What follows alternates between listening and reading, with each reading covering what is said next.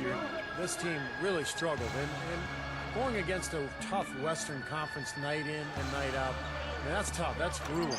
And that team won only 15 games against conference opponents. On the floor for Sacramento, they've got Hickson. Sessions out there with Salmons. Then there's DeMarcus Cousins. And it's Garcia in at small forward. Here's Salmons following the basket by Kobe Bryant. 6 on the shot clock. Garcia's shot is good. Garcia's got 5 points now this quarter. Going back to what Steve just said, you know, the West is no picnic and can eat up teams that don't have too much experience, and Clark, the Kings were one of those teams. Yeah, young team looking to find its way. I mean, it's a bit of a trial by fire for the Kings as they continue to try to progress forward. Really, they can take their lumps from last year and try to learn from them and get healthy. Tyreek Evans had the foot problems that were an issue, and they've just got to focus on moving forward in a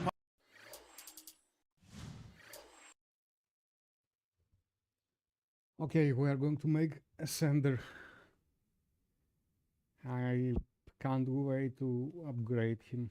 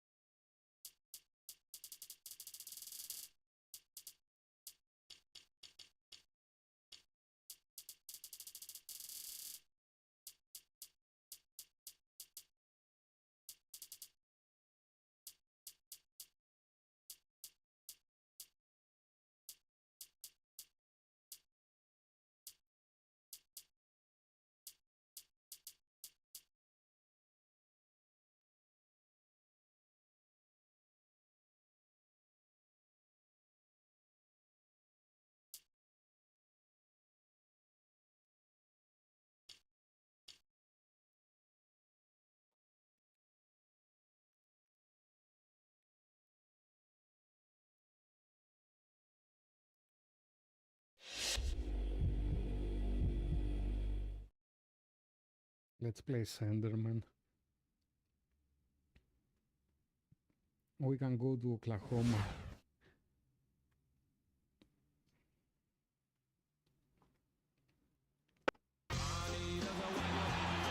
Welcome, everyone, as we get our first look at the future of the NBA. This is Kevin Harlan, and as always, I'm joined by Steve Kerr and Clark Keller.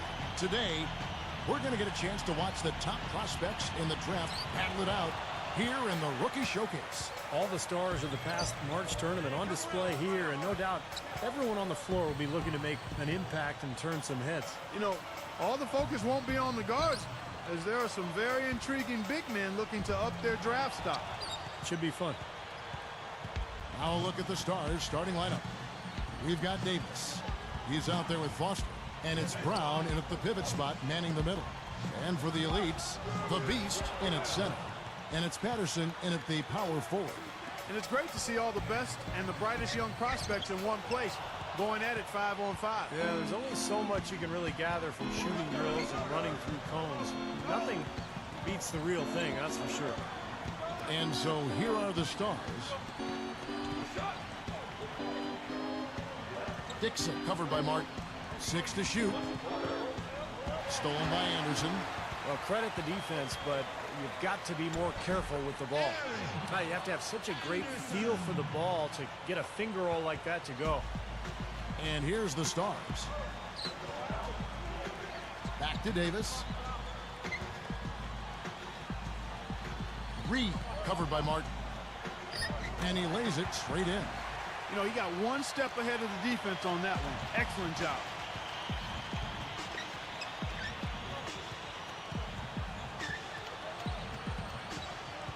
He passes to Anderson. His three-pointers off the mark. On defense, the elites.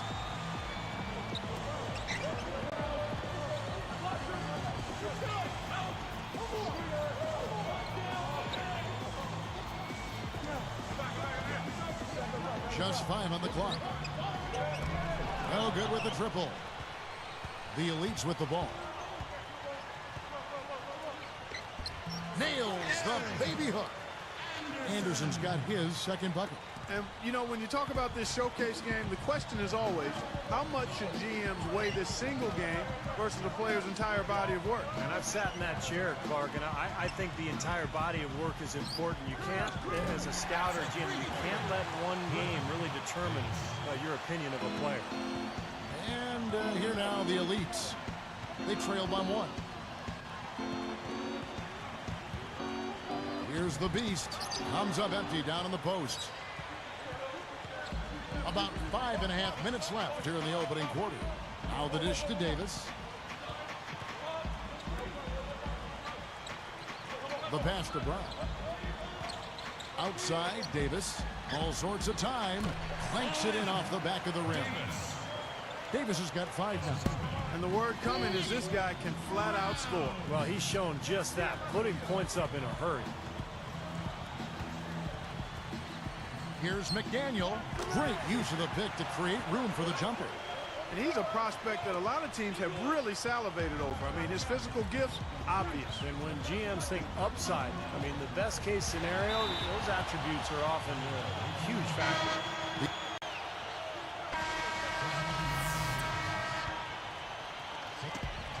There's 1:54 left to play in the first quarter. Here's the Beast. He's covered by Brown. Now, part of the reason they are where they are is that they have taken care of the ball for the most part. Here's Mason. The shot no good. The elites go the other way with it.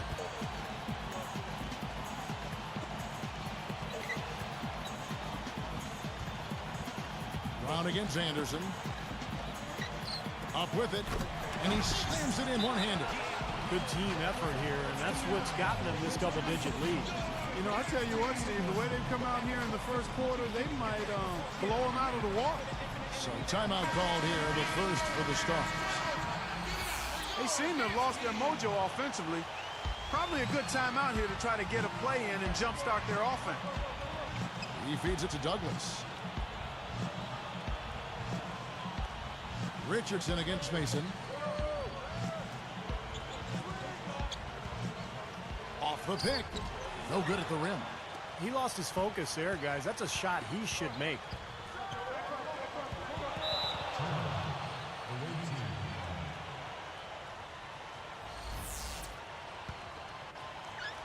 And the Stars have possession. It's a 10-point game.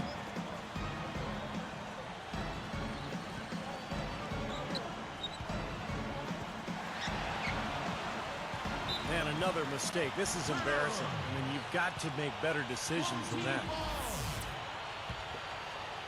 Here is Anderson. 6 points for him. Leads him in there. The Beast. A good finish at the rack off the slick feed. And it's a 12-point elite lead.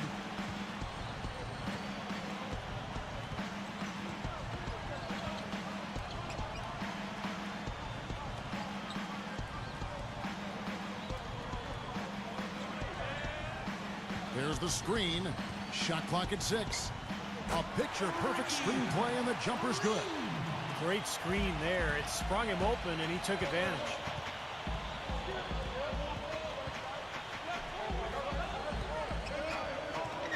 Richardson kicks to Anderson.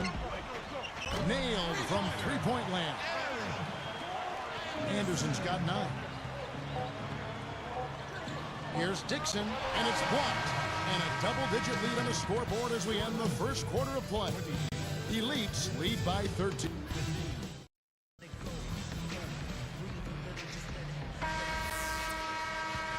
And welcome back, everyone. The Rookie Showcase proving to be a great event already. Lots of talent and a lot of energy on display here tonight.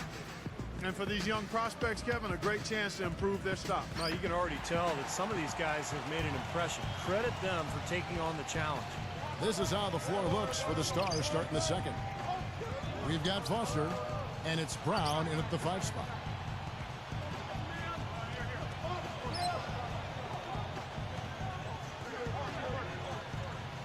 The Elites need to get off a shot. When in doubt, punch it down. As easy at 2 points as you can get. Safe to say that's a pretty high percentage shot, guys. Park, defended by Anderson, feeds to Davis.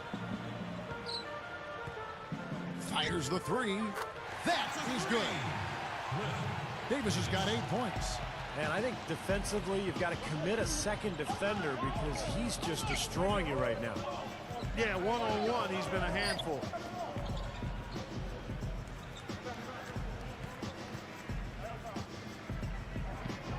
Here's the Beast. He's covered by Brown. The Beast rebounded by Douglas. Douglas has got his 5th rebound right now in the game. Here's Park. Blocked.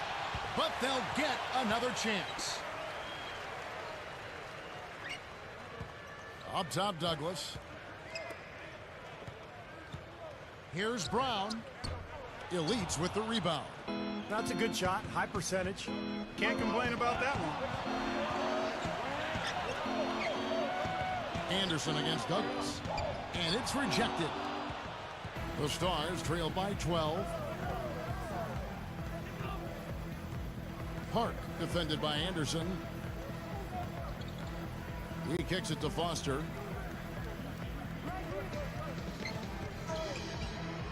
Down low. Deflects the pass. Boy, that was a serious heave there. You can't blame him too much for not being able to corral it in. Too risky there on that pass.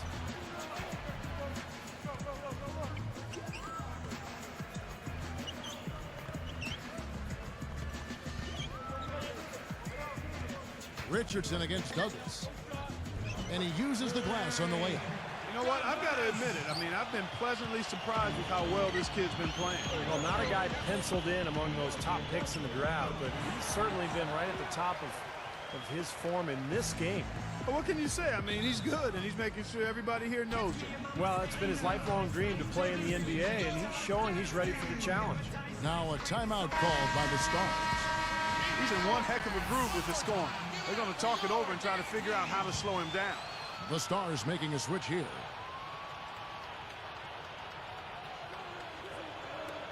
That's tipped.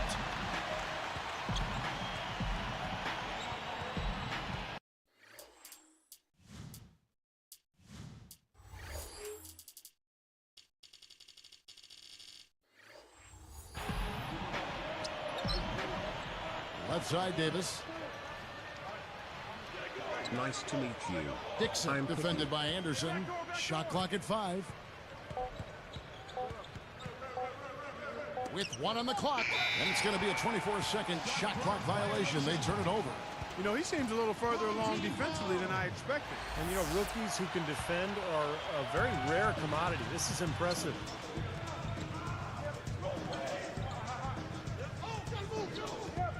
There's a good screen. Lets the 3 fly. Here's the beast. A strong effort on the rebound. Nets the second chance points. He's got 8. Boy, what a great job of getting into the teeth of the defense and scoring in the paint. And that's been their main point of attack. I mean, get the ball deep and try to score from in tight rather than rely on their outside shooting. I mean, that's a more consistent way to score, take it inside. Stolen by Anderson. I really don't like what I'm seeing their last couple of possessions, Kevin. That's 2 turnovers in a row, careless turnovers at that. Yeah, they're getting a little casual with the ball. They've got to nip that in the bud right now.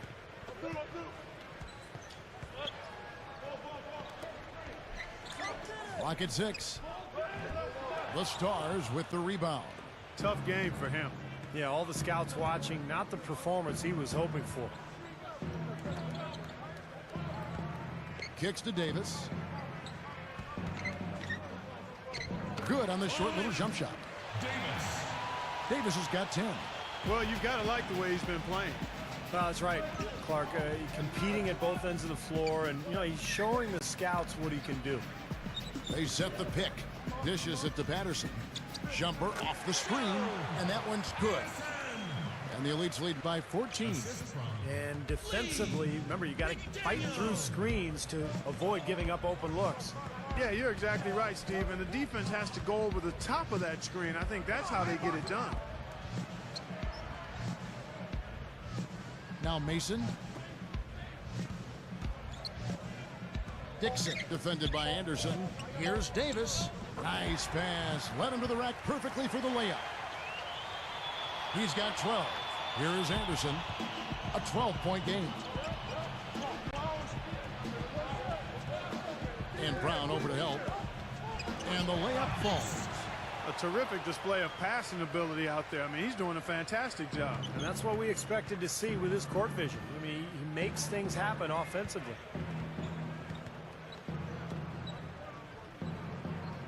Brown with a screen on Anderson.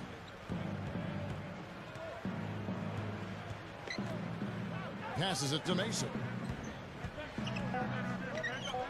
Here's Brown. Cannot hit, so the Elites will take it the other way. Richardson the pass to Anderson. McDaniel guarded by Mason. Here's the beast. He's covered by Brown. Good. 12 points for him. You know, nice work getting inside that time. I mean, that's the spot where his height advantage is really going to pay off for him, and he used it.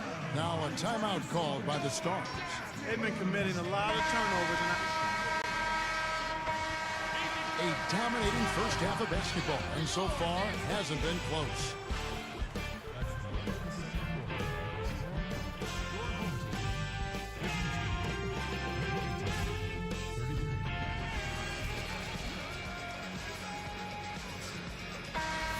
And we now return to the rookie showcase, and plenty of scouts and GMs still in attendance for the second half.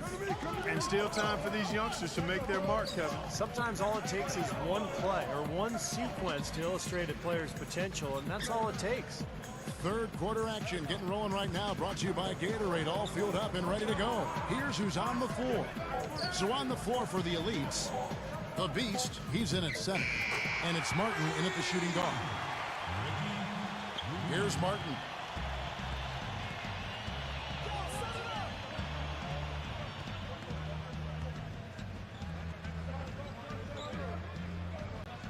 Here's the Beast. Launches a three. Can't get it to go. The Stars trail by 16. Here's Dixon. It's blocked. The Elites with the ball. 16-point lead. Moving the ball. Patterson against Brown. Foul call that time on the way up. That'll give him 2 chances at the free throw line here. That free throw good from Patterson. So he gets them both. And the Stars have possession. They trail by 18. Foster dishes to Brown. Tipped. That's just a sloppy pass. A lack of focus there. Shot is blocked. And there's the feed to Anderson. No good. And they've missed the first 3 shots of the third quarter. He dishes it to Foster.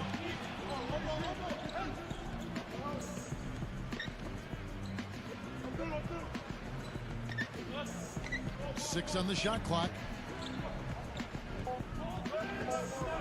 Dixon covered by Martin. Dixon. They grab their own miss.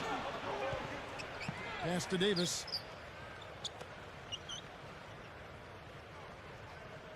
Here's Dixon. And they call goaltending. They'll give him a bucket. Nice touch near the hoop. The Stars making a switch here. Here's Martin. 13 points in the game.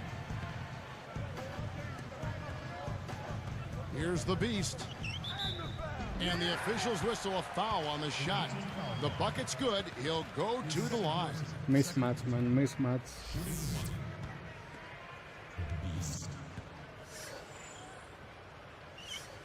Good for the three-point play.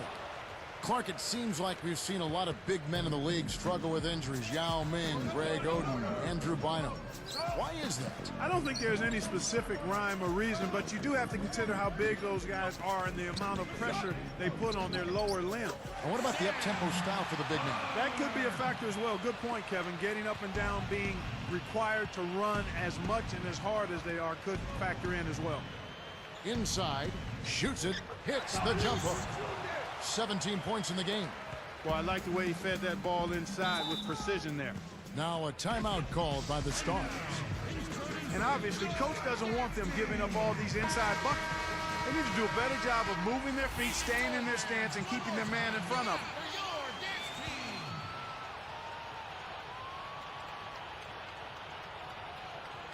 Here's Davis. 12 points for him. Park defended by Anderson. Here's Foster, covered by Martin. Shot clock at 6. Releases from 15. That is good. And Clark, when you talk about the 7-footers battling injuries and facing more up-tempo styles of play, do you think the value of the giant center now is beginning to diminish? Well, it has diminished some, but when you can have an athletic, big center that can get up and down and still do the things that you traditionally want done out of that position, that's a win-win. Here is Anderson. He's got 11, and that is good. Anderson's got 13 points. Yeah, they are just lighting them up from mid-range area. You know, sometimes we forget about the value of the mid-range or in-between game. This team has made 8 of their last 10 with that shot, the in-between shot. Davis with the bucket. But you've got to get the ball out of his hands, bring an extra defender, and force somebody else to beat you. I agree with you. Make him give it up. The Elites leading by 17. Martin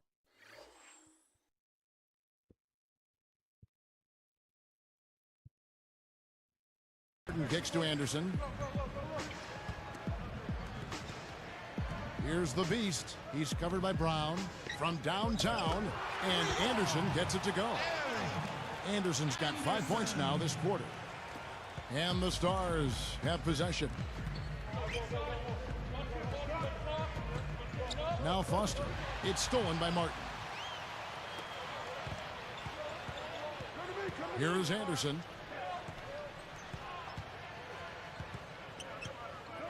A 3-ball. And again, it's the Elites with a 3. And we touched on his draft stock earlier. It might be going up the way he's playing today. I would agree with that. I mean, he's been something, hasn't he? Really competing well out there. Davis working against Patterson. Oh, Left side, Brown. And it's Foster missing. As a player, you always want to be able to answer back, but he just didn't have it in him that time. Patterson against Davis. Let's go. Knocks it down from 19 feet. Patterson's got 8 points. Now, the offensive efficiency has been really important. I think that's been the difference. Well, you know, I think it's pretty simplistic, but it does oftentimes come down to this, making shots, and that's what they've done. Here's Foster. Rattles the shot home. 6 points for him. I'll tell you what, right now, that mid-range jumper serving them well. Yes, it is, guys. That's 6 of their last 10 points coming from that mid-range area. Here's the beast. Picked up by Davis. Here's Patterson, and again it's the elites from deep. Well, another uncontested three there. They've got to make some kind of an adjustment. I mean, they're giving up way too many open threes. Well, the last 5 hoops, 3 have come off wide open three-pointers, Clark. So it's one thing to give up one, but you start giving three-pointers up in bunches, you're in big trouble. The turnaround. And Davis can't get it to go. Well, he was just a little bit off with his mechanics there for some reason. I'm not sure why. And here is Patterson. He's got 11. Here's the beast. Pocket 6. Stolen by Mason. You look at the turnover situation, guys, and it's not been that bad. Just a handful, and when you take care of the ball like that, that can help you build a lead.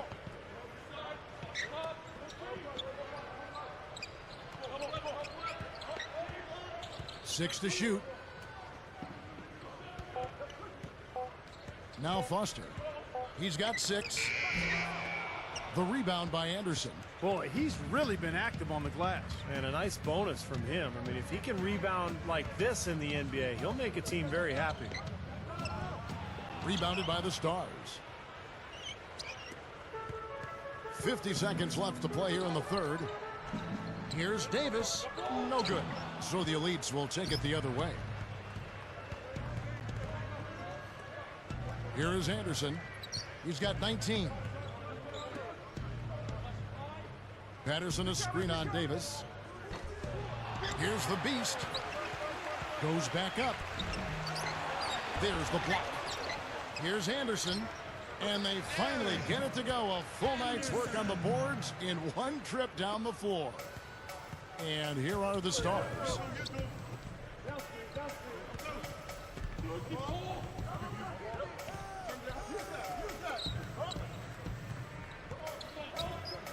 Mason with it. A three-pointer is right on target. Mason's got 9 points. Here's Martin, and he beat the buzzer, but it's no good. And as we conclude the third quarter, pretty much a blowout. It's been a one-sided affair. Leads ahead, running away. And now our sideline reporter, Doris Burke, has a report for our Sprite Spark of the game. Doris? Well, Kevin, for that great stretch the elites put together, they get the Sprite Spark Award. They look completely focused and on top of their game as they keep finding ways to extend this lead. This was the performance Coach was looking for at the start of the game, and they haven't disappointed, guys. Thank you, Doris. They made a statement with that big run, Clark. They sure did. I mean, actually, this team has what I like to call spurtability. Clark, that's becoming one of our trademarks right there. Without question. We're all over it. One of the great basketball words out there. And Clark, I think the defense was sort of shell-shocked by that spurtability. They were reeling. Fourth quarter on the court for the Stars. We've got Davis, and it's Brown in at the 5. Here's Reed. The elites pull it in. Walters, he's covered by Brown. Here's the beast. Backs him down. He passes to Anderson. Here's the dish to Turner. Jacks up a 3, and Davis pulls it down. Davis has got 4 rebounds in this game. We need a gate Now or here's 8 men. Douglas. There's the pick. Well, one of the things I think the NBA has been very progressive with is the use of instant replay, and they've expanded its use the last couple of seasons. And I think it's a good thing, as long as it doesn't slow the game down too much. Here's Walters. It's hauled in by Brown. And so here are the stars. You talk about the increasing use of instant replay, over 10 different triggers for it. Most at the end of quarters or in the last 2 minutes of regulation. Yeah, you know, I don't think players mind waiting a minute or two. I mean, the officials do a good job of getting to the right result. And when it comes down to those big calls, the most important thing, Kevin, is getting the call right. And more times than not, that's exactly what happens. Shots good from Mason. Those are shots he shouldn't be afraid to take. He can make them. This has been a one-sided affair. Yeah, they've done a really nice job of extending their lead, Kevin. Takes it up. Gets to the rim for two with the D all over him. I can tell you for sure they didn't want this. I actually can guarantee it. They're getting pounded, brutalized inside. Now, it wouldn't be so bad if they were getting the same looks on the other end, but that's just not the case. Now Foster. And blocked. And here is Turner. Here's Walters. And there's the rejection. Well, Give me that's one that he'd ball, like back. man. Give me For that these ball. players, you can feel like there's so much at stake, so the pressure can get to you. Left side, Davis. The jump hook. The Stars again missing. They have been really controlling this one. Well, now's not the time to get complacent, though, Kevin. You've got to continue to put your foot on the gas pedal. Here's Richardson. Buries it from three-point range. He is not the guy you want to leave open behind the arc, guys. I mean, come on, you got to understand who you're defending. Well, it's quite incredible that this great game of basketball, with all its intricacies, started around 120 years ago with 13 rules written on a piece of paper by Dr. James Naismith. And those very first rules were auctioned off by the Naismith family last December for over $4 million. Again, the miss by the Stars. Clark, one thing we've seen from these guys is excellent ball movement. And you love to see that, Kevin. I mean, I love watching unselfish play, and I know Steve enjoys that too. Yeah, that's the best part of the game. I mean, a five-man team game where the ball moves. There's so much unselfish play. It's beautiful to watch. Here's Davis. Foul call. Looked like the D didn't get there in time, and he'll shoot free throws. Well, Clark, that's an interesting story you talk about. That $4 million donation or bid was made by a Kansas Jayhawk. Becca, 17 points, 9 rebounds, 2 assists. How many blocks we have? So it's the Elites winning this one 4 easily. blocks. Well, it was a fun one, but the Elites just had the better day. And they'll have a little bit of bragging rights here over the Stars as the draft nears closer. And although this is...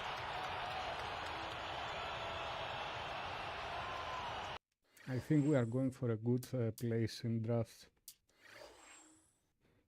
Look, me and my matchup.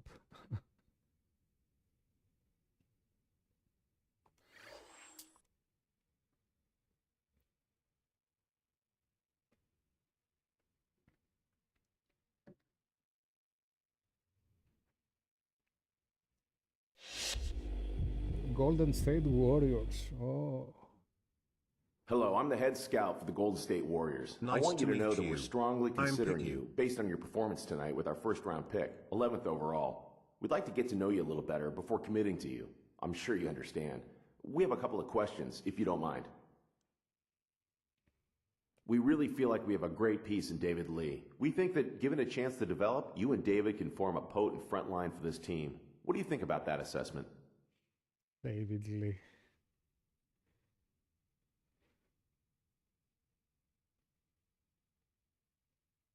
I really respect David's game, and I definitely agree.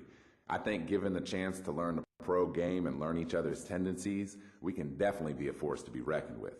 It'd be amazing to play alongside him and guys like Monte and Curry. Next question. This team has a lot of momentum right now. We went through a rough stretch and had some recent draft picks that didn't work out. With guys like Monte, Stephen Curry, and David Lee, we really feel like we're on the up and up. We like what we've seen out of you, but how do you see yourself fitting in with the team?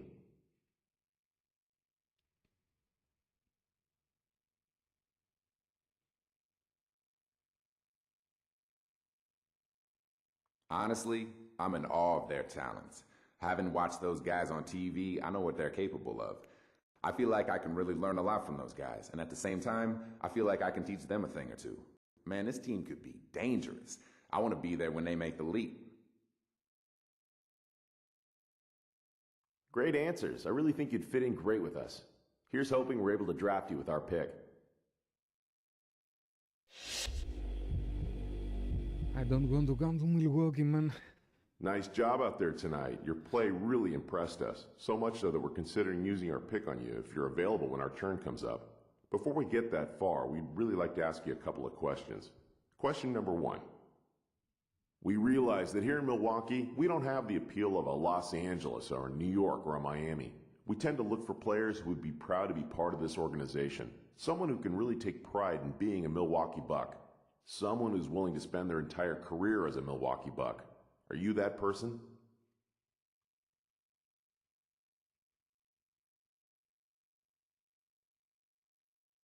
I don't know, to be honest with you, I'm still so young. I haven't played a single minute in the NBA yet, so I don't feel that I can tell you with any certainty that I'm going to play my entire NBA career for one team.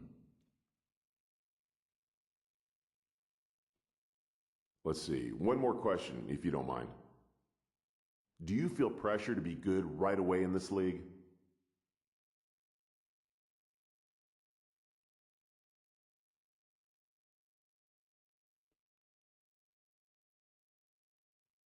Yeah, definitely. I mean, these teams aren't drafting you to be a dead weight at the end of the bench. They want results, and I totally understand that. It's my responsibility to live up to those expectations. Man, I just hope I can do it. Some interesting answers. Thanks again for your time. Utah Jazz. Come on, man. Hello, and nice to meet you. I'm the Director of Player Personnel for the Utah Jazz. My scouts have expressed a lot of interest in you. Before I can give my blessing to use our draft pick on you, I'd like to ask you a couple of questions, to make sure you'd fit in with what we do here. We really feel like we have some nice young pieces in Derek Favors and Al Jefferson. If you were to join the Utah Jazz, where would you see yourself fitting in with those guys? I wouldn't see myself fitting in at all. No disrespect to those guys, but I'd be the cog that turns the wheel. You know what I'm saying? I don't want to go to a team and be a great player on that team. I want to be a great player on a great team, With the current backcourt of this team, I just don't know if I can envision a winning scenario here.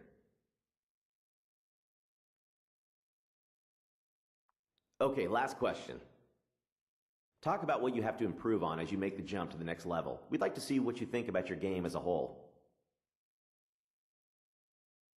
I don't believe in the definition of anyone having a perfect game, but I really don't feel like I need to change my game to be successful at the next level. I think my talents speak for themselves, and I'm not about to go changing my game just because I'm playing against some new, allegedly better opponents. Thanks for answering our questions. I don't know that we're a fit for you at this time. We'll need to discuss internally. I'll be in touch.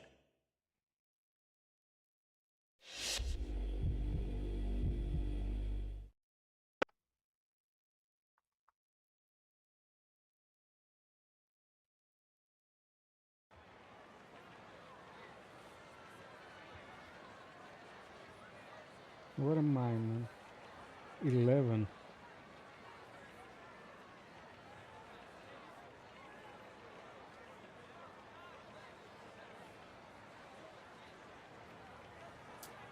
Good evening and welcome to the 2011 NBA Draft. For the talented young men hoping to hear their names called tonight, this is a moment they and their families have long dreamed of and will never forget. To those here in the audience and those watching at home, thank you for joining us. Let's get to it. With the first pick in the 2011 NBA Draft, the Cleveland Cavaliers select Doug Martin from the University of Michigan.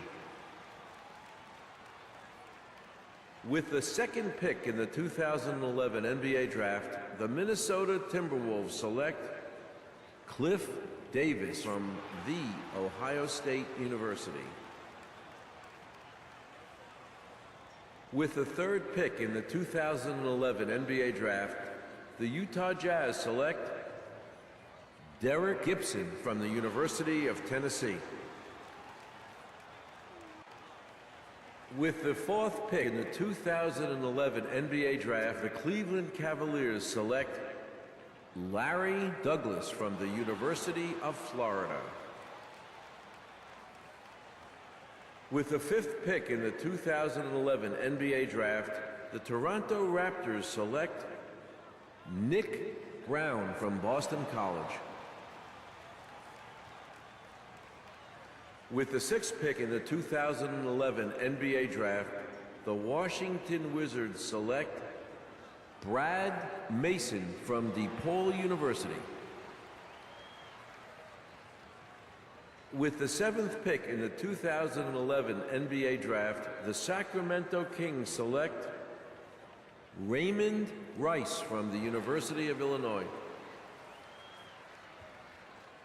With the eighth pick in the 2011 NBA Draft, the Detroit Pistons select Aaron Dixon from the University of Kansas.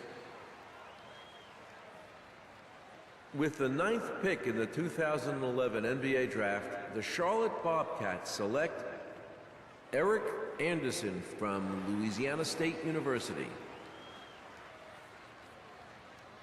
With the 10th pick in the 2011 NBA Draft, the Milwaukee Bucks select Sam Park from the University of Minnesota.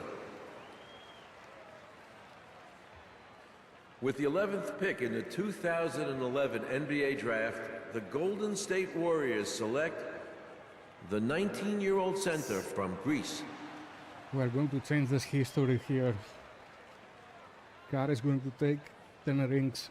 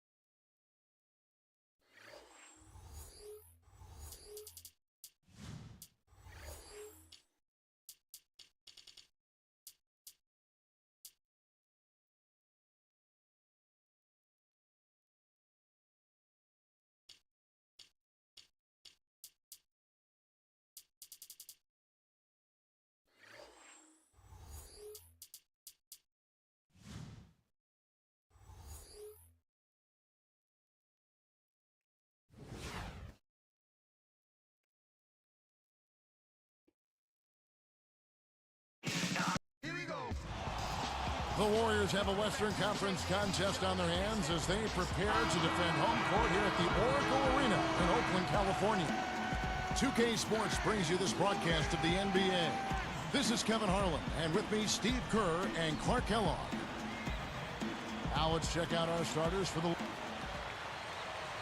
Beast comes in off the bench for his first playing time in an official NBA game.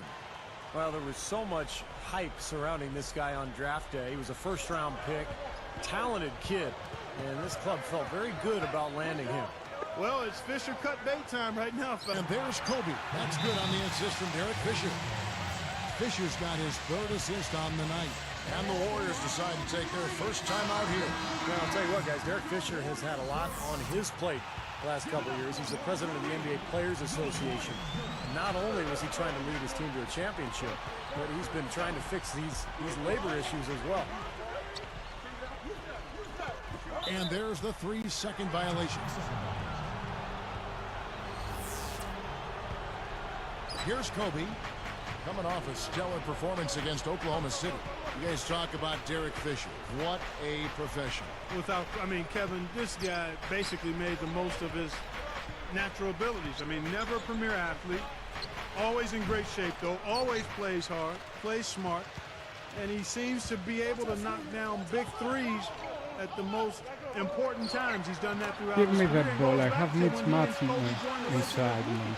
Absolutely. Spent a lot of time riding the bus together in the gym before and after practice, and he just worked, and now he's got multiple rings. He and Kobe both have won the 5 rings. Yeah, they're really hooked at the hip, aren't they? That's right. Now let's send it down to Doris Burke, who was able to talk with Mark Jackson. This is the first time they'll be taking on the Lakers this season, and he insisted they were up to the challenge. He said, first and foremost, when you're facing the Lakers, you have to deal with Kobe and Gasol. But he feels that they match up very well in those 2 spots, which gives them an edge that very few teams have against LA. And thank you, Doris. Just 3 to shoot. With the clock winding down, jump shot is good. Fisher's got his 3rd basket of the night. Man, a great start offensively. Yeah, they've come out strong. Really scoring and playing with confidence. Here's Lee, the feather touch on the finger roll. Beautiful. Some criticize the hiring of Mark Jackson by the Warriors because he has no prior coaching experience, but he's full of confidence. He's a leader. I think he's going to be a tremendous success there. I don't doubt it at all. Backing down is Bryant. He gathers, and he bangs it home with one hand. Yeah, that's just too easy. He is so skilled inside. Well, talking about Mark Jackson and his inexperience, remember Doc Rivers did the same thing. Took over Orlando without any coaching experience, and Doc has turned into one of the best coaches in the NBA. So Mark Jackson could be on a similar path. Very bright, very energetic, and can really relate to the players. I think he's a good fit for Golden State. Back to Odom. No stopping him there. Jams it in as he's fouled. Chance now for a 3-point play. That's a forceful finish there. The tomahawk, one-hand bang. It just shows you the strength he has. Yeah, we're not talking about soft defense either. They were right there on him. AC Law, he checks in for Golden State. Kevin, they've been playing with an awful lot of energy here, getting a lot of offensive rebounds. That's always an indicator of hustle and energy. Deflected. Ellis outside. To the middle. No good. And it's the Lakers taking it the other way.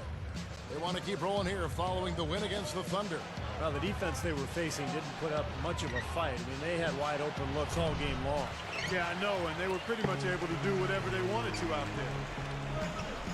there. Ellis left side.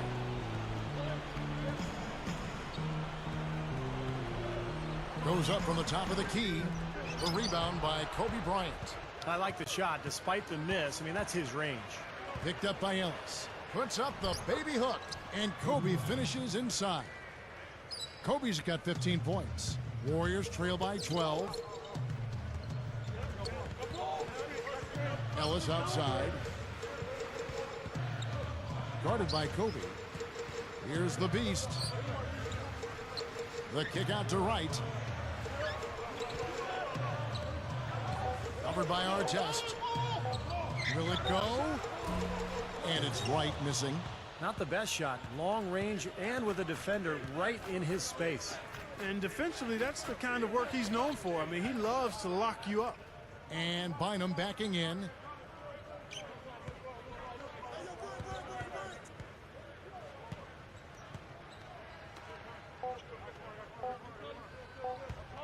outside Odom. Again, the miss by Odom. And a double-digit lead on the scoreboard as we end the first quarter of play. Lakers.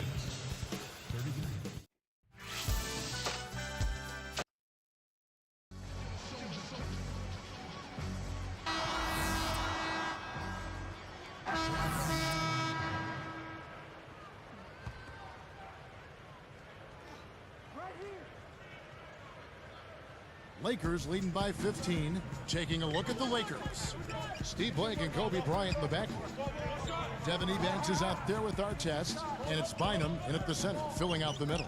Got a piece of it. Stolen by Artest. Great anticipation getting that steal. Now Blake. And Artest with the basket on the assist by Blake. Artest's got his first 2 points of the night. They set the pick. Ellis draws the double. Bell. Come And on, again, take the it's ball, the man. Warriors missing. A nice little rebounding advantage they're enjoying here. Yeah, and that's the reason they've got this big lead. I mean, they're dominating the glass and really being tougher than their opponent. Now here's Bynum. We saw him with 19 points his last outing. With 1 on the clock, Blake misses. Now that's great technique. They're shielding his man off and keeping him off the glass. Thornton with it. Here's the Beast. Deflects the pass. Stolen by Artest. Well, that was a serious heave there. You can't blame him too much for not being able to corral it in. And he was fouled on the way up. 2 free throws now for him. And the offensive rebounds leading to second chance points. Yep, Kevin, and they have 6 in this quarter. And you know what? That's always a good sign in terms of a team that's focused and energetic. I mean, when you can get to that offensive glass, you're doing some work. AC Law, he checks in for the Warriors. And Kobe drops them both.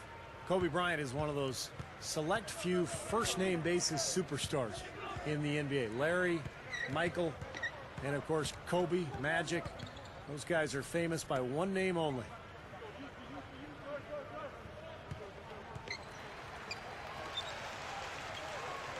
Here's the Beast.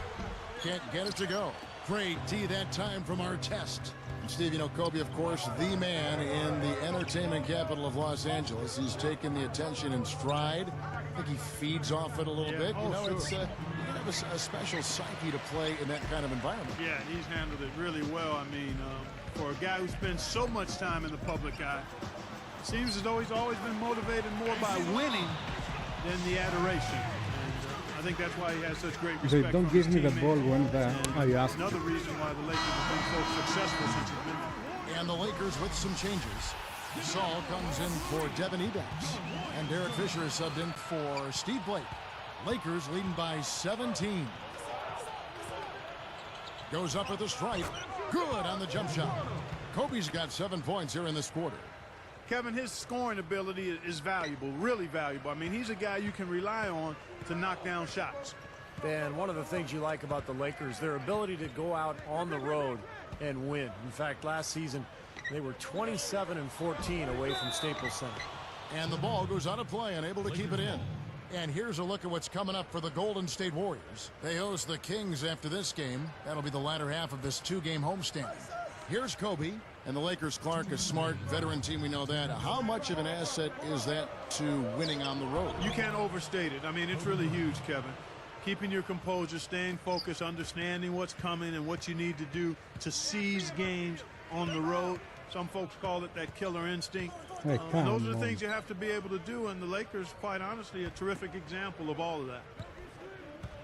Amundsen, defended by Gasol, moving it around nicely, and stolen by Fisher. Anticipating that pass so well. Beautifully done. And Artest backs down. Gasol inside. A 14-point game for him in the win against Oklahoma City. Well, you talk about Pau Gasol, you think about the luxury of having a 7-footer who can play the power forward or center spot.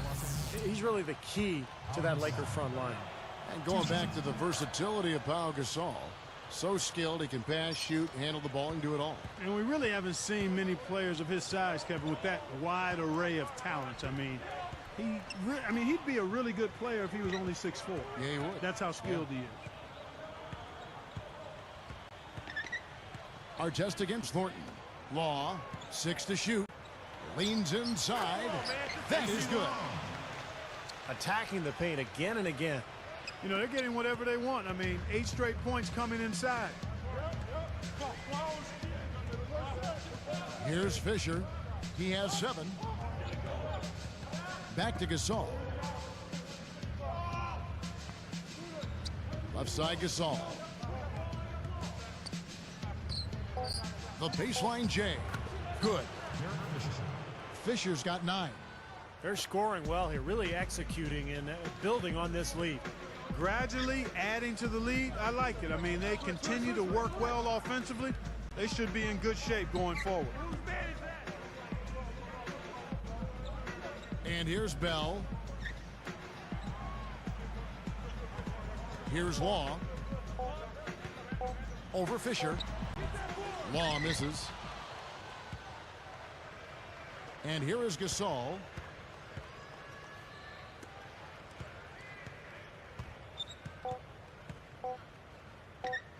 Lets it go from deep.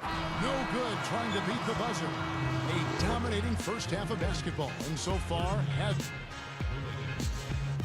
Welcome to HP at the half. Charlotte ended up with a loss to the...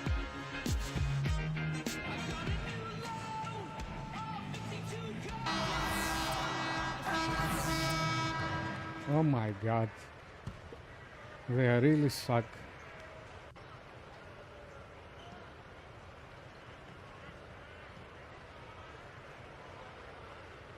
Here's Lee. He's got 15. And it's going to be 2 free throws. Give True a contact pass, on the man. shot. Well, David Lee's production last year with the Warriors, maybe a little step backwards from his years with the Knicks. But, of course, the offense changed. And in New York, he was the centerpiece of that Mike D'Antoni offense and really got more opportunities to score the ball. And what Steve was saying about Lee, you know, Clark, he was still a productive player, but he wasn't the centerpiece of the Warriors. And that could be why maybe his numbers didn't. I agree with you there, Kevin. And there's an adjustment that all players go through when they change teams. It's not just the dynamic of the personnel. It's the role that you have to play within that group. So clearly he deferred a bit to the perimeter guys, to the guards, and understandably so. Going into an offseason, he'll better know exactly how to create his own opportunities and be aggressive to the betterment of the team. So with Ellis sitting on the bench, here's who's on the floor for Mark Jackson. The Beast in at the 4 spot. Darrell Wright is out there with Al Thornton. That's Beatrice. And it's Lee in at the 3, the small forward. Jacks up a 3. And there's Luke Walton on the assist from Kobe. Walton's got himself going with the triple, his first basket of the game. Right down low. He's covered by Brown. Here's Beatrice, sinks it from about 9 feet out. Yeah, they are just lighting him up from mid-range area. You know, sometimes we forget about the value of the mid-range or in-between game. This team has made 8 of their last 10 with that shot, the in-between shot. Here's Kobe. Good on the short little jump shot. Kobe's got 8 points here in this quarter. And Wright kicks to Thornton. Picked up by Kobe. Here's the Beast. Walton defending. Give me the ball, man. I was 5 to alone. shoot. Here's Wright. Again, Golden State. And now 6 of their last 10 points from mid-range. Yeah, the jump shot really serving these guys pretty well. Kobe is screen on Wright. Backing down is Bryant.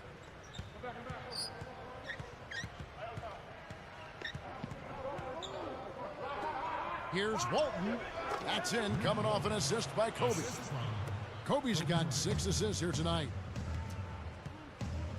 They don't want to give me the ball. Right against Brown. Brown against Wright. And taken away by Brown. Well, in the second half, we've seen them. In road trip. Kobe Bryant now in his 16th season. in what has been one of the great careers in NBA history. He's battling age now, but still a very, very productive player. The first free throw is good. And Steve, for Kobe Bryant, as you said, battling age. He's 33 right now going into this season. Wear and tear, a part of the game. He's played so many minutes. Preseason, regular season, all those playoffs, Clark. He said his kneecap is almost bone on bone. He's got an arthritic right index finger on his shooting hand. But he continues on. The guy's tough. Yeah, the battle scars of a long, successful career. And he takes pride in that, but he also recognizes the reality of it. And most of the time, you don't find out about those health issues. That's, again, a part of his desire to, once he gets between the lines, to focus 100% on the task. 52 points they lost. Unbelievable. And so it's the Lakers. Unbelievable. 43 Kobe. And they didn't pass me once into the post. And when I was alone. Tonight you made your NBA debut coming off the bench. Were you hoping for more minutes, or was this still a successful beginning to your career?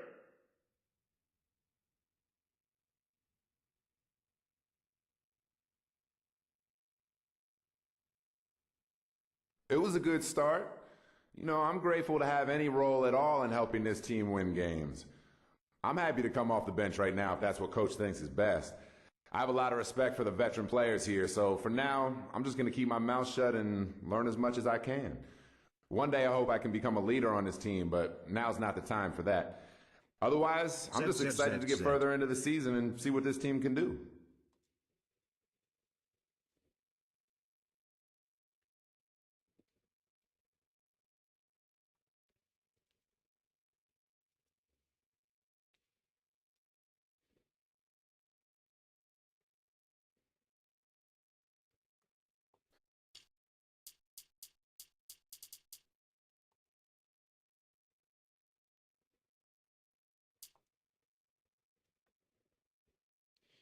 We need stamina.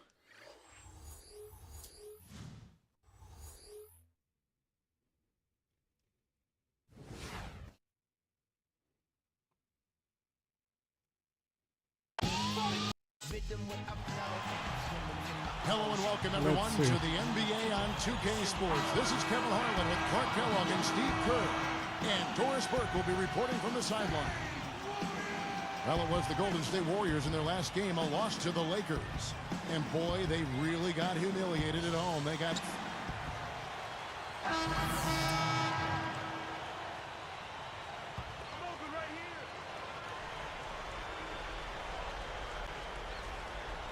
And I think Doris Burke has something for us right now. Doris? Hey, Kevin, I had a chance to catch up with Paul Westphal. A key concern for his side is how to keep Monte Ellis from running amok on their defense. He said there are very few players in the league who can take a sliver or a seam in a defense and turn it into 2 points as efficiently as Monte Ellis does. He said one step and he's at the rim. We have to move our feet as a unit or he'll get to the rim all game long. Guys? All right, Doris, thanks. Taking a look at the Kings versus the Warriors, the two Northern California teams. Sacramento only about 2 hours away from Oakland, so you see a lot of rival fans anytime these teams hook up. Dallenberg dishes to Evans. 6 on the shot clock. It's blocked. Warriors leading by 3. Outside Curry. From 11 feet away, Williams' shot is good. Well, back to the Kings and Warriors rivalry. Just a very short car ride between the two areas. Historically not the most successful franchises, but they've each had their heyday. The Kings most recently, and that was back in the early 2000s with Peja Stojakovic and Chris Webber and Vlade Divac. Very exciting team. Of course, the Kings never won a title, which the Warriors fans can lay claim to. That team won a title back in 1975 when Rick Barry led them to the NBA trophy. Evans against Curry. Over Get out Evans. there, Curry. Give me the ball, man. 2 more. Guys, you're not going to get away with that kind of defense when he's got the ball. I mean, you got to do better than that. And Curry picks him up defensively. Here's Thornton. The basket good off the assist from Evans. Evans has got 3 assists now in this one. The Warriors leading. Well, after that great rookie year, Hornets, he was then traded to Sacramento at the deadline and really exploded, scoring a lot of points in the last couple of months of the year. And nice swipe there. You could see his eyes get wide open when he saw the opportunity to take the ball. Boy, that takes a lot of strength to finish a play like that while you're getting fouled. Boy, and he had it on display right there, partner. I mean, that was muscle. That was strength on display finishing that shot. And the Warriors making a change here. White's checked in. Back to Thornton. You have to like his outlook as he was able to fill it up after the trade. Well, he erupted for 42 points in the game and had multiple 30-plus point games. So not too many guys in the league can do that, Kevin. Look at what Thornton has done so far. He's already got 11 points, and he's hit 2 shots from beyond the arc. Now, Clark, that productivity from long range gives them a nice balance offensively. Well, the Kings really struggled last year no matter where they played, but they did manage to win more games on the road than they did at home. That's kind of an interesting stat. DeMarcus Cousins, he's checked in for Dallenberg.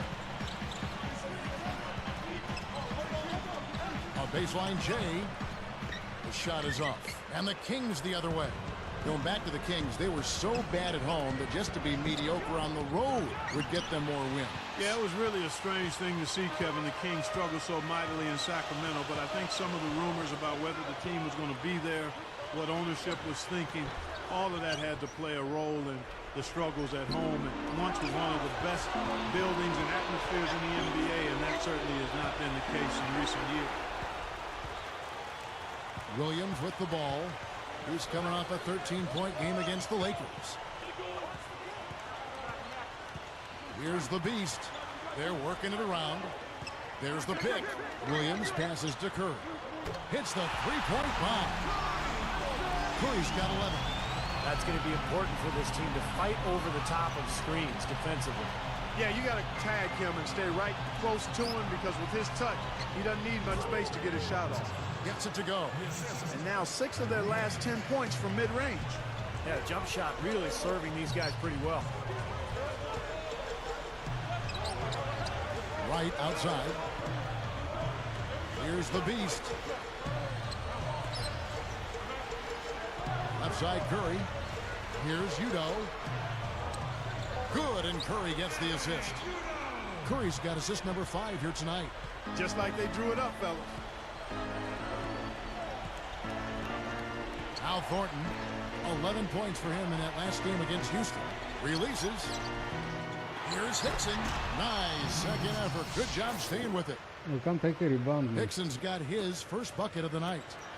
And it's the Warriors with the ball. This game against Sacramento is the first time they've met this year. Well, they split the season series a year ago. These two teams were very evenly matched. Here's Wright. Sacramento grabs the miss. A tough loss coming against the Rockets in the last game they played. How about their free throw shooting in that game, guys? They just gave away so many easy points. Tough to win when you do that. Well, it's hard to call them free throws if you can't make them. I mean, they were very undependable at the line. And a high.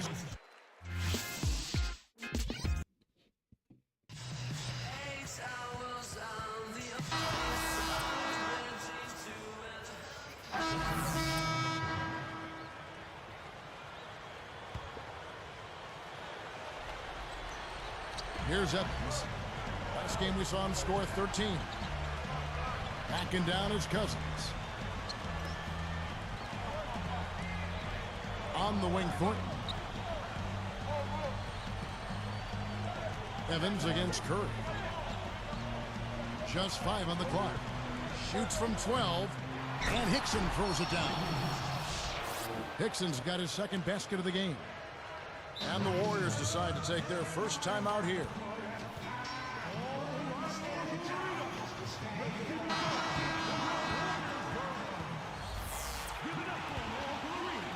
Here's Curry. He's got 15 on the floor for Sacramento. Evans and Thornton in the back. Hickson is out there at top. And it's Cousins in at the 5. They set the pick. Here's the beast. Hickson is whistled for reaching in. That's his first foul.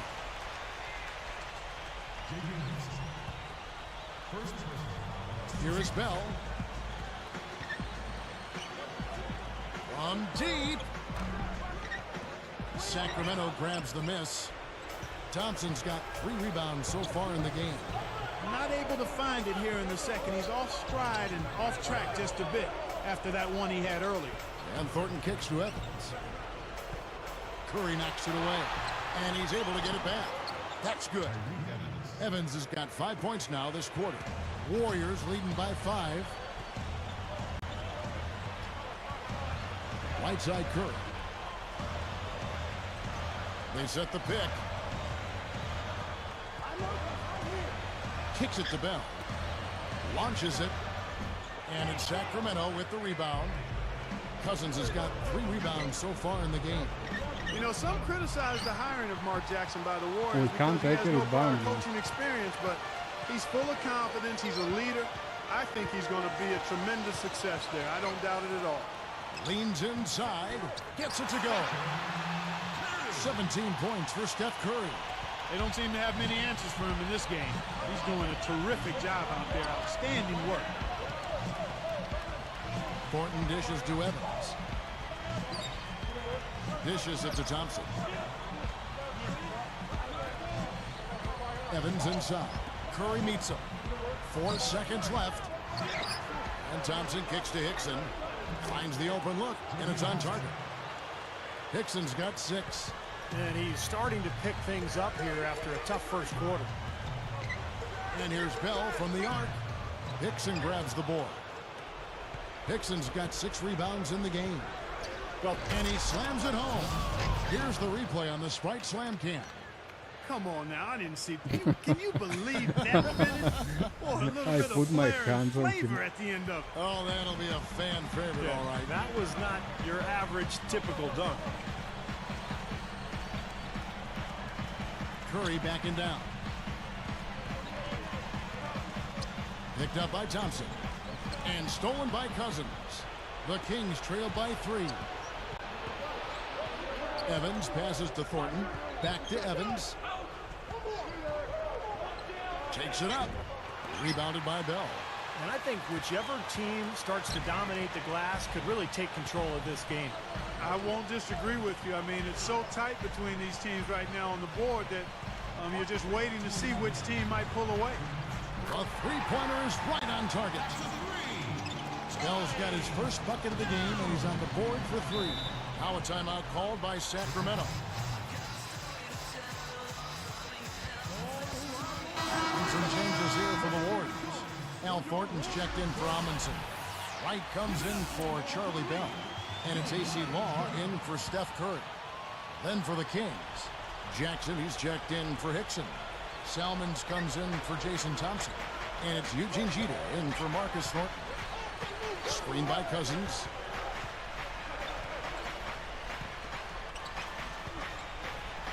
Jackson misses.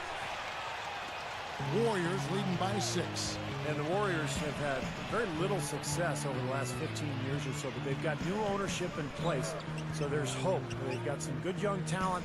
They've manufactured their cap situation, and they're trying to bring in as many good players as possible. I think this has a chance to be an excellent franchise. They've owned the offensive glass here in the second.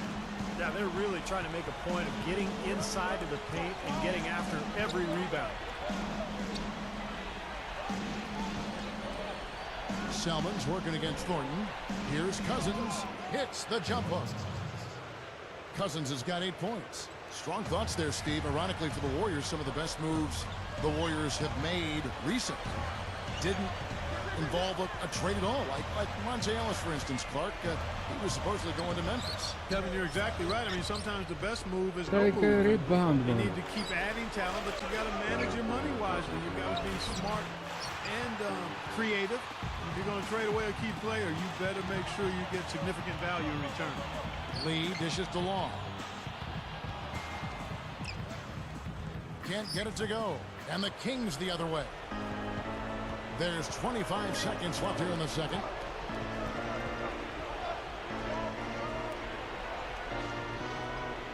Here's Cousins over Lee, and the officials whistle a foul on the shot. The bucket's good. He'll go to the line. And no problem at the line here for the three-point play. This is the way to stay in the game. They're doing a masterful job from the line right here. He passes to Law. Got a piece of it. Boy, you got to love that kind of anticipatory defense. How about Steph Curry in this one? He has 17 points and 4 steals. Nothing can beat the NBA on a... At Time Warner Cable Arena.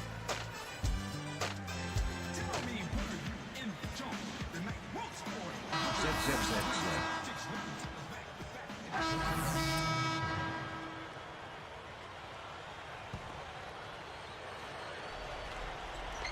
Here is Bell. Well, you look back at that 2010 draft class. It was very deep with some promising big men. Derek Favors, you had Cousins, Udo with Golden State, Greg Monroe, Ed Davis, Patrick Patterson. Oh, come on. Even Larry Sanders. They all got a chance to contribute in their rookie seasons. The Beast in its center. Terrell Wright and David Lee are the forwards. Ellis is out there with Charlie Bell. That's the Warriors' 5. And you know, speaking of all the bigs in that 2010 draft class, typically big men are a little slower to develop, but a lot of those guys, Clark, got significant minutes to start. And you know what, Kevin? One of the best ways to learn is by doing regular minutes early in their careers, and a great sign for them going forward. Boy, it looked for a while like the Kings and Warriors wouldn't have the fierce NorCal rivalry anymore, but I'm glad to see it's still got a little life right now. Catching up on the changes for Golden State. It was Amundsen. He's checked in for Lee. Thornton comes in for Darrell Wright. And it's A.C. Law in for Monte Ellis. Evans kicks to Hickson. Bunny shot. And the Kings check on 2 more. Yeah, this, you know, a lot of guys believe this is a very underrated rivalry. Steve, they think this is one of the best rivalries people don't talk about in the NBA. Well, the cities are close enough where fans can travel back and forth to the away games, and you've got just good, solid, loyal fan bases. Both the Warriors and the Kings over the years have had a really, really strong attendance and great loyalty. And Green gets it to go. Well, using his height advantage against the much smaller man, that was the right play to make there. Warriors leading by 18. Here's Law.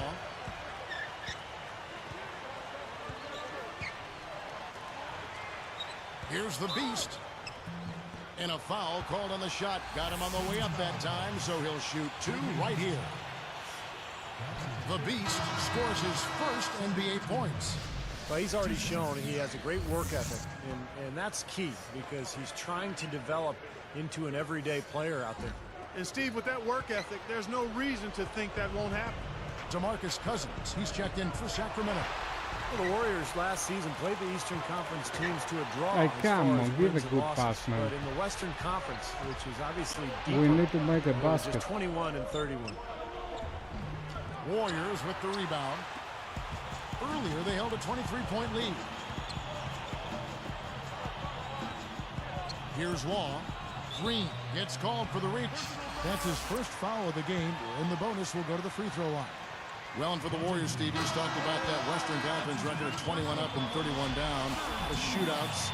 But how do they come away victorious, Clark? Well, I think the front office has hit it on the head. I mean, they've said they've focused on needing to get longer and stronger. And in the West, you got to have the bodies to bang with the big boys. So they've got to get not only longer, but stronger, bigger.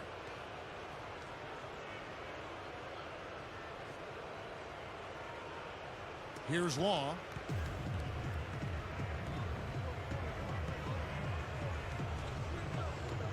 He feeds it to Thornton. And the layup is good after a nice lead pass. And the Warriors lead by 19. Here's Jeter. Pass to Hickson.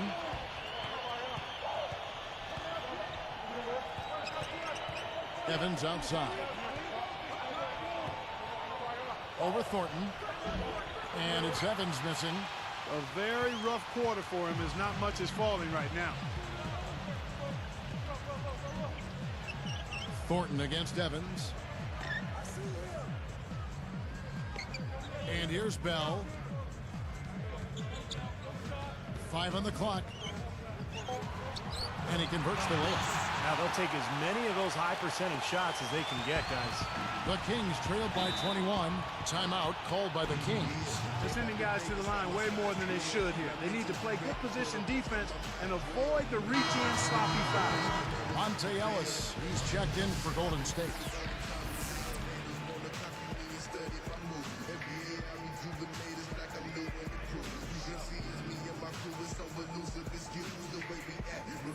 Here's Jeter. Pass to Evans. Feeds it to Jeter. Shot from the wing. It's rebounded by Golden State. Ellis with it. Now here's Thornton. Shoots over Hickson. Thornton no good. Tipped. The Kings trail by 21. He took the rebound from us. Flushes it down.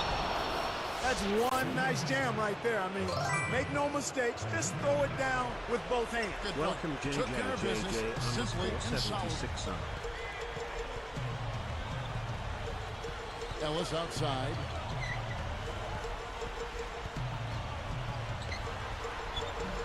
Hickson grabs the board. Hickson's got 11 rebounds in the game. Guys, we've seen some excellent offensive output. Yes, sir, fellas. They've had it going on big time. Big time is right, Clark. A lot of momentum here offensively. 1:33 left in the fourth quarter of this one. Ella on top. He's guarded by Thornton. There's the pick. Ellis dishes to Thornton. 5 to shoot. Salmon's covering. And again, no good by Golden State. The Kings trail by 17. Well, obviously, concussions are a major factor in sports, particularly in football. But even in basketball, it's an issue. And in recent years, we've seen plenty of players who've had concussion issues. Monte Ellis, Chris Paul, Maggette, Ilyasova, Delfino. It's a growing concern. It's Ellis on the wing. He kicks to Bell. Back to Ellis. Steps back and fires. And he hits the jumper for 2. You know, you're talking about concussions. The NBA is exploring new league-wide protocols to help protect the players. We've seen it in the NFL, and they're making great strides. The study of concussions becomes one of the most important focuses of medical research in terms of sports. Now the NBA is getting involved too. And that's a good thing, Kevin. I mean, better late than never. And, of course, concussions sometimes go undiagnosed, and that's really a dangerous situation for the players. I mean, really, that's one part of the body, the brain, the head, that you can't ever be too cautious about. So I like the direction we're heading in sports, and glad to see the NBA on board. So we see the Warriors taking the game here. How much to be...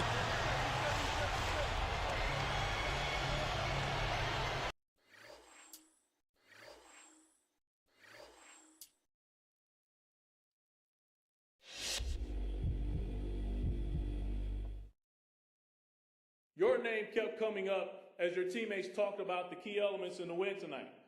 How does it feel to hear that they had such positive things to say about your play?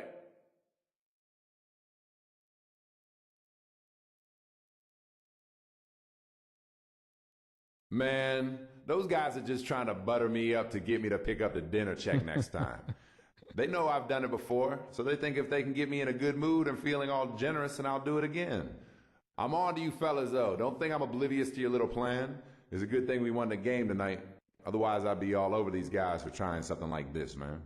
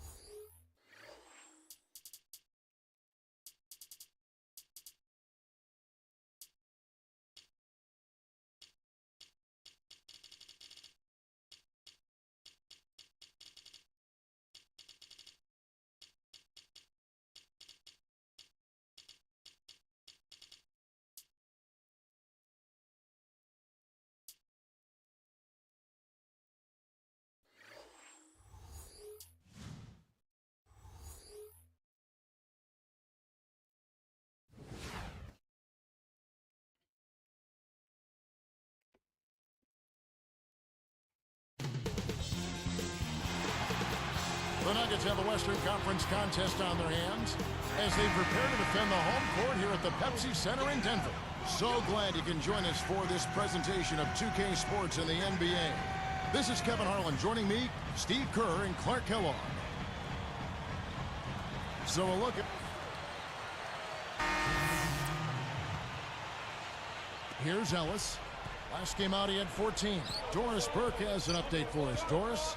Well, Kevin, I had a chance to catch up with Mark Jackson. He said he knows he's facing an offense that can pick you apart if you sit back and let them do what they want. He told me, quote, on-the-ball pressure is key. If we can get up in their face after they cross the timeline, we'll be able to disrupt their rhythm. Let's see if they're successful, Kevin. Very good, Doris. Thanks. Clark, you think they'll be able to make that strategy work for them? Well, we'll see, Kevin. I mean, holding opponent's shooting percentage down comes down to trust in your defensive scheme and then making the effort to challenge every shot. That's Steve, right. what do you think? Well, yeah, trust is a key word that Clark just mentioned, and I think the aggressiveness, the ability to close out on shooters, make your rotations, but really challenge those shooters, that's going to be key. Well, I think it was certainly a topsy-turvy season for the Nuggets with all the Carmelo trade rumors, but, considering all of that uncertainty, it was good to see the way they rallied after the trade and finished the season really strong. Clock at 4. Shot is blocked. Denver in the lead. They're moving on after the tough loss they took at the hands of the Blazers. And overall, a very disappointing effort. They really didn't do anything well. They deserved their fate. Yeah, it was far less than a masterpiece, that's for sure, Steve. And the Warriors decide to take their first time out here. So look at the effects of that Carmelo trade. What that had on the Denver Nuggets, Steve. It seemed like they didn't lose a whole lot of ground in the West once that trade went down. Well, they got much better defensively after the trade, and they were able to play fast and still score points. The question is, without Carmelo, can you win in the playoffs? Can you score when the defense is set?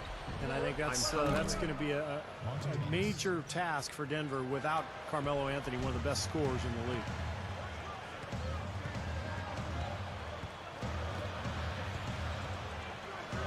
Here's Gallinari. Stuffs it through. Kevin, it doesn't matter that he's one of the slower guys on the floor, especially when he gets that wide lane to the rim. Ellis outside. Chandler comes with the double team. Here's the beast. They're moving the ball. There's the dish to Curry. Lawson defending. With the clock winding down, and he knocks down the jumper. 8 points for Steph Curry. And how about Steph Curry in just his second season in the NBA, led the league in foul shooting, and a great three-point shooter at over 40% from there. So this guy is an incredible marksman. There's a screen. Lee against Chandler. Ellis outside. Give me that ball, man. Shoots from the line. He's laboring out there right now. Shoot The shot has not been falling for him this quarter. Thornton against Smith. Back to Lawson. Picked up by Ellis. Chandler outside. And that one's good. Now it's a 4-point Nugget lead. Steph Curry 2 seasons ago, the first rookie in NBA history to connect Clark on 45% from the floor, 40% from three-point territory, and then 85% from the free throw line. Yeah, that's an impressive list of shooting percentage numbers there. And, last year he matched or bettered all his marks from his first season in the league. So he's clearly a guy who can be considered a legendary shooter, assuming he can be healthy and continue to play. It was a relatively healthy season for the Warriors last year. I mean, the season prior, when you add up the games players missed with injury, it came out to 501 guys. Wow. I mean, that's the most since the NBA started tracking the stat in the mid-'80s. Nene, he's checked in for Denver. Martin comes in for J.R. Smith. And for the Warriors, a new training staff through most of last season. Steve, do you think that might have had something to do with the team staying healthier? I don't know. I mean, sometimes you just have bad luck, and sometimes you have good luck. I thought the Warriors have the right idea with this franchise. They're trying to get bigger on the front line. They're trying to get younger. They're trying to infuse this roster with talent. And I think they've got a chance to be pretty good in the next few years. Curry. And the Warriors miss again. Well, they're able to track that one down, but they've got to pick up the rebounding a little bit here. Yep, and that's something to keep an eye on, guys. I mean, it's still early right now, and those slight disadvantages can grow if you don't make the proper adjustment. Chandler outside. Shoots over Curry. The Warriors pull it in. This the first chance to take a look at the Nuggets this season. I'm jumping to the ball and take the rebound early. Season series plays out. This is the first of 4 games these two teams will play. Three-pointer. Yes, and it's Ellis picking up the assist.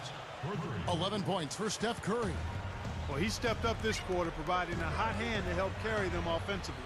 And in terms of the 4 games between these two this season, I think it's a series that could get pretty heated as the games go on. Well, we'll see what kind of tone is set here tonight. I think that might go a long way to determining what the rest of the series is like.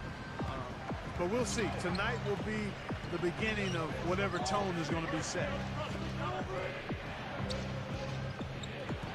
Ellis against Lawson. And he was fouled on the way up. 2 free throws now for him. Boy, I tell you, Montel is so...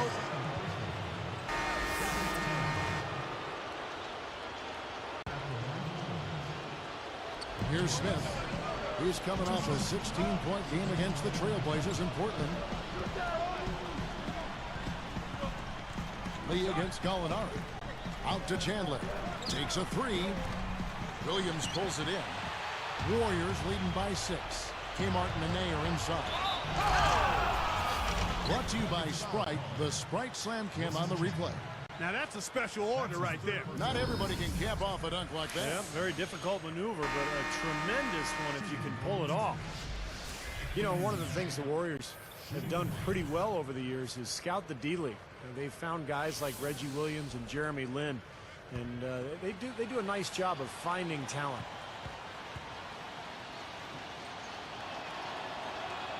And no problem at the line here for the three-point play.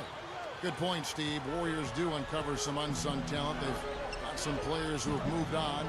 Impressive shooters, the undrafted Anthony Morrow, former D-League players, C.J. Watson, Anthony Tolliver, and go on and on. Yeah, and of course, Kevin, sometimes injuries have necessitated the Warriors being creative and finding some of those kinds of guys. But nonetheless, they seem to have done a good job of picking the right ones that fit in well.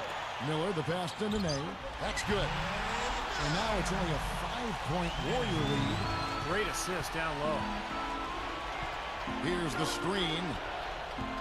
The feed to Udo. Picked up by Nene. Deflected. Gallinari with the steal. So a couple of poor possessions now in a row consecutively. Both times turnover. That's not productive basketball. That's not winning basketball. Nah, Clark, you know, you start stringing errors back-to-back together, you lose all momentum in this game. Shot clock at 6. Miller inside, working on Williams. Miller, a well-timed shot fake, got the defender off the ground right there. You look at what George Karl has overcome in his battle against cancer and other issues the last few years, and it's just a testament to how tough a person he is. Right against Miller. Poked away and stolen by Miller. Now the defender was so close to him on that pump fake that he just took the ball out of his hands. Here's a look at what's coming up for the Nuggets. Following this one, they get to host the Cavaliers. And that will be the middle game of this 3-game homestand. Some good thoughts by Clark as we go back to George Karl. A lot of guys, Steve, would have called it a career, but you know and I know, all of us know, he just loves this game so much. Well, it was so nice to see the support that he got from around the league as he battled cancer. Did such a great job with that team during the Carmelo drama, as they called it. He battled through it and ended up putting Denver in a really good spot heading into the postseason. Here's the beast. Flews off the pick and hammers it home.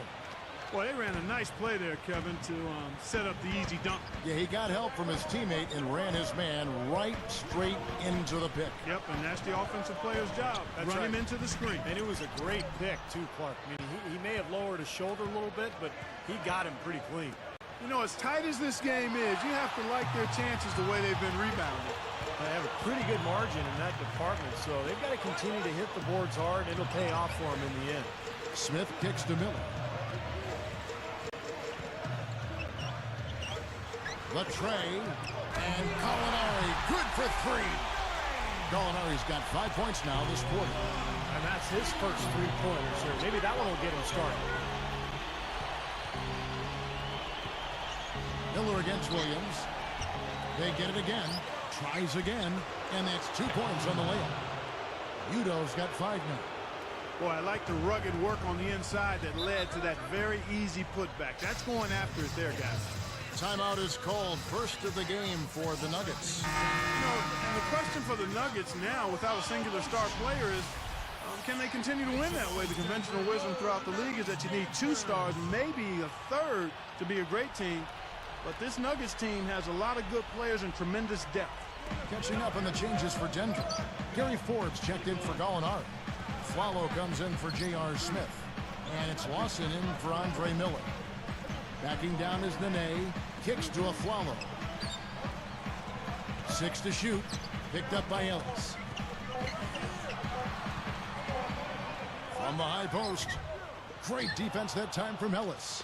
Good thought there, Clark. You know, going back to the Nuggets' depth. Can you do it, Steve, by committee, or do they need to make some moves to try to bring in a bigger name?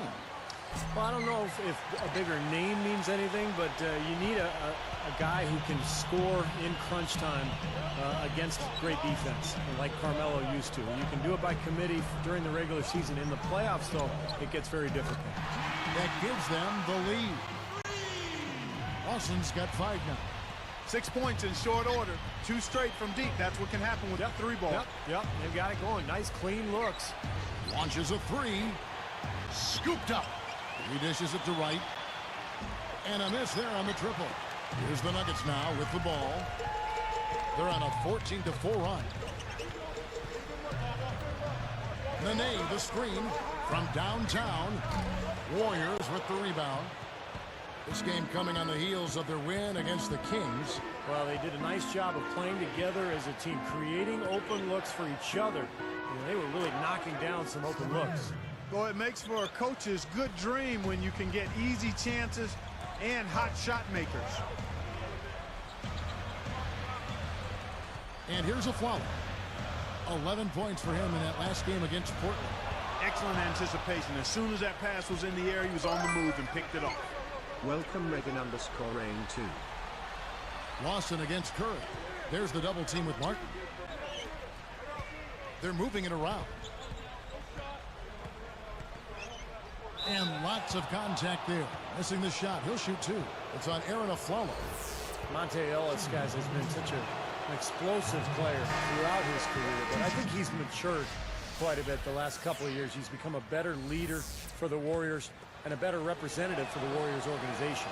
Andre Miller's checked in for Ty Lawson. And Monte Ellis getting married. He married a police officer.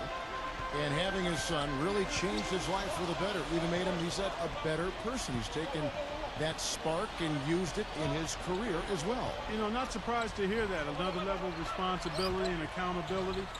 He really stepped up last season, setting the tone in practice, interacting more with his teammates, film study. Those are things that leaders do, and that's just the kind of leadership that the team needed.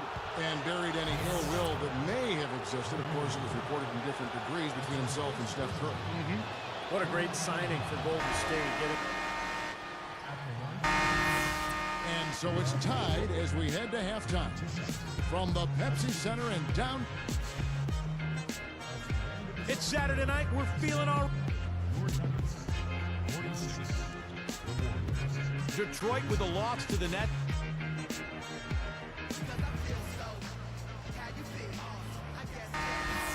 And it's been a back and forth game, so Warriors leading by 11. And Golden State looking at who they've got. The Beast, he's in at power forward. Ellis is out there with Charlie Bell. Then it's Al Thornton. And it's Beadrinch in at the pivot spot, manning the middle. And that one's good. That's exactly what they had in mind on that possession. Miller outside. Picked up by Ellis. Lets it go with the three. That is good. Harrington's got himself going there. His first points of the game on the deep ball. Early shot attempt. Ellis can't get it to go. Ellis. Trailed by 10. Give me the ball, Beast Ellis. is whistled for reaching in. So that will be his second foul of the game. We're in the bonus. We'll go to the line to shoot two. First free throw is good. Well, I tell you what, when I think about Andre Miller, it's his durability that jumps out at you. I mean, he had been the reigning active consecutive games played leader at 632 until that record was broken last year. Here's Ellis. The three-pointer is right on target. Ellis has got 28 points for the game. Well, after that poor first half, he's bounced back. He's having a nice second half here. Miller kicks to Forbes. He feeds it to Harrington. Backing in. It's blocked. Out of bounds. And they'll keep possession. And here's a look at what's coming up for the Golden State Warriors. They host the Spurs after this one. That'll be the first of two straight at home.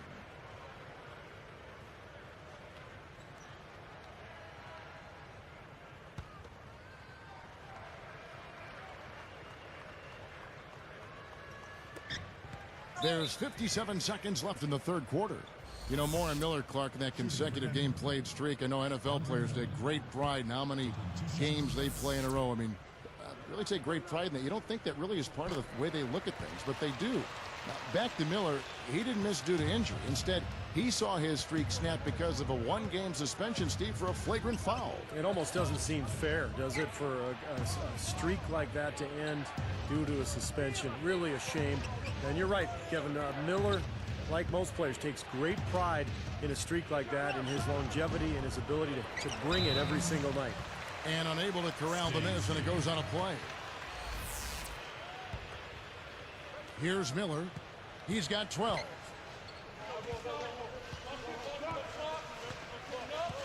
Feeds it to Harrington.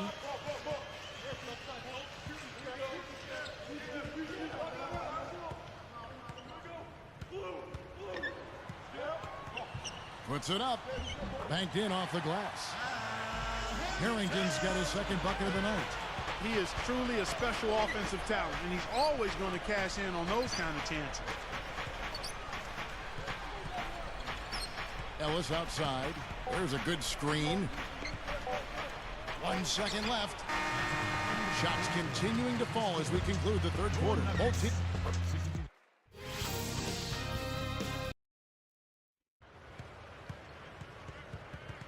And now let's send it to our sideline reporter Doris Burke for a Sprite Spark of the game.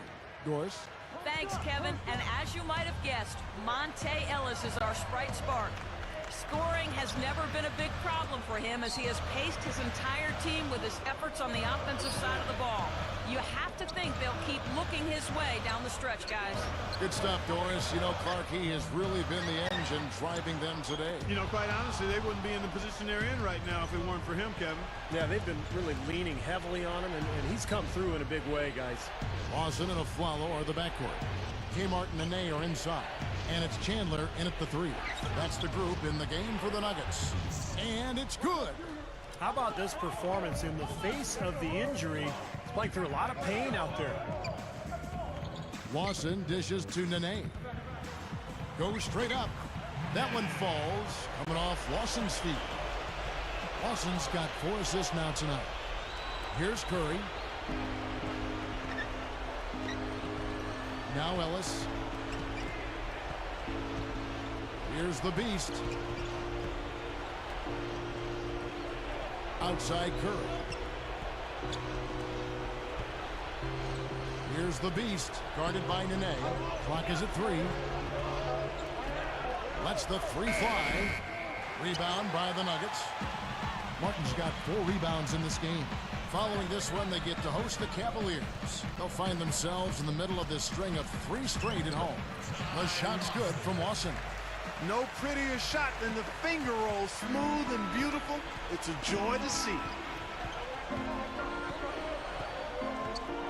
Ellis outside, stepped in the line, out of bounds there, and that will cost them the possession. Just a total lack of focus, was not paying attention to where he was. Here's a follow. Lawson outside.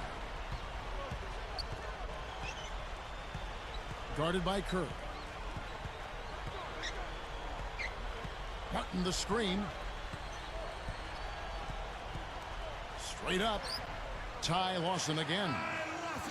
They got on this roll a while ago, and they just haven't looked back. I think he's done his part to try to keep him in this game. It's been a solid effort from him, guys. Here's the beast. The shot is off. Some solid defense there by Nene. Some firepower, Clark and Steve, from this offense. Yeah, Kevin, how about the air confidence? I mean, they really look like they believe in what they're doing. Yeah, a little swagger here from this team. They're in a nice groove. Timeout called the Warriors. Well, Ty Lawson was...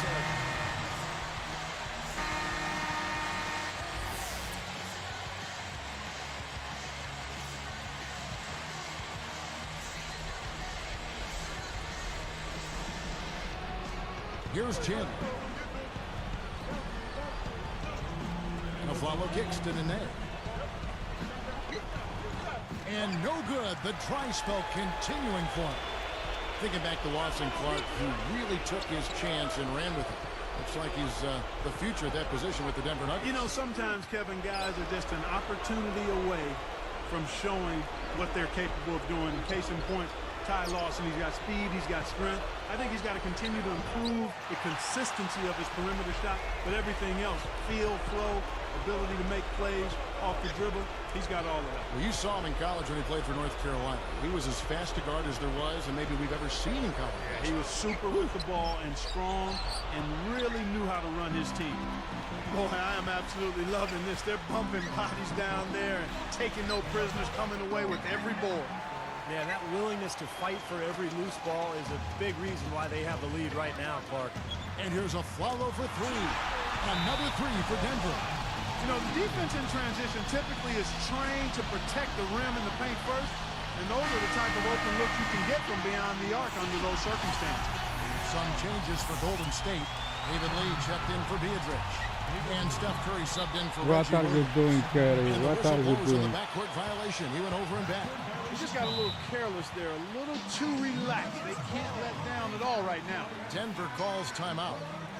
They trail by 5. And 101 left to play here in the fourth.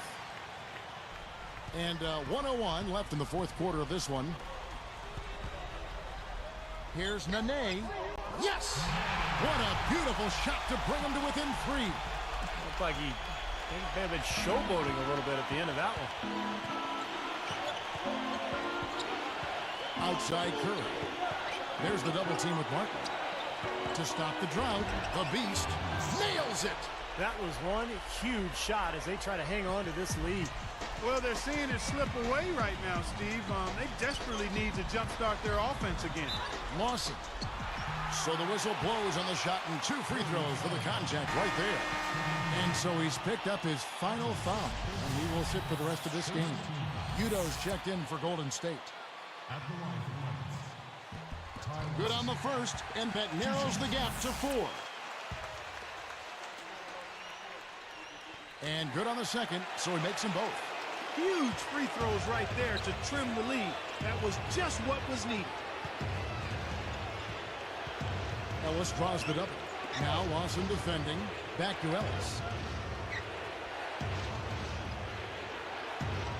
There's the pass to Udo.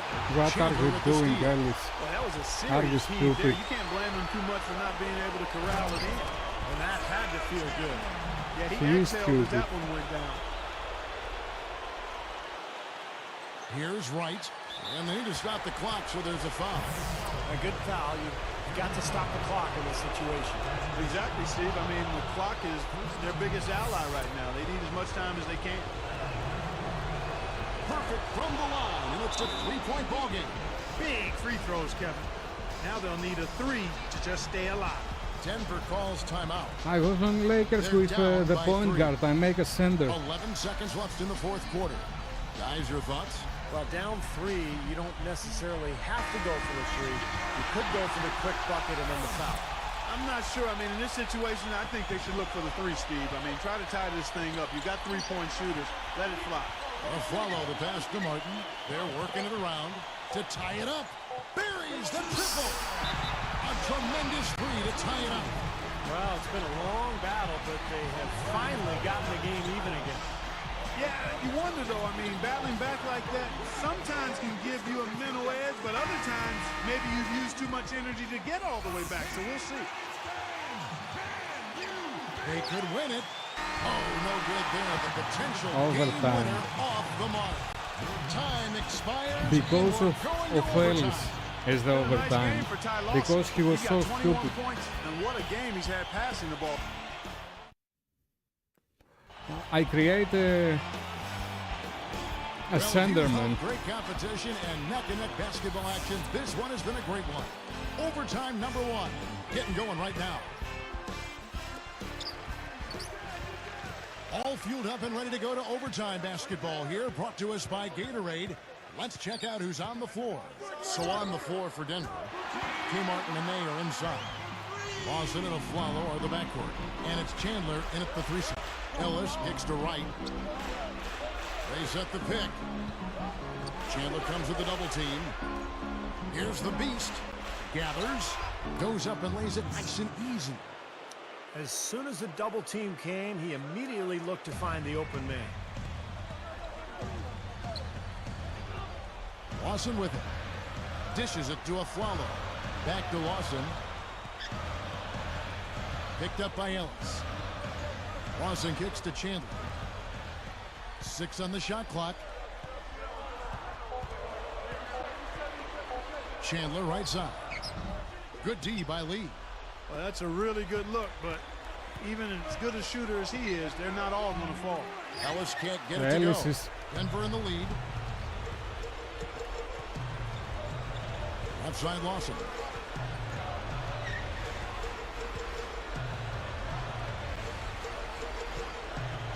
Now here's Nene. Tight defense on him. And there's the rejection. And it's the Warriors with the ball. Ellis right side. Here's the beast. Back to Ellis. Knocked loose. Now Lawson defending. Right for 3. Good. Yes. And the assist goes to Ellis. And the Warriors lead by 2. What a great example of how to set a good pick. He really allowed his man a wide open look. Backing down is Nene. Lawson against Ellis. Lawson dishes to Nene. The shot's good oh for my Lawson. god. What a basket, man. Lawson's got 26. Well, sometimes when you're at a height disadvantage, that's the way to attack. Go right at your defender.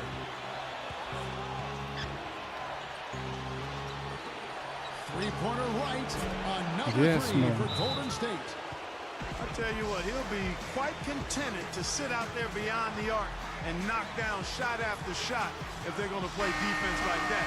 Tighten it up out there. And the Warriors are going to change here. We have to watch the Cross rest check of the in. game. It's overtime.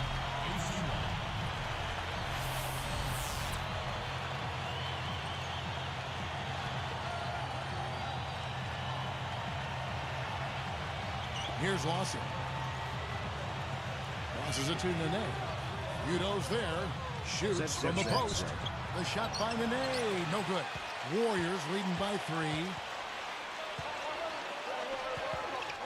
Curry is out outside. with 6 fouls.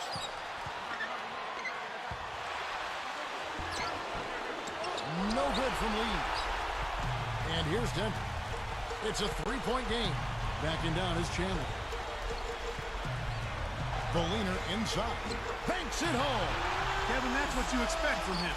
When the pressure's at its highest, with the game on the line, that's when he's at his best. Here's Lee. Ellis outside. They set the pick. Clock at 6. He kicks it to right. Let's loose for 3. Yeah, Offensive okay. rebound. Yes, Udo kicks to yes, Ellis. man. Wait.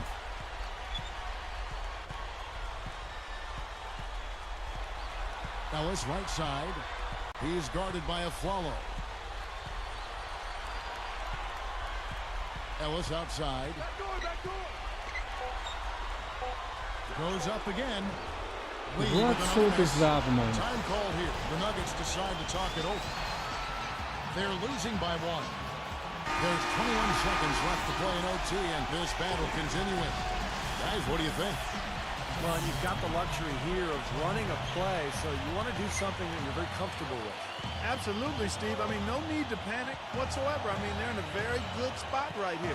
Charlie Bell's checked in for AC Law.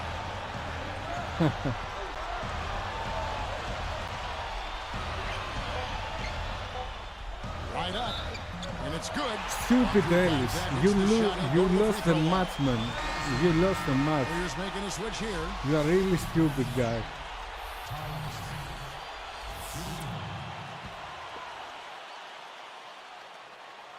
And he completes the three-point play. That was absolutely huge. Oh Kevin. my God, They Ellis can get a lost stop the here. match, man. The game's there. Timeout called the Warriors. They're behind by 2. 1 second left in the first overtime. What's your take, guys? With under 2 seconds remaining, you've got to hurry it up. Get the ball up quickly.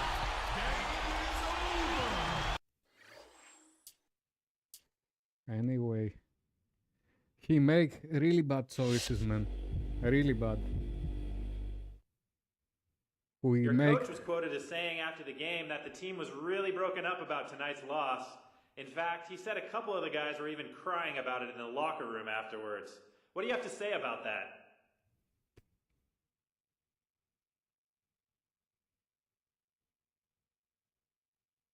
That just ain't true, man. If there's one thing I know this team is, it's tough. I play this game the way it should be played, and I know my teammates follow suit. The last thing you're going to see in my locker room is a bunch of guys crying about a loss, even if it happens under brutal circumstances like tonight. That's not the kind of thing a championship team does. And this team has championship aspirations. I don't know where you're getting your information from, but I want to make sure all of you know that that's not how it went down at all. All right?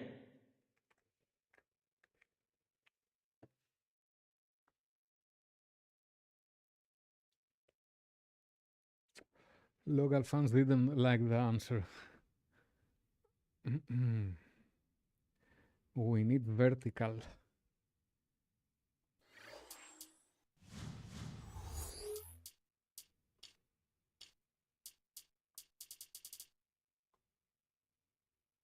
Okay.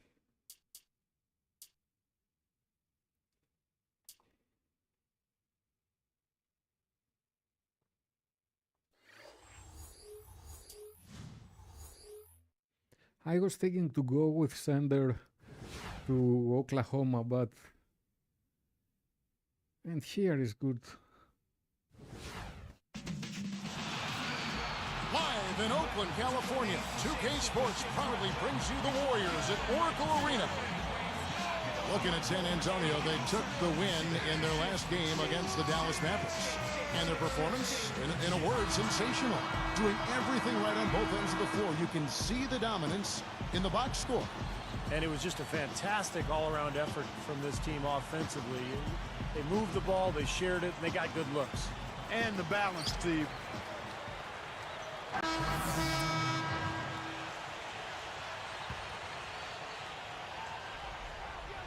Here's Ellis. He had a 33-point outing in their last game against Denver. Defended by Anderson. Off the screen. Ellis can't get it to go. What a great season for Tony Parker. He really bounced back after that previous campaign. There was maybe a little bit of a disappointment for him, but last year he was phenomenal. He was the floor general for the Spurs, put up great numbers, and really pushed the tempo in that high-speed Spurs attack. Ellis, the pass to Curry. He's picked up by Parker, launches it, and it's Stephen Curry with a three. Curry's got his first 3 points of the game. Steve talking about Parker. Clark, he's so fast, creates so much for the other players when he's out there. Well, I tell you what, he's definitely the motor for that team. His speed end to end is unmatched by most, I think, and he's eel-like because he's slippery in his ability to finish around bigger guys. I mean, he's really unique in that way. Slippery's a great word to use for that. You're right.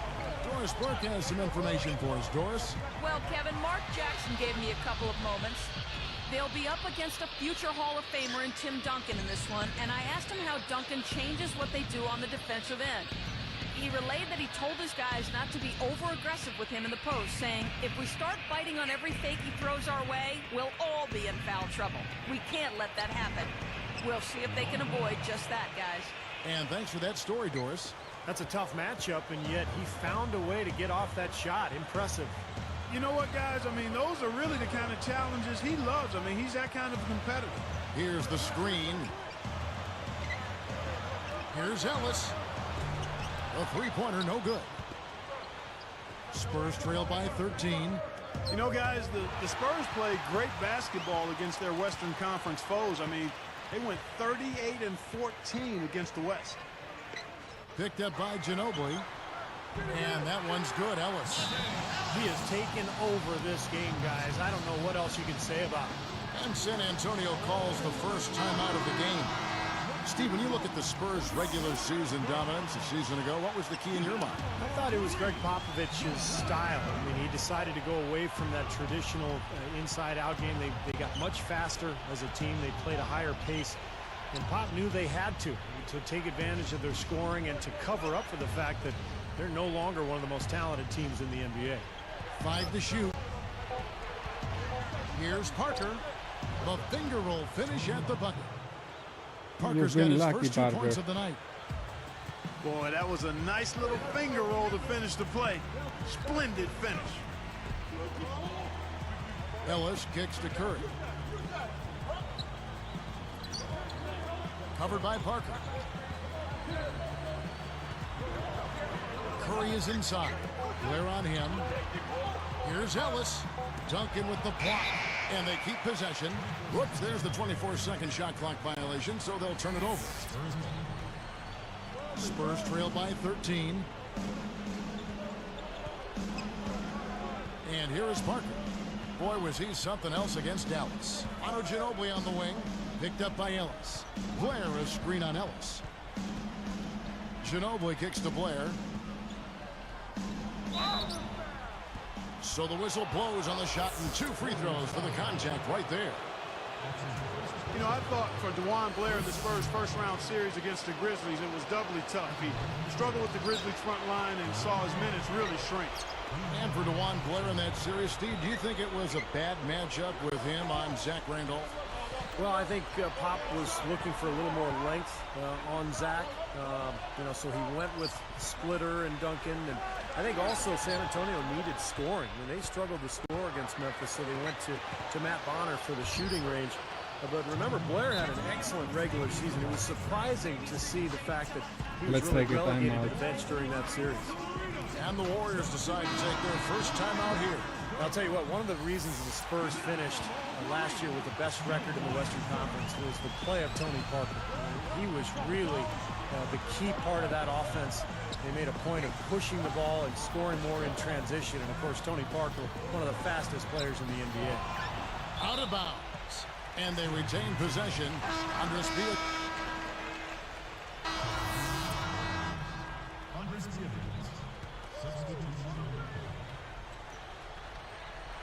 Here's the Beast. 11 points for him in that last game against the Nuggets in Denver. Now the dish to Beatrice.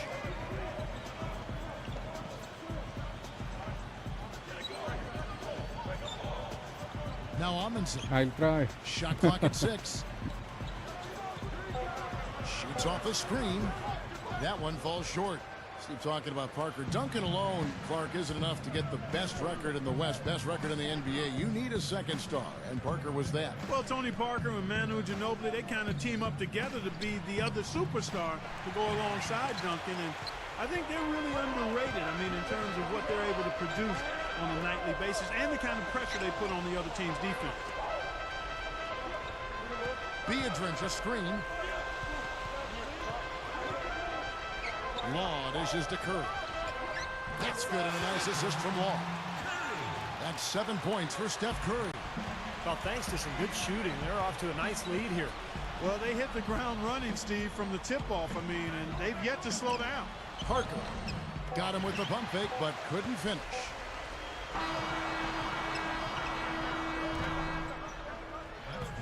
The first quarter concludes in a double-digit lead on the score.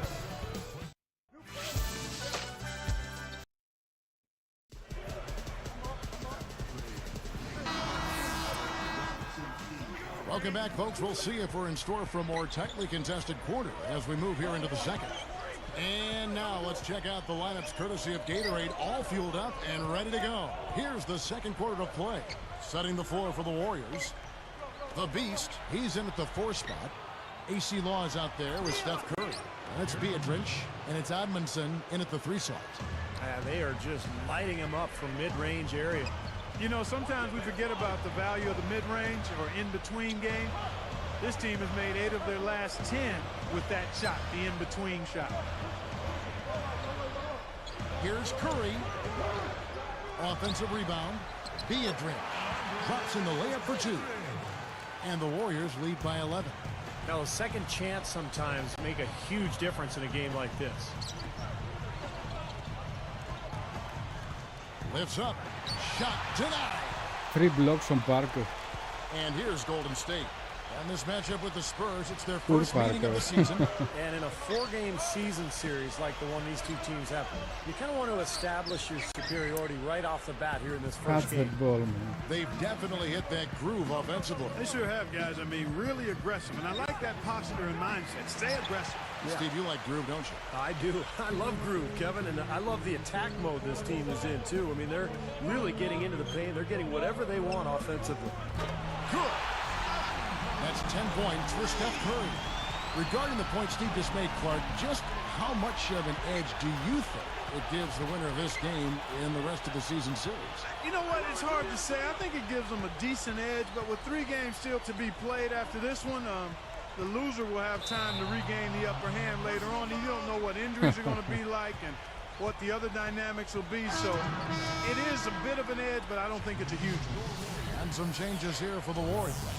Wright comes in for Lewis Amundsen. Imagine this guy, 91 overall.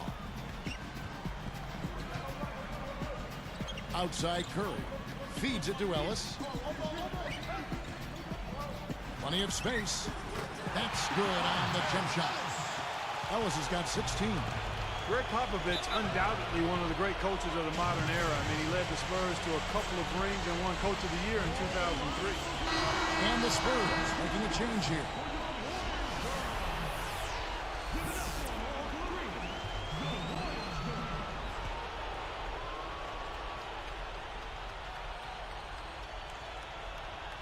Here is Parker. He's got 5. He dishes it to Duncan. Backs him down. He passes to Blair. Passes to Ginobili. Beadridge with the steal. You can't get too loose with the ball down on the low post. Too easy to steal it. Ellis, the pass to Curry. He's covered by Ginobili. The feed to Wright. The 3 is launched. Ginobili grabs the board. Clark going back to Pop for just a second. Only 1 Coach of the Year award for him, but, you know, Steve, he could have won a lot more in people's books, kind of like Michael Jordan could have won a lot more MVPs when he played. It just goes without saying, Pop, one of the best coaches in the NBA. Well, the award is kind of interesting. It usually goes to a coach of a team that maybe wasn't supposed to do well, that exceeded expectations, but Pop's teams are always good, and as a result, he has not won the award often enough. Here's the Beast. Nice follow through on the fadeaway. Kevin, gorgeous, gorgeous fadeaway there. I mean, that's one way to beat some tight defense. Outside Jefferson. He feeds it to Blair. Beadridge on him. Takes it up. And so he draws the foul on the shot. A trip to the line to shoot 2. You know, one of the things the Warriors have done pretty well over the years is scout the D-League. They found guys like Reggie Williams and Jeremy Lin, and they do a nice job of finding talent. So he hits 1 of 2 from the stripe. Good point, Steve. Warriors do uncover some unsung talent. They've got some players who have moved on. Impressive shooters, the undrafted Anthony Morrow, former D-League players, C.J. Watson, Anthony Tolliver, and go on and on. Yeah, and of course, Kevin, sometimes injuries have necessitated the Warriors being creative and finding some of those kinds of guys, but nonetheless, they seem to have done a good job of picking the right ones that fit in well. Warriors leading by 13. Ellis kicks to Curry. Covered by Parker. There's a good screen. Ellis can't get it to go. Well, that's not really what typically happens for someone with his touch around the rim. That's a surprise. Manu Ginobili on the wing. He's guarded by Ellis. They double-team Ginobili. Outside Jefferson.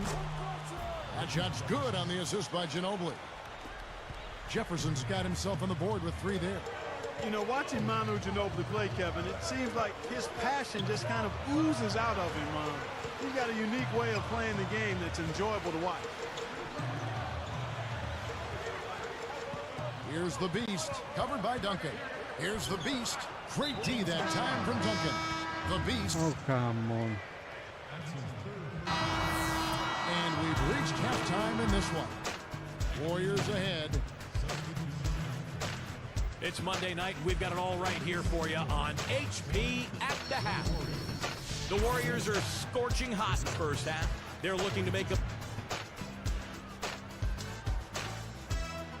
The Mavericks picked up a win against the... And we welcome you back to the Bay Area, to Oakland County.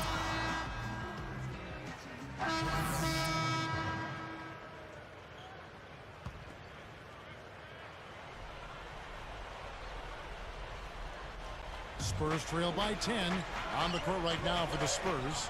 Parker and Manu are the backcourt. Duncan out there with Jefferson. And it's Anderson in at the small forward. Duncan can't hit. Here comes Curry. He's got 12. Back to right. Curry against Parker.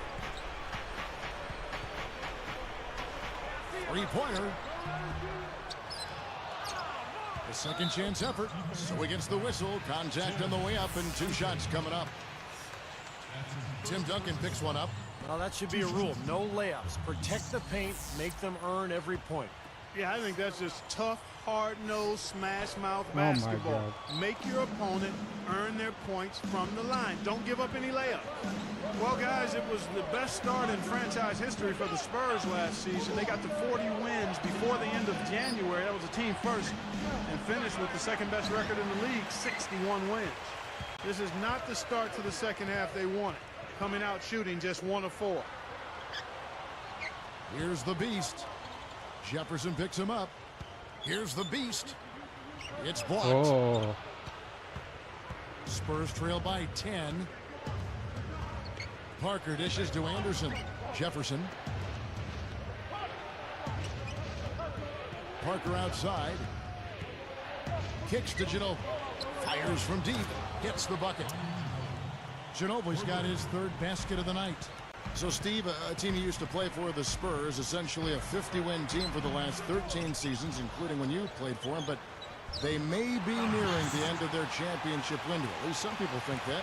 How about you? Well, even Tony Parker said over the summer that he didn't think the Spurs could win a championship anymore. So, what a run it's been. 50-win seasons, 13 times in a row. Just incredible. They'll still be very competitive, but this is not a championship team any longer. Warriors leading by 7. Ginobili against Ellis. Go out, man. Go out. They blocked me. I couldn't move. And at home for the next game, it'll be Detroit pulling into town. And that game is the second of 2 straight at home. Spurs trail by 7. Here's Ginobili. He has 7. Duncan outside. No good. Here's Golden State now. You know, some criticize the hiring of Mark Jackson by the Warriors because he has no prior coaching experience, but he's full of confidence. He's a leader. I think he's going to be a tremendous success there. I don't doubt it at all. San Antonio calls timeout. I think Coach saw a couple of things he wanted to correct. You got to make sure everyone's following the game plan. Andres Biedrins is checked in for Golden State. Bell comes in for Reggie Williams. San Antonio also making some changes. Blair comes in for Tim Duncan. And it's McDyson for James Anderson. Blair with it. He's got 8. Now here's Parker. Outside for Jefferson. Off target from three-point range. Well, talking about Mark Jackson and his inexperience, remember Doc Rivers did the same thing. He took over Orlando without any coaching experience, and Doc has turned into one of the best coaches in the NBA. So Mark Jackson could be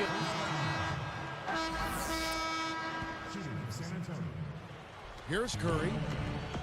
Parker looking down a sizable deficit. Yeah, you know, they've got a lot of work ahead of them, but no reason to give up hope right now. No, the game's still out there for them, but they've got to get back to their game plan and start to grind out each possession.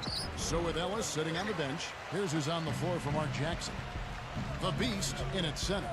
Curry at the 1 and Williams by his side at the 2. Udo out there with Al Thornton. Why he He'll look for the 3 doesn't dunk, anytime man? he can get it, especially in transition. There's Williams with the 3. No luck. Well, the Spurs will take it the other way. Here's Quinn. Laid in with a nice touch off the glass. You know, there's no fear out of him, guys. I mean, going straight to the hoop against a much bigger defender, he's got a lot of heart. Here's Curry.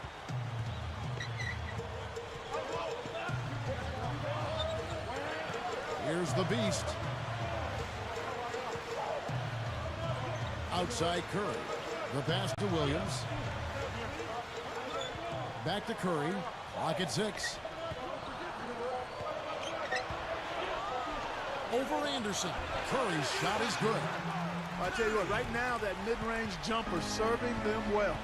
Yes, it is, guys. That's 6 of their last 10 points coming from that mid-range area. Quinn kicks to Neal. Over Williams. And another basket for San Antonio. Boy, this is scary. You get a score rolling like this, you're in some trouble. Yeah, you can't leave a guy like that on an island. I mean, you got to bring some help.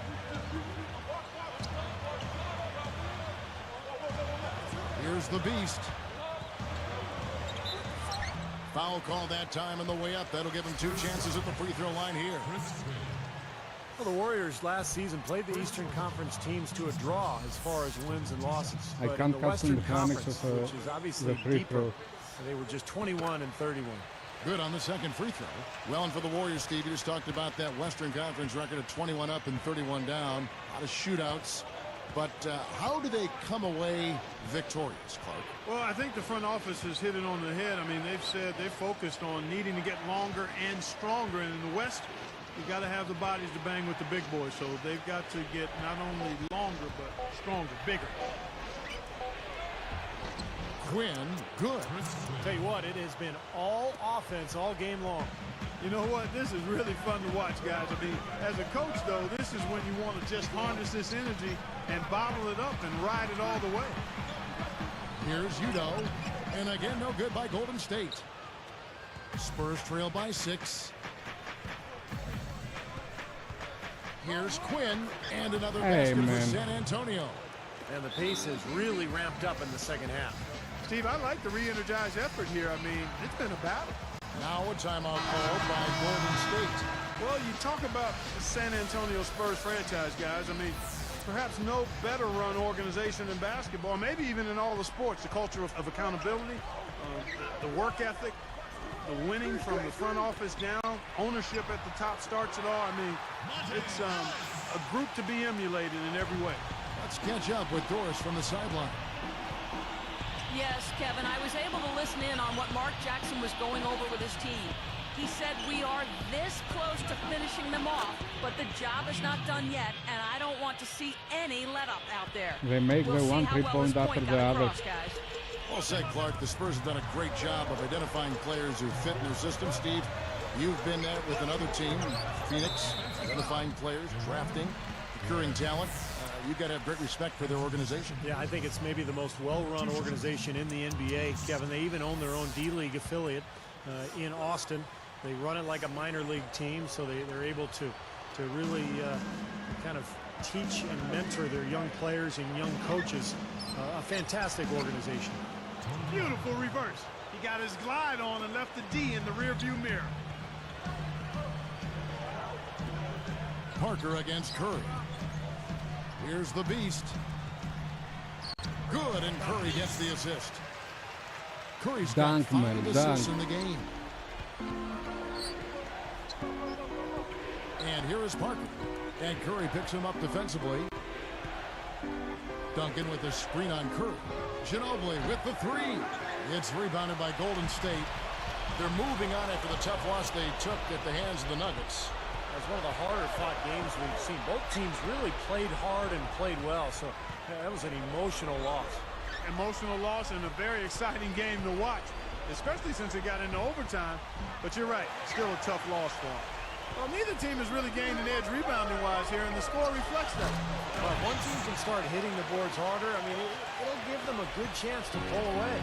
Easy finish there. Defense was helpless. He's guarded by Ellis. Fires it up. And the basket by Ginobili. Ginobili's got 8 points here in this quarter. Boy, he's having a great half here. To pass me the ball. Exactly the opposite of the first. They get it again. Udo. And their work on the board pays off with the second chance points. And the Warriors lead by 5. Now Ginobili. Duncan kicks to Parker. They're moving it around. Blair backing down. Jefferson for the 3. The Beast grabs the rebound inside. This has been a game for him to forget. So far, anyway. We'll see if he can pick it up. Curry is inside. He's covered by What Ginobili. are you doing, Harry? Spurs What trail are by you 5. doing? And here they come.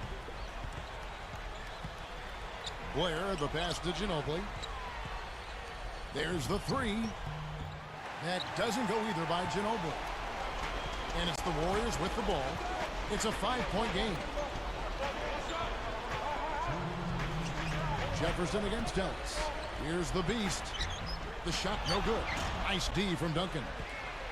Clark, their offense has been great here. Yeah, I love the way they've looked. Really strong and together. Yeah, and very aggressive, too. Keeping the defense off balance with their ball movement. I like the way they look. And Jefferson gets it to go. Come, how you put it in that? Terrific here in the second half. I was all Could be a over big you. factor if they stay this hot. Yeah, they're going to have a chance to get back into this game if they can continue to shoot the ball like this. Now a timeout called by Golden State. They're winning by 2. There's a minute 40 left in the fourth quarter of this one. Andres Beatrice is checked in. He got me out. Here's Curry. Covered by Parker. Curry against Parker. The kick out to right. Launches a 3. Yes. Good, and Curry gets the assist. Curry's got 6 assists here tonight. Tell you what, they haven't exactly been shy about letting it fly from deep here in the second half. You know, Steve, if you have the lead, you can afford to be a little comfortable with the three-point shot. You just don't want to fall Sit down, too man. much Sit in down. love with it. Here's Ginobili.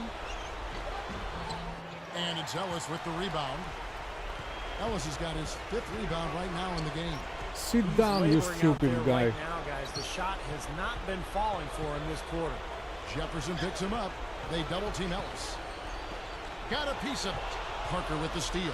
Big mistake. You just can't turn it over in that situation, Kevin. And the basket by Ginobili. So hard to stop Ginobili right now. It's a neck-and-neck game in Golden State. Here's Curry. Sit down, low.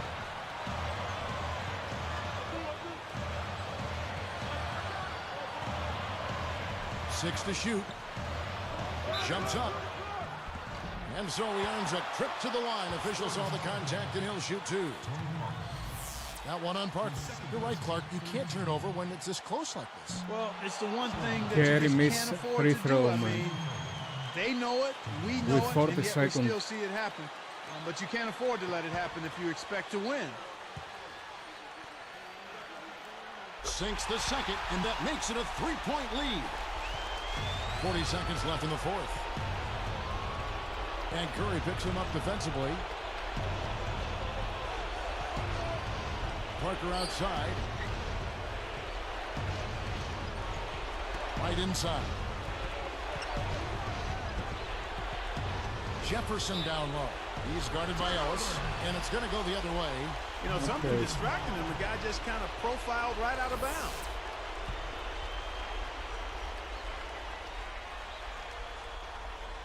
Here's Curry. And they stop the clock as soon as they can with the intentional foul. A good foul. You've got to stop the clock in this situation. Exactly, Steve. I mean, the clock is their biggest ally right now. They need as much time as they can. Perfect from the line, and it's a 5-point ball game. Well, he handled his business at the line, and now it's a 2-possession lead. San Antonio calls timeout. They're behind by 5. 19 seconds left in the fourth quarter. Guys, your thoughts? The idea here, guys, you get the quick score and then immediately foul. Steve, if they do get that hoop, then they can actually try for a quick steal on the inbounds pass before foul. And an intentional foul right there.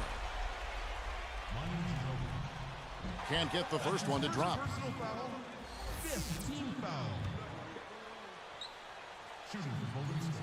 So he comes up empty, missing both. And here comes Parker. And he draws body contact. Looked like a blocking foul, and he was in the shooting motion. So he'll head to the free throw line. Good on the first, and that narrows the gap to 4. And so he hits both.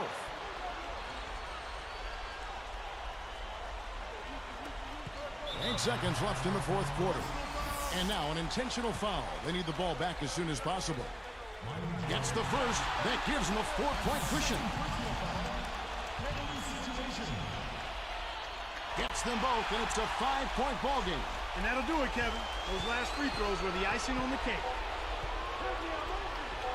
Ginobili, that's for 2. So we see the Warriors get the win here. They pulled off this win, Clark, with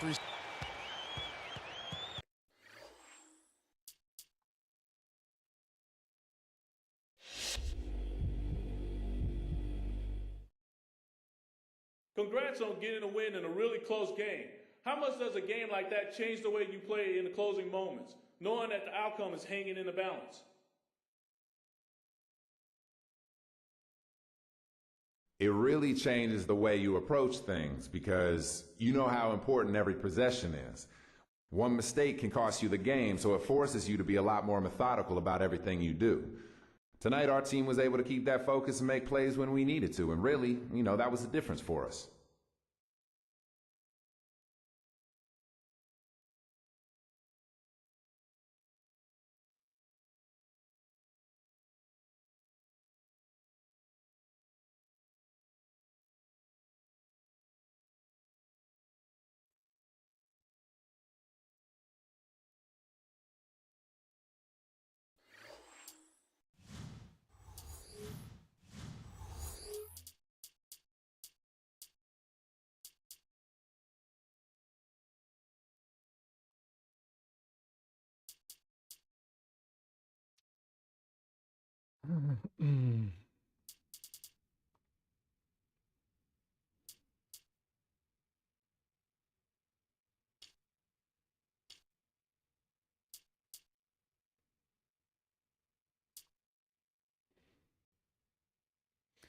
We are still 6-1 overall. It takes ages to level up your player here.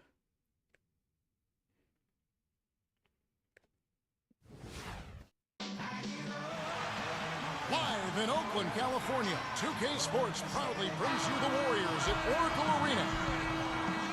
The Detroit Pistons come into this one after the win against the New York Knicks.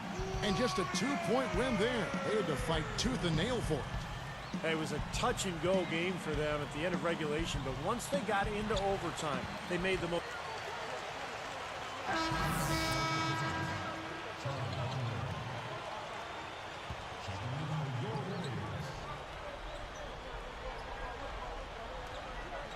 Here's Hamilton. Turned in an outstanding game against New York. And Rip Hamilton, such a great player for the Pistons during their championship season and subsequent title runs.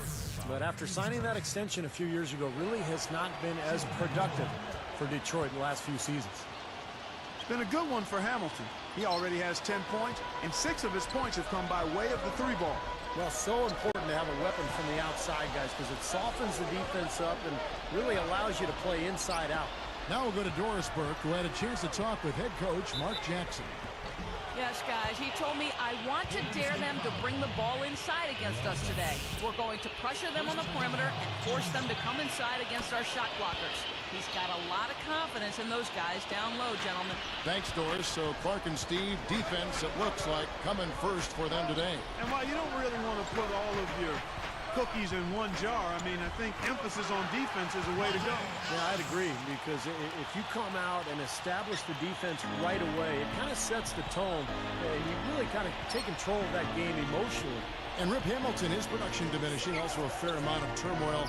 Wouldn't you say, Clark, for him last season in Detroit with the Pistons? Yeah, the air was a little choppy for Rip. Feuded with the coach some, didn't like coming off the bench, missed some practices. I mean, he had some issues that really derailed any chance he was going to have at being productive. Just didn't seem to be a good situation for him with the Pistons. Stuckey against Curry.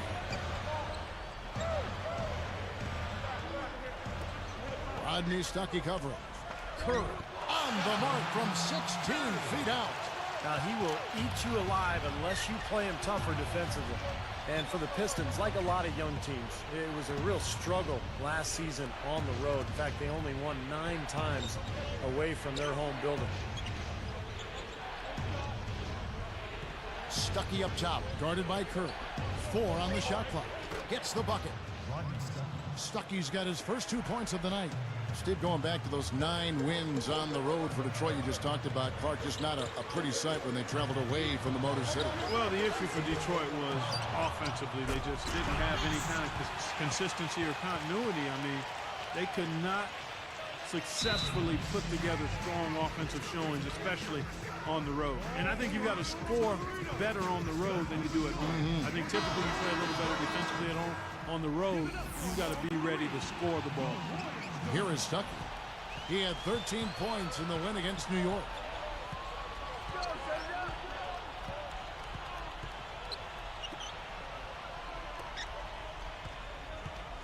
And Curry picks him up defensively. Hamilton dishes to Villanueva. He feeds it to Maxiel. Clock is at 3. Over Lee.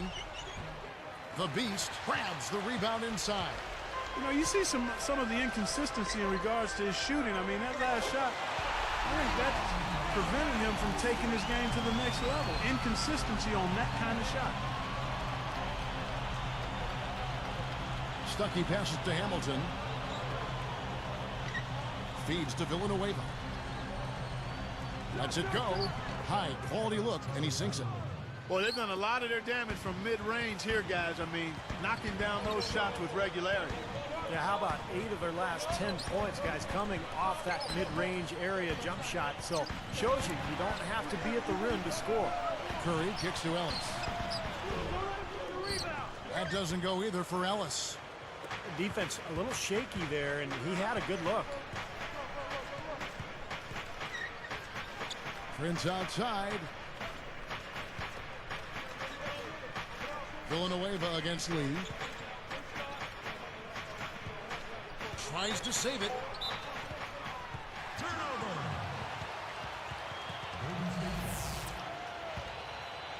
Here's Ellis. He's got 11. To the inside. Deflected. And stolen by Maxiel. And here we go. Here's Hamilton. And Villanueva with the stuff. And the Pistons lead by 3. Right out of the gate, just filling it up. Both teams are, guys. I mean, points coming fast and furious. Down low. And stolen by Maxiel. I really don't like what I'm seeing their last couple of possessions, Kevin. That's 2 times.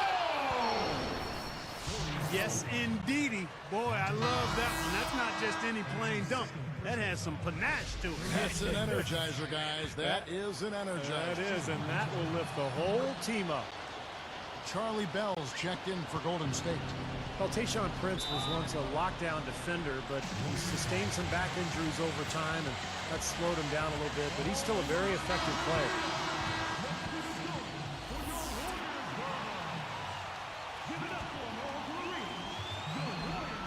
Here is Bell.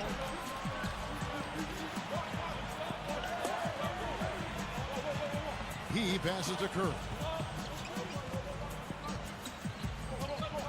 He's guarded by Stuckey. Will it go? And Curry puts it in. Curry's got his second bucket of the night. Talking about Prince, even those injuries you mentioned, he still has that incredible reach working for him defensively. Well, the wingspan of a condor, I call it. And clearly that is always going to be there. It's not going away.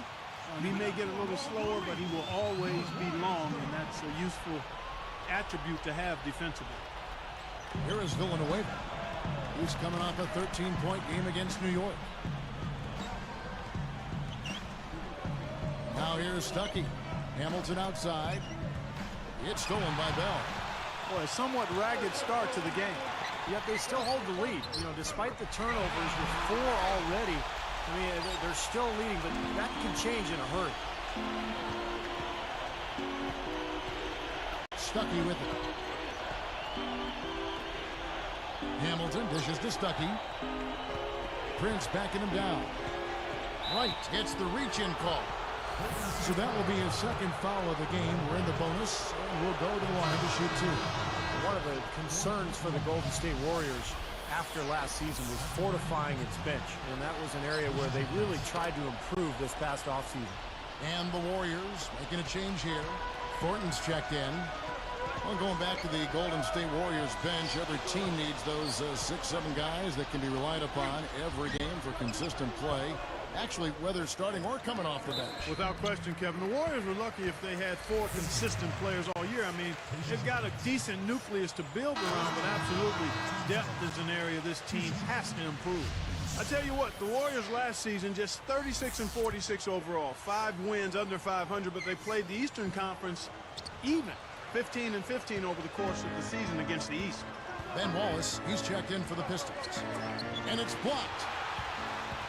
Warriors trail by 3. Here is Bell. Now Hamilton defending. Thornton. Wallace covering. Outside Curry. Over Stuckey. And again, it's the Warriors missing. And the Warriors' up-tempo style, a contrast with the way a lot of Eastern teams play. Well, yeah, a lot of the Eastern teams play a slower pace, and they have to be ready to run when they go up against a team like Golden State. Here's Prince. A beautiful reverse layup. Prince has got 7. You know, he didn't need to make the layup complicated. I mean, it's not a trick shot contest, but he decided to go for a little extra flavor on that one. And here's Bell from the arc. No good. So Detroit will take it the other way. They're getting their first look of the season at the Warriors in this one. Yeah, this was 2 of the worst teams in the league a season ago. Here's Curry. He's coming off a 19-point game against San Antonio. Lee in the posts, defended by Maxiel. No good from Lee.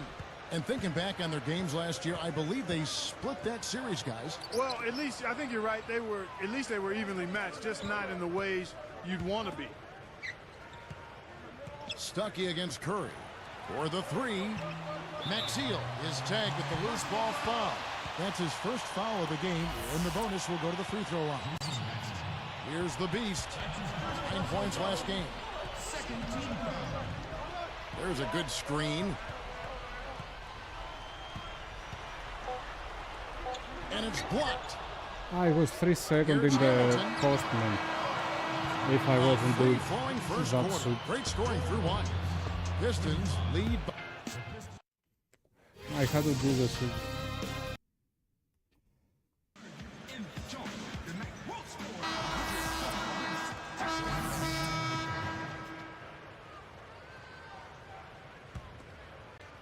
Here's Wright. A 23-point game for him in the win against San Antonio. Prince against Curry. Guarded by Prince. Curry passes to Lee. Lock at 6. Shoots from 12, and he hits the jump shot. Lee's got 4 points now in the quarter.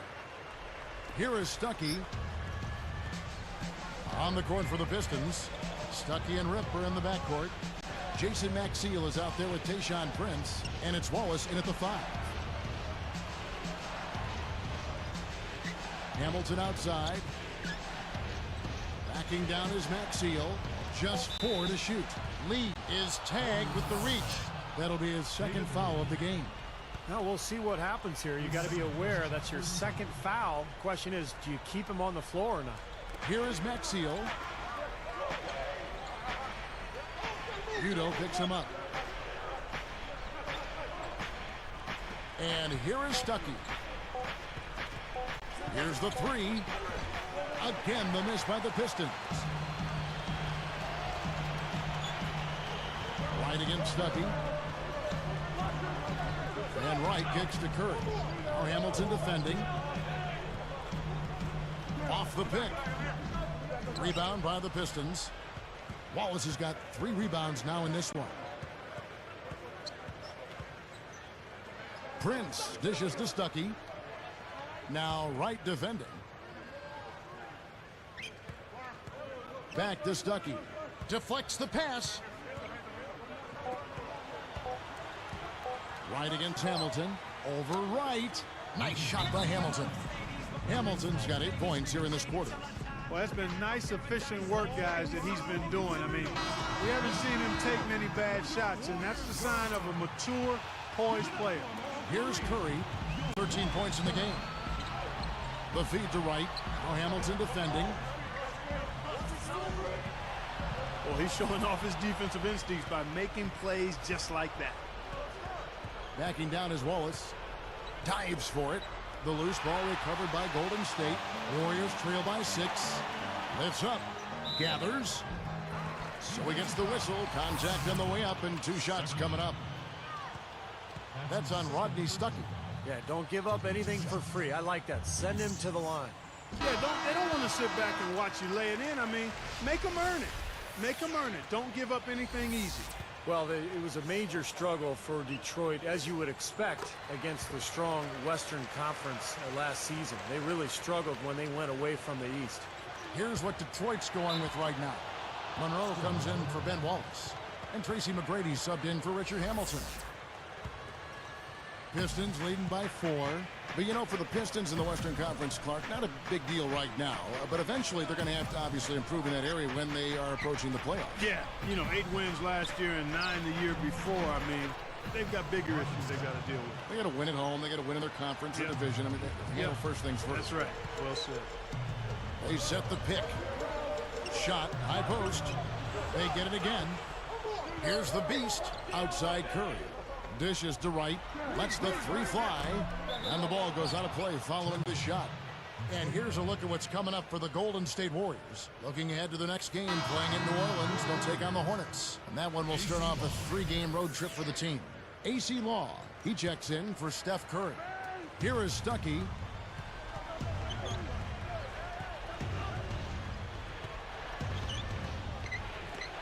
Prince against Lee.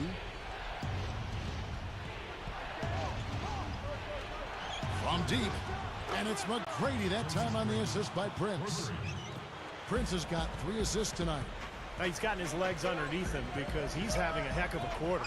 Well, McGrady just isn't the same guy that he was in the early part of his decorated NBA career. His knees have bothered him the last couple of seasons. And so he's not the same guy, but occasionally he'll find a way to give you a glimpse of that old Tracy McGrady. Prince backing him down. With the shot, and the Pistons getting another bucket right there. Here's Law. And going back to T-Mac, if he can still provide that special moment for a team every so often, that may make him valuable enough to keep around. I agree with you, Kevin. I mean, just seeing him take over or make a big play can lift and elevate a team. I think his presence, obviously you're not going to get it on a regular basis, but when those moments are available, I think he can add some real value to a team because he can be special on occasion.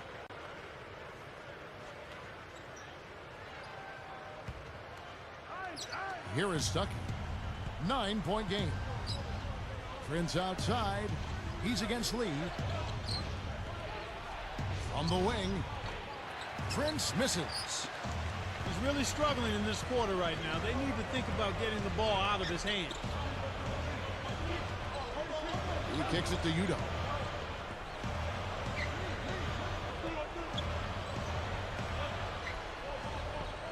Now, White. He's got 5. 5 to shoot. Takes it up. And he lays it straight in. White's got 7. 3 straight buckets in the paint. They're making it look effortless. Well, speaking of effortless, you'd like to see a little more out of the defense. So how about trying, guys?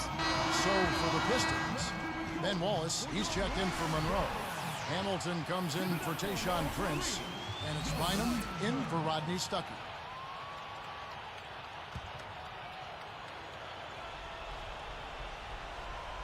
Here's Hamilton. 23 points in the game. He's picked up by Lee. Lee against Hamilton. McGrady kicks it to Bynum. 6 on the shot clock. Here's Hamilton. Drills it from outside. Hamilton's got 11 here in this quarter alone. I think he set in the tone for the entire team in this quarter. Tremendous stuff. Good action. You know, Mark Jackson signed on with the Warriors this last summer. He could be a fit for them with his background as a pass-first point guard. He certainly talks like a coach when you hear him analyze games. McGrady passes to Hamilton. Foul call that time on the way up. That'll give him 2 chances at the free throw line here. Got just enough of them on the... And that concludes the first half. Pistons ahead, up by 10. And welcome the NBA season. They give me the ball too late. I'm inside Utah for a lot of lost to seconds. Magic at Amway Center. They'll walk away thinking they could have had this one. I Their have to scoring shoot. leader, Devin Harris. That's why In they another blocked me. game, also.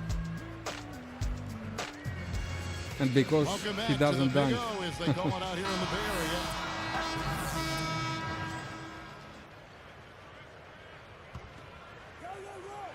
Here is Bell. Now the dish to Ellis.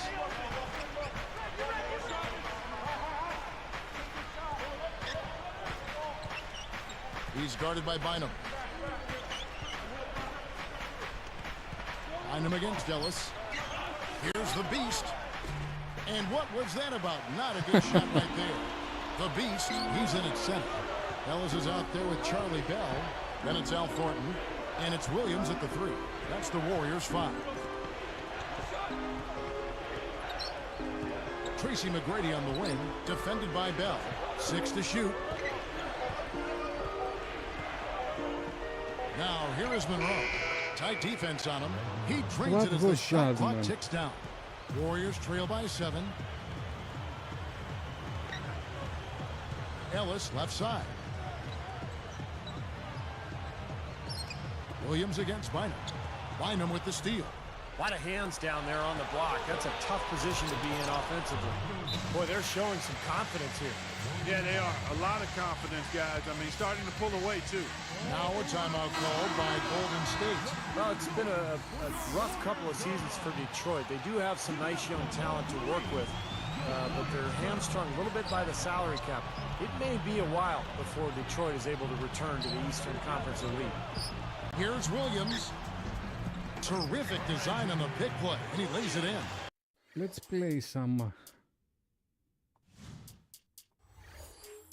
runs to see how it's going here.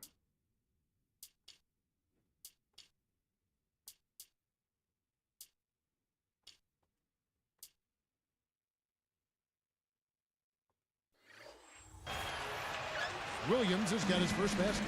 Going back to the Pistons, a couple of their contracts on their payroll that are not looking so hot in retrospect. They're going to have to work through those financial issues as well. Yeah, I would think you're talking about probably Ben Gordon, yes, Charlie Villanueva, yeah, and maybe even Rip Hamilton. A lot of money. Yeah, there's a lot of money laying out there, and not as much production as the franchise would like to see.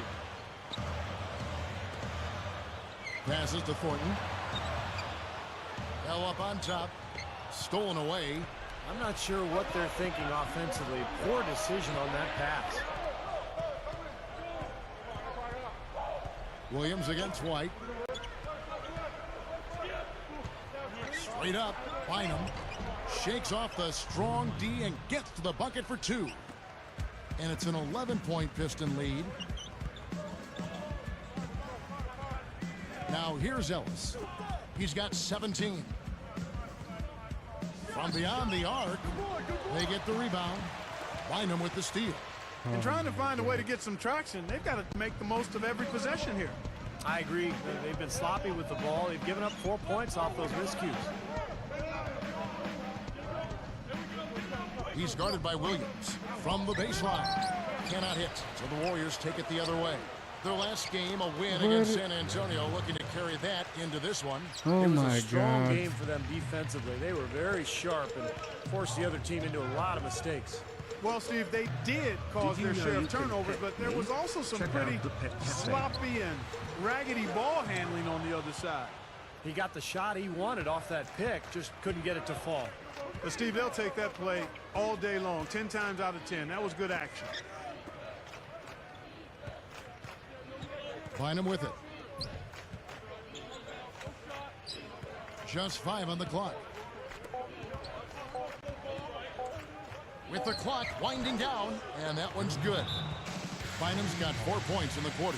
Now a timeout called by Golden State. It's well known throughout the league, guys, that the Oracle Arena fans are amongst the most loyal in the league. This team has been in the top half of the league in attendance for the last 7 seasons now. Looking at who's out there now for the Warriors. David Lee's checked in for Thornton.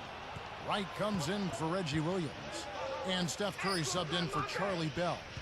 Lee a screen on McGrady. They double team Ellis. Here's the Beast. Out of bounds. And they'll keep possession. And the new owners haven't dismissed the possibility of moving the Warriors to San Francisco in 2017 when their lease expires at Oracle. That'll be an interesting time. Well, and this is a team that has enjoyed such great fan support over the years without a lot of success on the court. And yet these fans in the Bay Area continue to come and support this Warriors team night in and night out. Here's McGrady, and the layup is good. McGrady's got 9. And it has been total domination on their part. Yeah, they haven't put the parking brake on at all. They're continuing to go full throttle and pile up the points. Ellis can't get that one to fall either. He's trying to get it going from outside.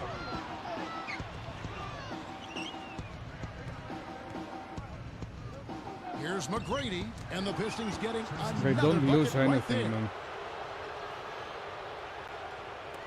There's 42 seconds left in the third quarter. Guys, we've seen some excellent offensive output. Yes, sir, fellas. They've had it going on big time. Big time is right, Clark. A lot of momentum here offensively. And that rebound pushes their margin to +5 on the boards. Solid job on the glass. He's going too bad with the runs on.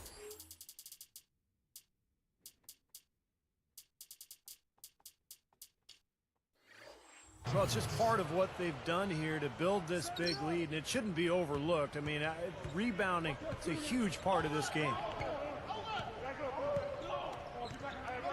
Ellis against McGrady. Shots good by Ellis. Ellis has got 19 points. And now 6 of their last 10 points from mid-range. Yeah, jump shot really serving these guys pretty well. And the basket by Maxfield. They can do no wrong offensively. Everything's dropping, guys, and that confidence, it gets infectious and contagious.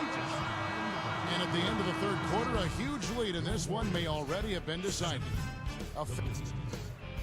Yeah, it's a Hall of Fame decision. They don't lose a basket Now as we get going here in the fourth, let's send it over to Doris Burke for our Sprite Spark. Well, Kevin, our spark of the game in this one, the stretch by the Detroit Pistons. They have had the answer for every defense they've had thrown their way and keep adding to their lead. There has been no let-up in play, and they should have a strong fourth. Let's see how it turns out, guys. Thank you, Doris. They made a statement with that big run, Clark. They sure did. I mean, actually, this team has what I like to call spurtability. Clark, that's becoming one of our trademarks right there. Without question. We're all over it. One of the great basketball words out there. And Clark, I think the defense was sort of shell-shocked by that spurtability. They were reeling. And on the floor for Detroit here in the fourth. Stuckey and Ripper in the backcourt. Tayshaun Prince out there with Charlie Villanueva. And it's Wilcox in at the pivot spot, manning the middle. Well, with the Warriors' new ownership group, there's a lot of excitement from these fans who are among the best in the NBA. And you better believe that this ownership group is very passionate about building a winner. And they're going to do everything they can to make it happen. Prince backing him down. I'm come here from the future. Here's They Stuckey. did it. He dishes it to Hamilton. Shot clock at 6. Beyond the arc. The shot misses. Boy, just by his body language, Kevin, you can tell he thought that triple was going to fall. Yeah, a little frustrated now, shaking his head after that miss. Udo kicks to Law.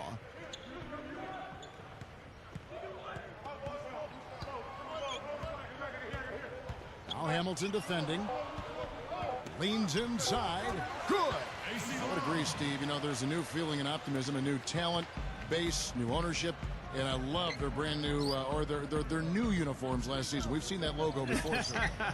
And the loyal fans hoping that the new blood will bring greater success. I mean, some of the best fans in the NBA. Absolutely. With just one playoff appearance over the last 17 seasons, that won't exactly be the highest benchmark to clear. So they might be able to get back in the mix. They've got great fans in that Bay Area, some of the best in the NBA. Yep. Boy, what a great job of getting into the teeth of the defense and scoring in the paint. And that's been their main point of attack. I mean, get the ball deep and try to score from in tight rather than rely on their outside shooting. I mean, that's a more consistent way to score it. Take it inside. He's guarded by Ellis. Right through the D for the layup. Hamilton's got 5 points in the quarter. He's really been the focus of their offensive game plan. And he's come through for his team as they've built this lead. And stolen by Give Prince. that ball, man. All these turnovers really hurting his team. He continues to give the ball away. No good. Warriors trail by 20. Here's Ellis. Trains it from beyond the arc. Ellis has got 11 points here in just the second half. It's tipped out of bounds. They'll keep possession.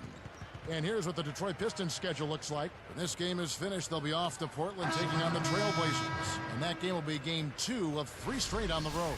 Some changes for Golden State. Andres Biedrins, she's checked in for Lee. Amundsen comes in for Monte Ellis. And Steph Curry is subbed in for AC Long. Then for the Pistons, Ben Wallace, he's checked in for Wilcox. Jerebko comes in for Charlie Villanueva. And Tracy McGrady subbed in for Richard Hamilton.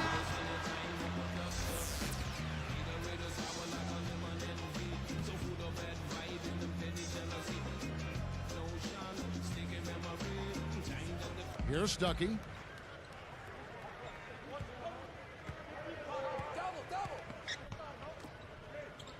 Left side Prince. Wallace, good. And the Pistons lead by 19. Again, they attack the hoop from the lane, and it's been really good to them. Yeah, they're getting whatever they want down there. That's 4 of their last 5 buckets coming in the paint area. Curry backing down. Right side Curry. And the Warriors tack on 2 more. Well, for one, he hasn't let them down. I mean, but a few other guys need to pick up the pace if they're going to be good. And here is Stuckey. Now Jerebko. 6 to shoot. Curry against Stuckey. And it's going to be 2 free throws. Drew contact on the shot. You know, Stuckey was looking to build off of his great campaign in the year before last season, but seemed to sputter in a bad way in Detroit. Just didn't find the rhythm. And the second free throw, good. Going back to Stuckey for just a second here. Still effective, Steve, but not the leap the Pistons were hoping for. No, it sure wasn't, Kevin. I mean, Stuckey played well at times, but it didn't translate into victories for Detroit. They wanted him to be more of a leader at that point guard spot. So kind of a disappointment for the Pistons, but Stuckey still with plenty of potential, and hopefully he can grow into a more productive player. A baseline J. They grab their own miss. Rebko, and he converts the layup. Boy, I like the rugged work on the inside that led to that very easy putback. That's going after it there, guys. Here's the beast. He's against Rebko. He's whistled for the 5-second back to the basket violation. He had a really I'm good pressing first the half, shoot, guys, man, but and since he that doesn't time, turn. he's struggling to take care of the ball. So for the Pistons, Chris Wilcox, he's checked in for Wallace. Villanueva comes in for Tayshaun Prince, and it's Bynum in for Rodney Stuckey. Lets it fly. Tries again. Warriors trail by 18. There's the screen. A leaner, blocked, out of bounds. And they retain possession. Some changes for Golden State. Jarrell Wright's checked in for Beatrice. Ellis comes in for Louis Amundsen. And it's AC Law in for Steph Curry.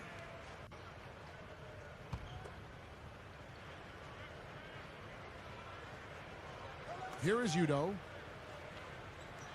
Ellis outside. Gets an open look and hits. Ellis has got 5 points in the quarter. He's been producing all night. It's up to the rest of his team to start kicking in a little bit. McGrady dishes to Wilcox. That's good. Great play set up by T-Mac, Tracy McGrady. Well, they keep going right back to the paint, and who can blame them? I mean, they're getting it done in there. Yeah, 3 of their last 5 buckets, guys, have come from inside the lane area, so I'd expect them to continue to go inside right at the defense. Here's Law. Cannot hit. Pistons go the other way with the ball. Their biggest lead of the game was 21. They get to take on the Blazers of Portland after this one. That matchup falls in the middle game of this 3-game trip. Ellis outside.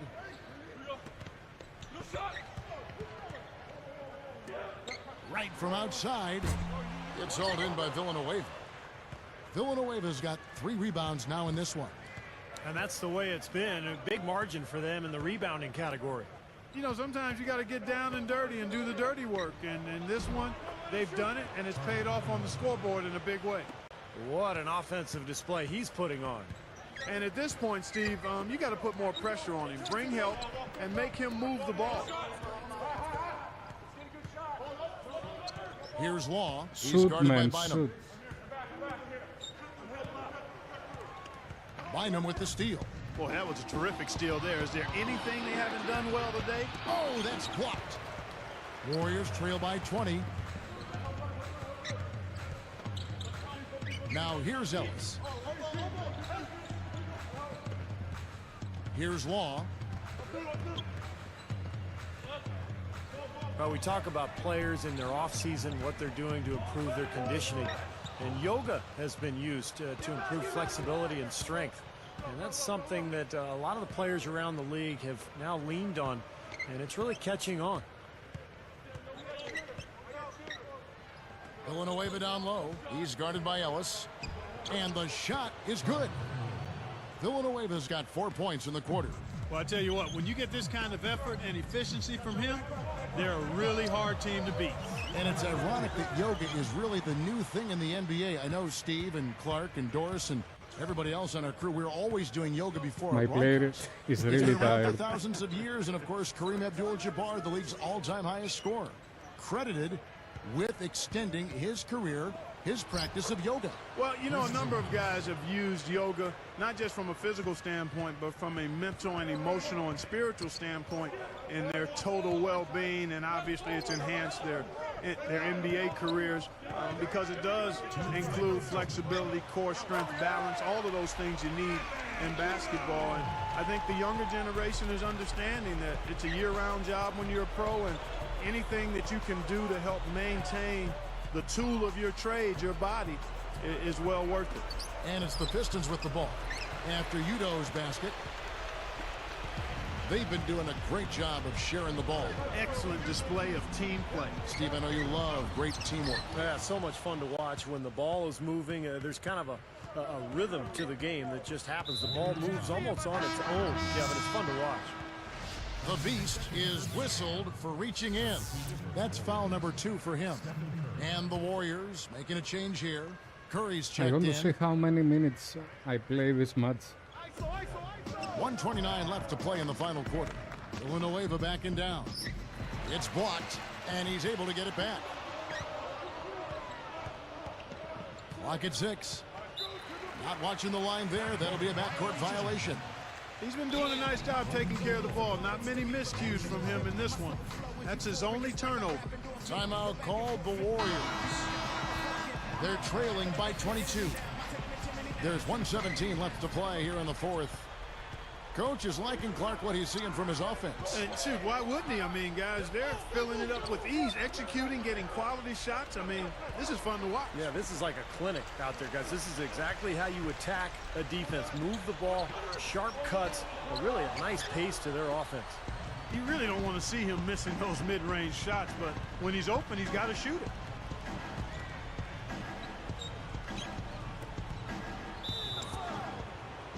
And so he draws the foul on the shot, a trip to the line to shoot 2. Well, it wasn't that long ago that Detroit was the dominant team in the Eastern Conference year after year. But times change, a lot of turnover in Detroit, and they are in a major rebuilding mode now. And Steve, back to what you were saying about the Pistons, it's hard to tell when it's time, to move a successful team historically in a different direction. Clark, you're part of a front office, and I'm sure you guys battle with that every day. When do you make the change? When do you stick with what you've got? Yeah, it's kind of the conundrum. Do you jump before you get pushed? Teams get older, players get older. They did nice trade time Chauncey out. Billups, and they let Rasheed Wallace go, and I think that timing was about right. The problem is that now you've got to make good choices and have your young players start to develop, and that usually takes a little longer than you want it to. Now they got some chemistry issues there, too. Yeah, they did have some friction, yeah. No question about it. Ellis with it. He's against Jerebko. And that one's good, Ellis. There's 18 seconds left in the fourth quarter of this one. And so the Pistons can now just hold on to the ball. Find him with it.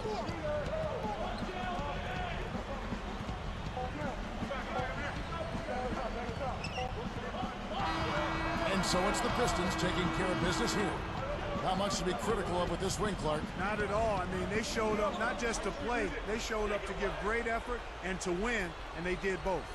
That'll do it for now. For Doris Burke, Steve Curry.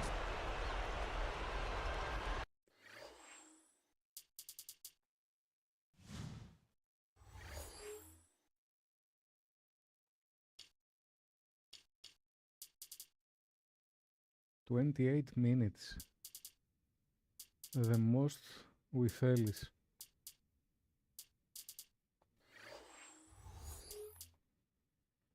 And I'm still not in the starting lineup. Had to be tough not to get the win tonight with the way you played. Did you feel like your effort was enough, knowing that ultimately it led to a loss?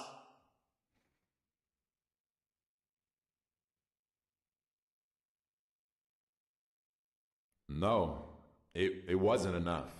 When you lose a game, that means that there's always something you could have done differently that might have changed the outcome. Maybe your stat line looks good, so it's not quite so obvious. But for example, tonight, I know I could have done a much better job on defense. I wasn't coming over to help as much as I could have. So there was definitely more I could have done. And that's the key after each game. Find out where you need to improve and focus on that the next time out.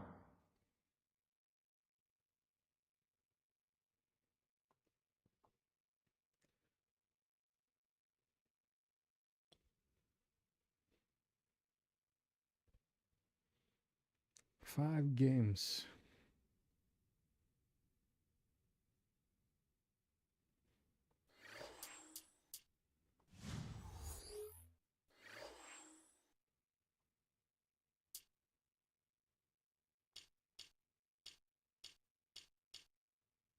Thundercats.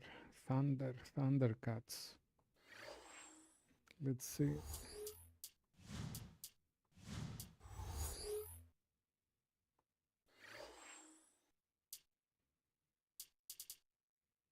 Where's the Thunderman?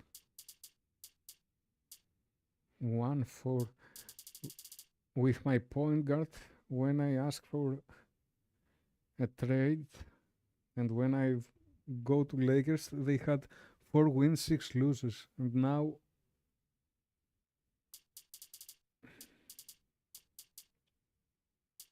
the Thunder.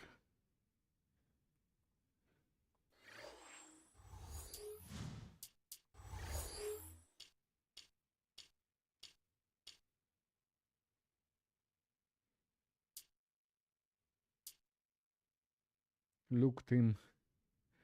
Okay, Harden, it's only 74.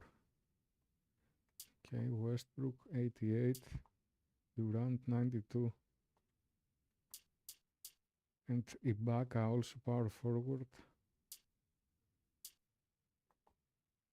They don't have center.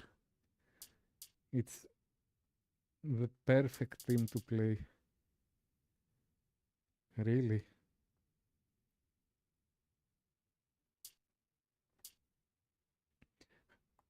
Harden is injured.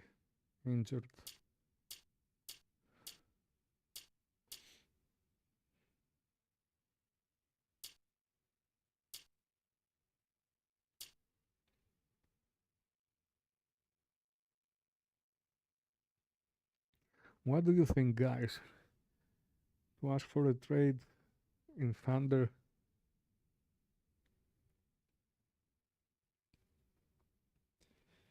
Oklahoma Thunder. We will be all starting.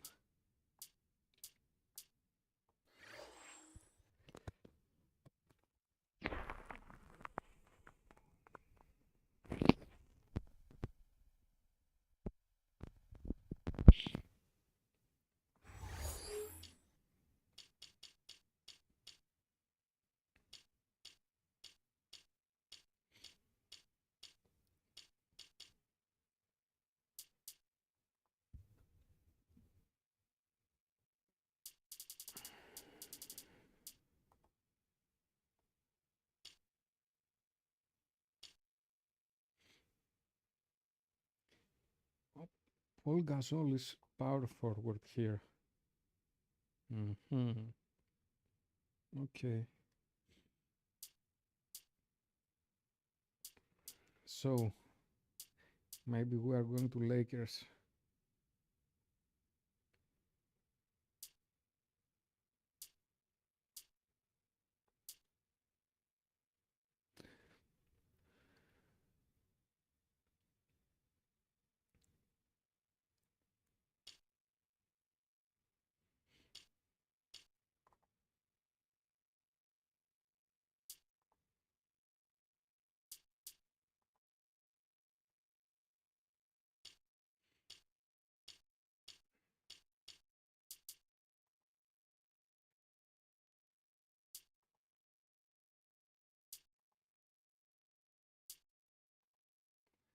I'm not joining LeBron. I don't like him.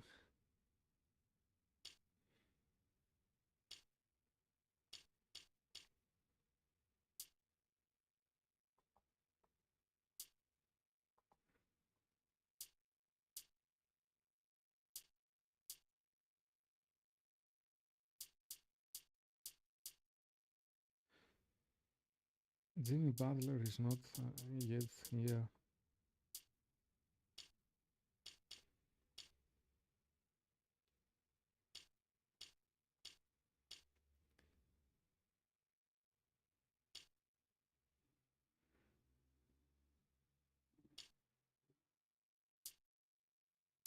This is Ellis is really bad player.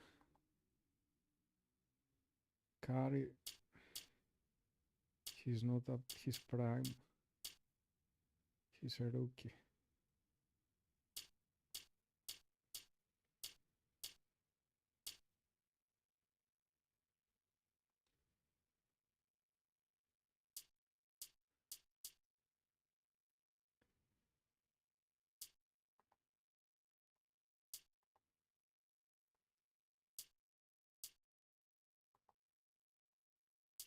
Yeah, I think I will leave from here.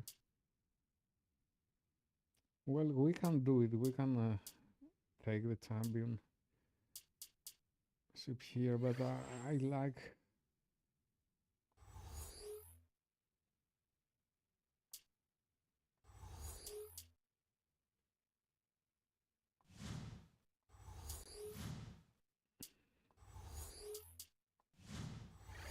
I like to go to Oklahoma. That was my purpose when I make the sender.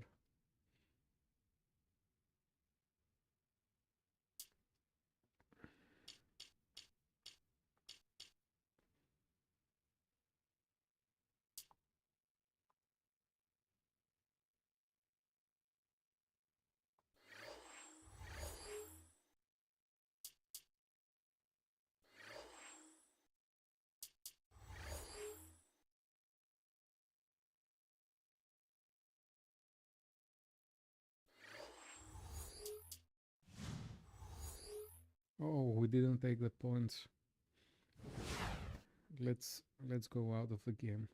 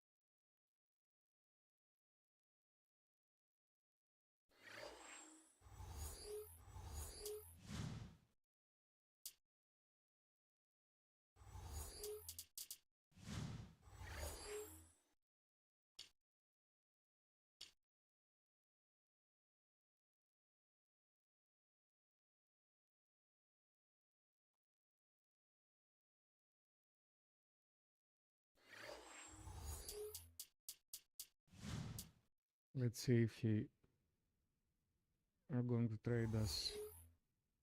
Yeah, we've been trained to Thunders. Perfect.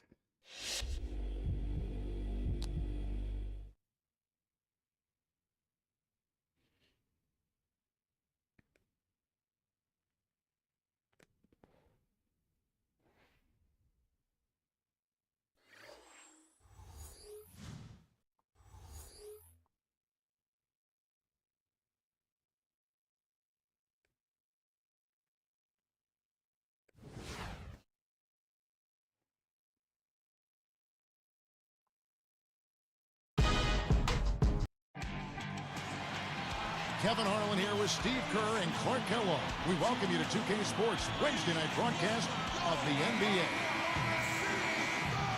This is the first game in the Nets road trip. Still early in the season, but the front office and coaching staff likes what they are seeing from this team so far. Better winning percentage than last year. Carry. For New Jersey, they've got to do something.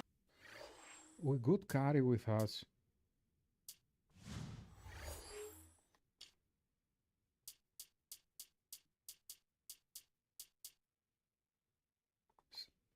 Oh my God.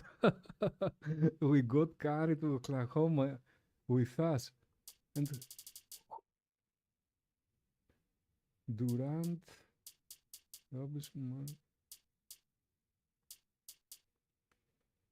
And they gave Westbrook.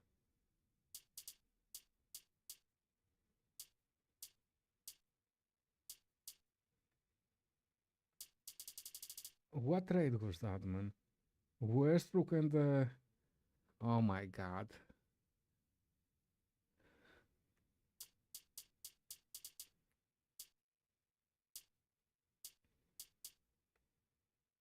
Well, it's okay. We can play with Durant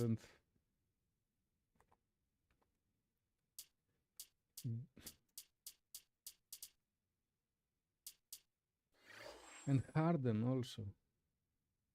They gave Harden. To create some. They gave Harden and Westbrook to take me and Carey. What trade was that, man? Momentum to light a fire under themselves and break out of the middle of the pack. Yeah, I hate to say it, but I'm not sure that that's something they actually have in them. I don't think there's enough talent and enough chemistry on this team to really push forward. Brought to you by State Farm. What's not? And Kevin Durant with the slam.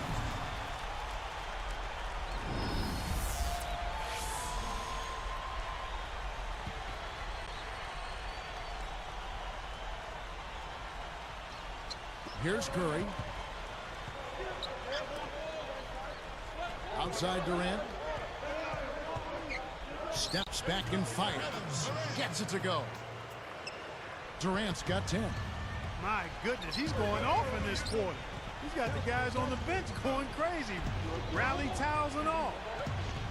Now let's go to Doris Burke, who had a chance to catch up with head coach Scott Brooks. We Kevin, changed he told me that it's history no here, secret man. what their bread and butter is defensively. It's our ability to influence shots, frustrate their shooters, and come away with blocks. And he told me we can expect to see plenty of that today. Guys? Thank you very much, Doris. So it's mainly Clark and Steve about defense for them early on. Well, you know what I mean. It's pretty simple. The fewer points you allow, the fewer you have to score for yourself. I mean, that's elementary. Yeah, and particularly in this game, I think it makes sense. I mean, establish the defensive end of the floor. Try to convert some buckets in transition off your defense and try to take control of the game that way. Vujicic is tagged with the loose ball foul. That's foul number 2 for him. He was climbing all over the defender on that one, no doubt. Yeah, I agree with you. I mean, a pretty easy over-the-back call right there, partner. And the Nets making a change here. Morrow's checked in. Here's Curry. He's guarded by Williams. Curry backing down. Here's the Beast. Straight up, and the layup falls. Look at the way Avery Johnson conducted himself as a player in the NBA, and it's really not a surprise to see him coaching now that his playing days are behind him. Williams kicks to Morrow. Lopez. He's against Perkins. Outside Williams. Clock at 6. Shot is no good. Back to Avery Johnson. Kind of knew he'd end up a coach at some point in his career. Clark, I know you see it, and Steve, I know you want to comment on it. He was just such a natural leader on the floor. He was. As a player, he was always in control of his team. Very vocal during timeouts and pregame meetings. He's a guy who you knew was going to coach someday, and he's certainly proven to be a very good coach already in a young coaching career. Lopez, no luck. The Thunder leading by 7. Ibaka, this is to Curry. Williams picks him up. Over right, and there's another one for the Thunder. Good field goal percentage shooting to this point. They're really knocking down their shots. Really, this is the best trade that it could make. I got Curry with me. Okay, we lose Westbrook and Harden, but Harden is 74 overall right now. So Westbrook was 88. But man, we have a future here. Yeah, a hot start offensively has them in full control here. They're in the driver's seat, no doubt. Here we are in November, and let's see how things are going out east in the early season. You look at Chicago. Right now, they're off to a fast start. First place in the conference. And, of course, New Jersey. They're way down there. Checking out New Jersey, they've got to do something to create some momentum, to light a fire under themselves and break out of the middle of the pack. Yeah, I hate to say it, but I'm not sure that that's something they actually have in them. I don't think there's enough talent and enough chemistry on this team to really push forward.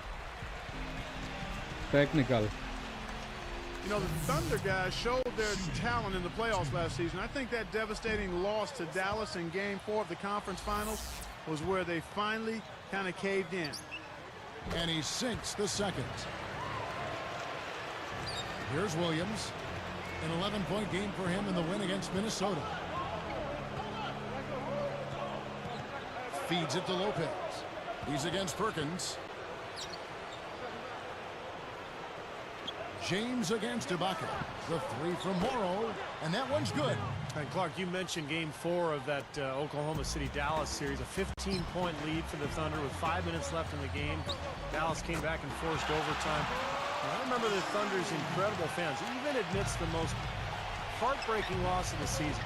They were chanting OKC, OKC till the bitter end. They have diehard support there in Oklahoma City. But how is that possible, man? I'm a 61 overall player. Curry is 80 overall player. And they gave Westbrook at 88 overall. And Harden at 47. This is like a steal from Golden State. They took a lot better players in numbers than the one that they give, but you know, we're going to take the NBA champion. There's a screen. Williams passes tomorrow. 6 on the shot clock. Lopez kicks to Williams. Here's Wright, and a foul on the shot. He'll go to the stripe for 2. Well, you look at the Nets' record against the West last year, 11-19, which doesn't sound great, but when you consider they went 13-39 against the East, that West record looks a little better. Well, it's interesting, you know, Steve, that the Nets were seemingly able to punch a little bit above their weight as far as playing against the West. Clark, I don't know, as a player, do you start thinking about what the East can do and what the West can do and who you might fare better against? No, I think you basically look at each opponent and try to figure out how to beat them. I mean, they got some big wins on the road against the Thunder, the Rockets, and Denver. Got a home win against the Lakers. It just goes to show on any given night, you never know who's going to come out on top. Timeout call, the Nets. Well, the road has not been kind to the Nets over the last couple of seasons. Last year, just 5 wins on the road. The season before, only 4. But I think this season, with their added firepower, they should be able to improve on those totals. Here's Morrow, defended by Durant. The kick out to Williams.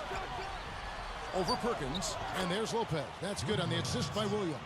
Steve, you mentioned the Nets' extra firepower. A full season with Darren Williams, Clark at the helm should help them get more road wins. Yeah, I would definitely agree there, Kevin. I mean, when you talk about winning on the road, there's not nearly as much margin for error. You got to take care of possessions, maximize them out, and with a really good point guard, you got a better chance of doing that. Here's Curry with the 3. That's the bucket. Let's go. Let's go. I think it's as simple as this, guys. Get him the ball. That's all you need to do. Give it to him. They're moving it around. Wright dishes to James. Shot clock at 6. Curry against Williams. It's rebounded by Oklahoma City. I thought Kevin Durant did a nice job last year of cutting down on his turnovers and becoming a more efficient offensive player. And that's important for him to continue to improve as he goes on in his career. Here's Morrow. James outside. Tipped away. With 1 on the clock. No luck. So Oklahoma City will take it the other way. You know, Steve, speaking of Durant cutting down on his turnovers, he's still working on his playmaking and increasing his assist numbers. He said he'd take great pride in that number growing over his career. Yeah, Kevin, and that's the next step, I think, in his development when you look at him. I mean, he attracts so much attention because he is such a prolific scorer. As a result, he'll have a chance to create a lot of opportunities and easy shots for his teammates, and he'll develop that part of his game, I'm sure. Williams passes to Morrow. Lopez covered by Perkins. Goes up. The shot's good from Lopez. Lopez has got his second basket of the night. The Thunder leading by 9. Left side Curry. James against Durant. And here's Perkins. Still looking to get on the scoreboard.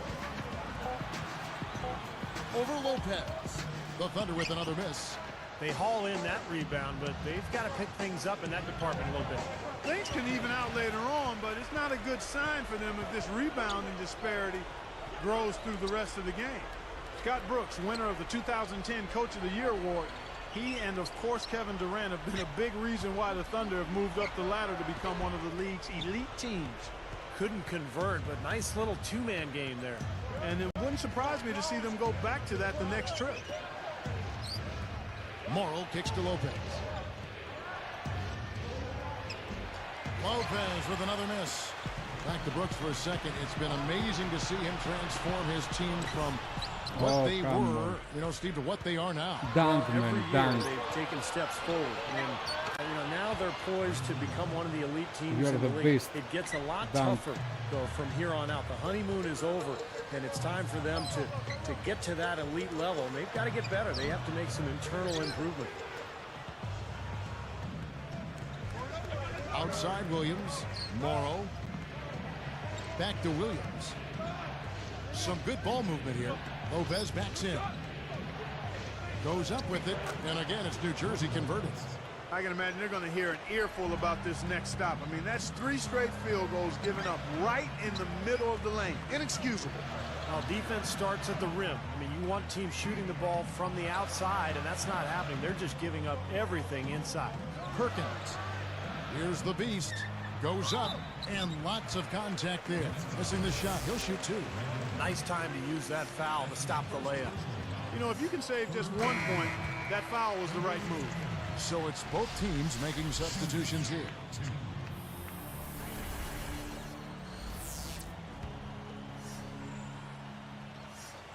So he gets them both.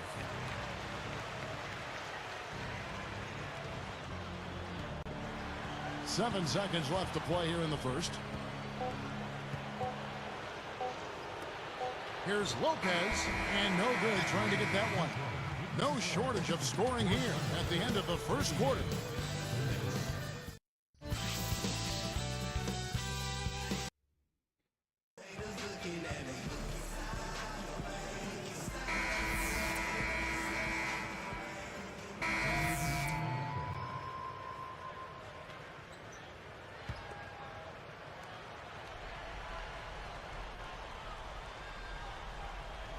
Here's Williams.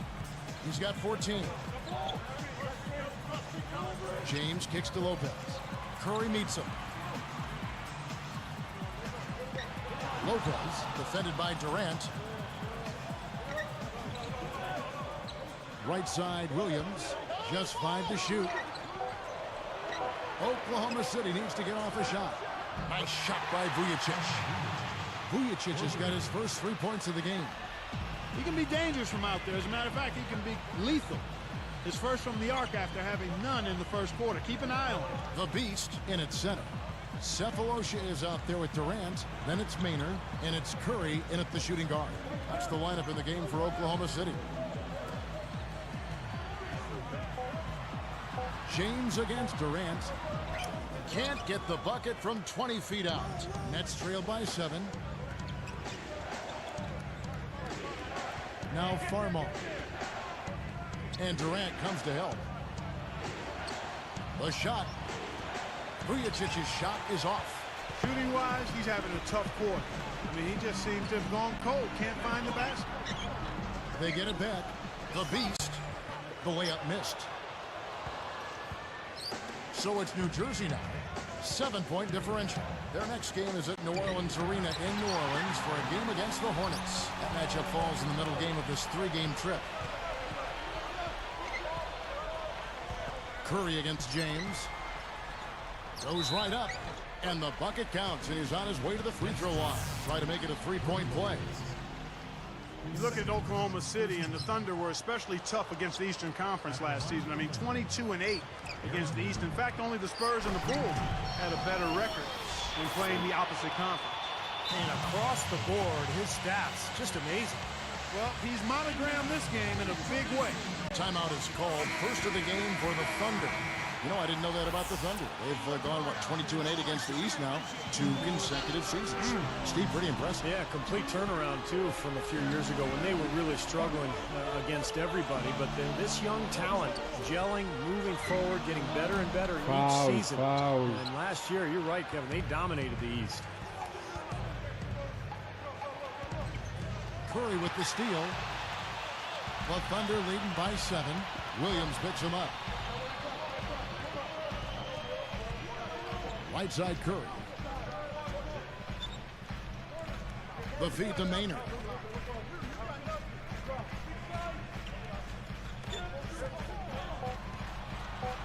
Here's Curry, straight up, and he converts the layup.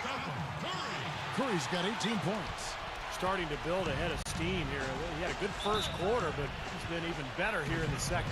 Timeout called the Nets. Well, the Nets under new ownership last year, they were determined to make a splash, and they threw some money at some free agents that maybe didn't pan out as well as they had hoped. Guys like Travis Outlaw, Johan Petro, Jordan Farmar. But the big move was trading for Darren Williams at the deadline. He's got a chance to be their anchor for the future. Here we are in November. Let's see how things are shaking out in the West early in the season. Look at the Lakers. Long way to go still in the season, but even so, they've got the top spot. And, of course, Oklahoma City, 4.5 games behind. You know, I think for Oklahoma City, they've been totally out of sync at the beginning of this season. They still haven't found their identity. They don't know who they are and what they do best. I have no idea what they are either, Clark. I mean, this is a team that really is just kind of hard to figure out. And I think they may have to make some changes to try to get themselves going. They set the screen. He used that pick just right. And it's a 12-point Thunder lead. And Steve, of course, Darren Williams, a top-flight point guard, acquired from the Utah Jazz middle of last year. Now their best player, and I would think definitely gives them much more of a competitive spirit team-wise. Yeah, I agree with you there. He's a terrific leader in addition to being an outstanding player. And he's got a motor and a competitive spirit that will be contagious, I think. He's not going to be satisfied not being part of the playoffs. And the Nets will need to show improvement quickly if they plan to retain him in free agency. Williams dishes to Graham. Passes it to Vujicic. Outside Williams. Off target from three-point range. The Thunder leading by 12. Outside Curry. Here's Vaden. And a great assist by Curry as that one goes in. 6 points for him. They've been looking out of sorts in the last few possessions. This is when they need to be patient, work the ball, and find a high percentage shot. Now here's Williams. He's got 16. And Curry picks him up defensively. Williams in the post, guarded by Curry. Curry knocks it away. But they recover it. Good on the shot. 1:14 left in the second quarter.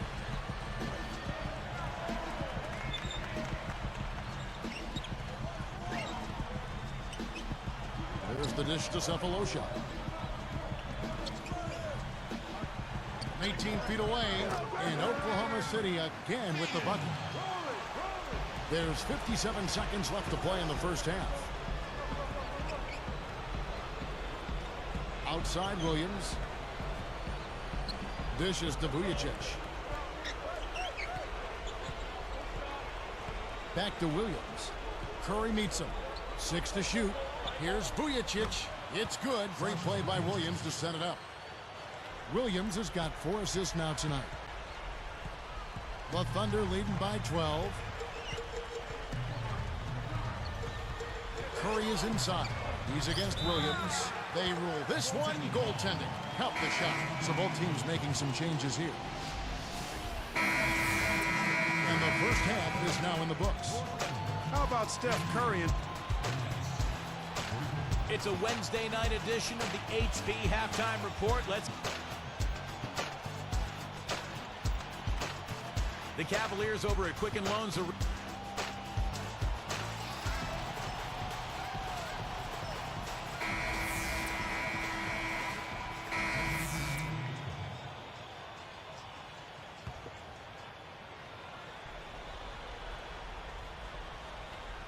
Here's Williams. 18 points for him. And here's the upcoming schedule for the Thunder. They'll host the Denver Nuggets after this one. They'll find themselves in the middle of this string of 3 straight at home.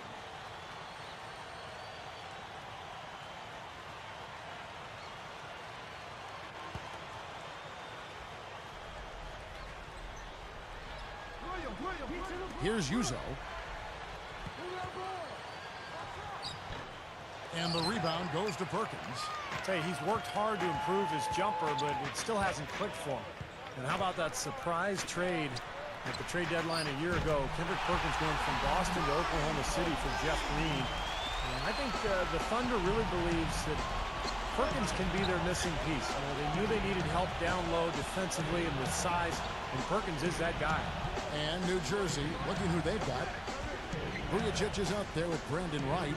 Then there's Darren Williams. Then it's Brook Lopez. And it's Uzo in at the 2-guard spot. 4 on the shot clock. And that one's good.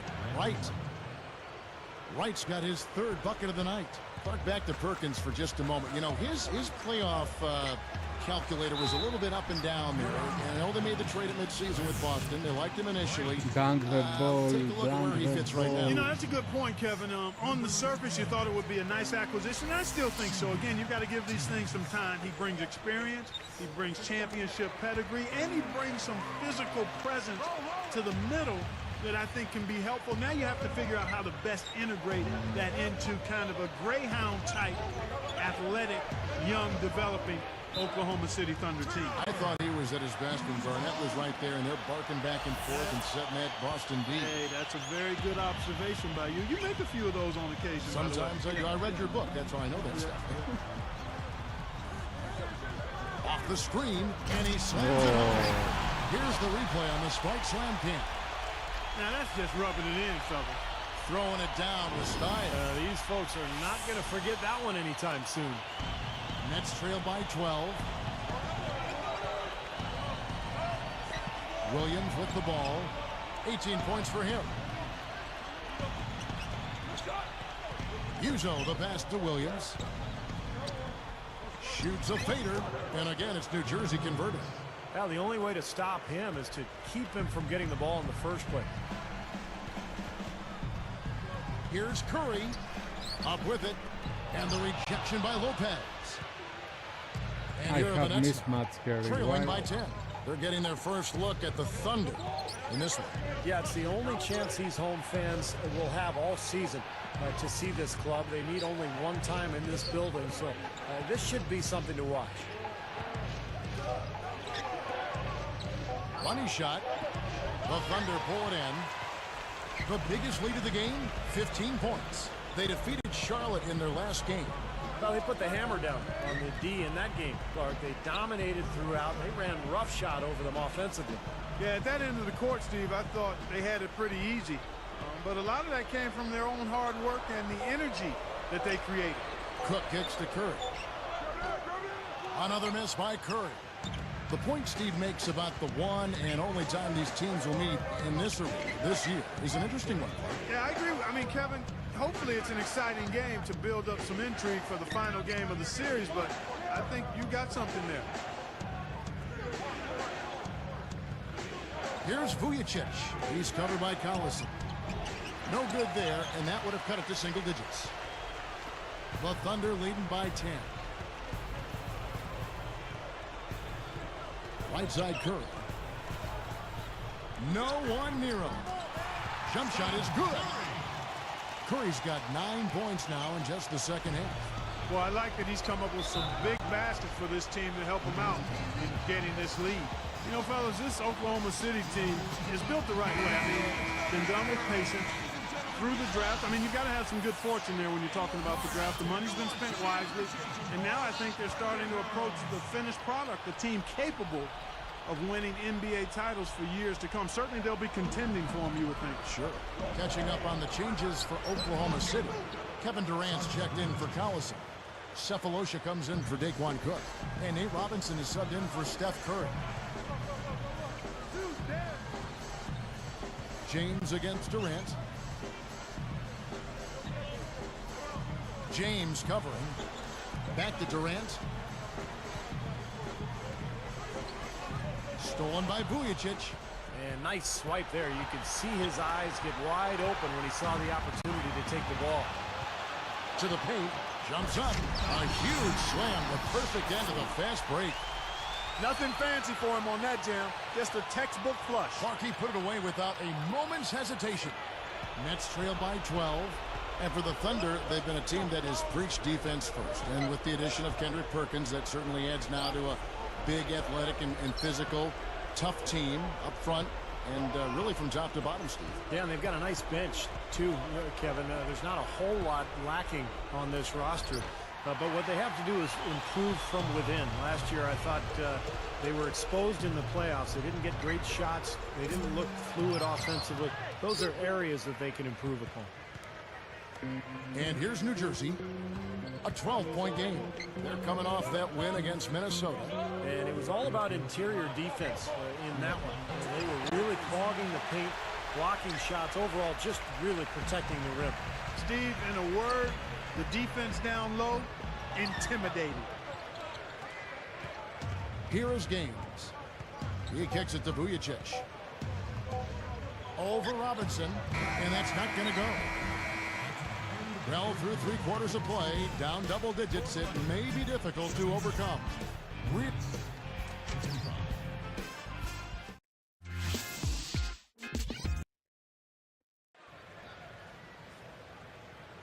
As the fourth quarter gets rolling here, let's check out our Sprite Spark of the Game. Presented. So no problem for Oklahoma City as they get the win. Some days, Clark, everything goes right for a team, and they just had one of those games. Yeah, it certainly was.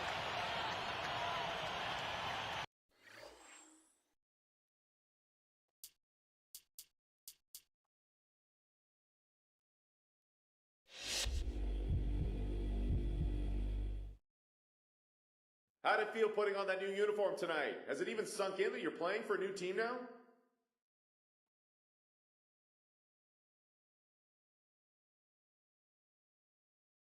It was beautiful, man. I was so ready to get out of this situation I was in before that anything would look better. But things have exceeded my expectations here already. The guys all seemed really happy to have me on board, and I feel like they already understand the way I like to play the game. We have a chance to do something really special here, and I'm just glad to have gotten it started.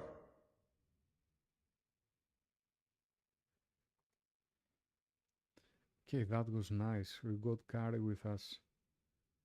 We don't care for Westbrook and Harden.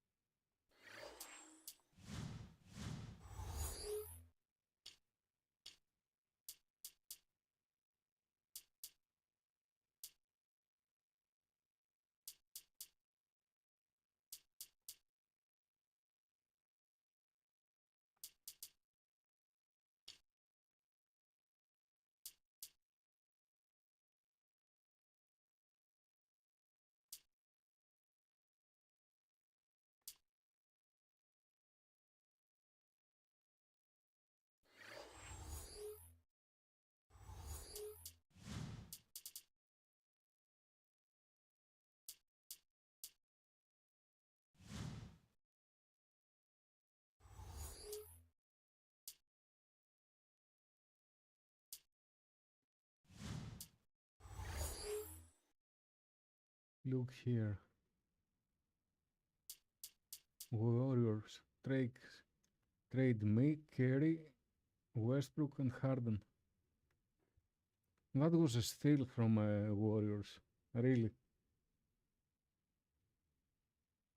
88 overall, 74 overall, 75, and they took 61 and 80 overall. How that's possible?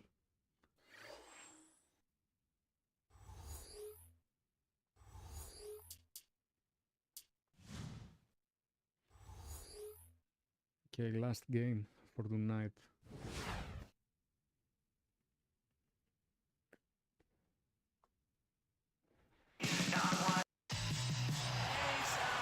What better way to end the week? Welcome to the NBA here on 2K Sports. This is Kevin Harlan along with Steve Kerr, Clark Kellogg, and Dorsberg. Glad you could join us for our Friday night edition of the NBA. The Thunder made quick work of Denver in the first round of last season's playoffs, knocking them off in 5 games, but the Nuggets are back in Oklahoma City tonight, looking for a different result. Here's Lawson. turned in an outstanding game against New York. Now let's send it over to Doris Burke, who was able to talk with Scott Brooks. Yes, closing out on shooters and contesting shots is something they talked about over and over in their pregame rundown. He said half of the battle when facing an offense like this is just bothering them when they pull up to shoot, and that every little bit helps and hopefully will wear them down. Consistency, guys, is the key to this defense.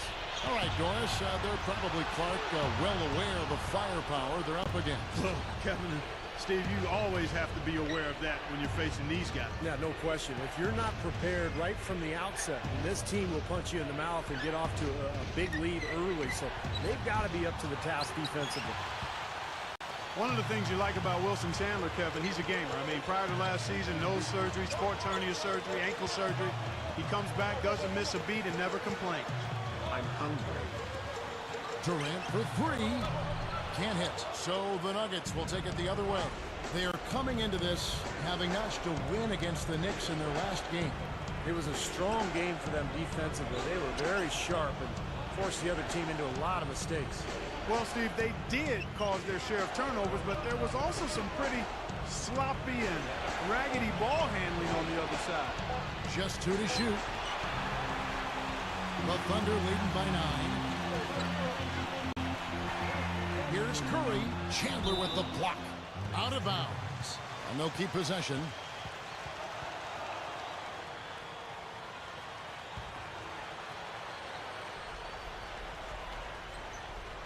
Here is Durant.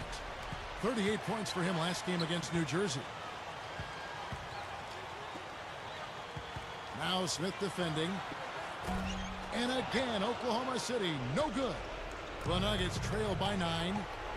Clark, this offense has really been clicking. No doubt about it, giving the defense all kinds of trouble. And they're playing with so much energy offensively. The ball is really moving.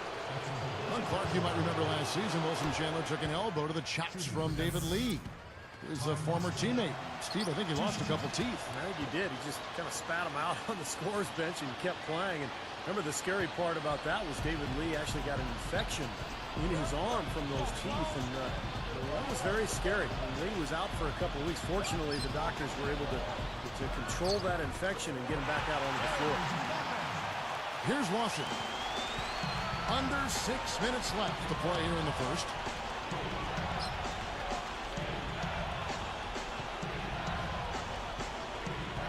The dish to Nene. 6 to shoot. Smith outside. And he slams it in one-handed. Come on now, I didn't see. Can you believe that finish? Boy, a little bit of flair and flavor at the end of it. Oh, that'll be a fan favorite, all right. That was not your average, typical dunk.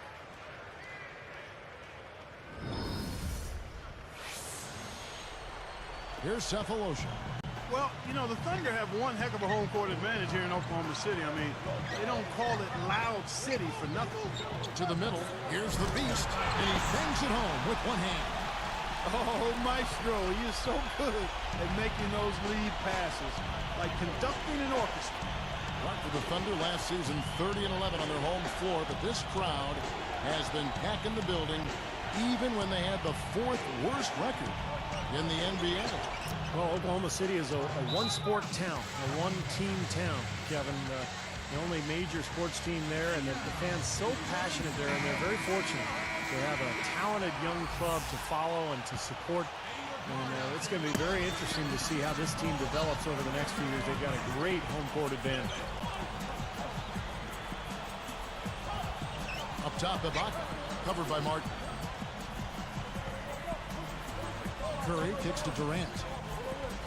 Back to Curry, just 5 on the clock. They set the pick. Here's the Beast, guarded by Nene. The 3, the offensive rebound, and Ibaka slams it in.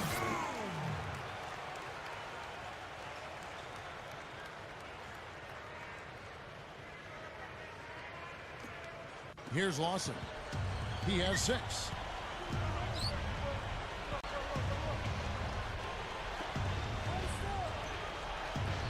Backing down is Nene.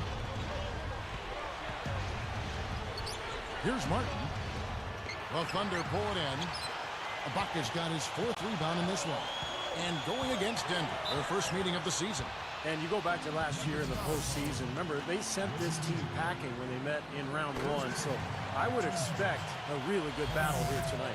And you know, like Steve mentioned, a matchup like this can spur a bit of extra intensity with the recent history being what it is. Oh, yeah, no doubt about that, Kevin. I agree. I mean, you always want to show up strong, but definitely this is a game both teams want to win. Pride is a real factor here. Smith outside. Shot clock at 6. Here's Lawson. Goes up on the high post. And that one's good. Lawson's got 8 points. Well, he stepped up this quarter, providing a hot hand to help carry them offensively. You look at what George Karl has overcome in his battle against cancer and other issues the last few years, and it's just a testament to how tough a person he is.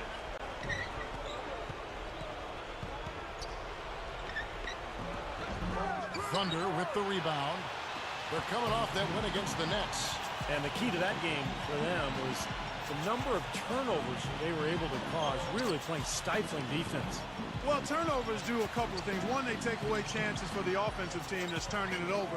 And 2, they increase chances for the defense that's forcing the turnover. So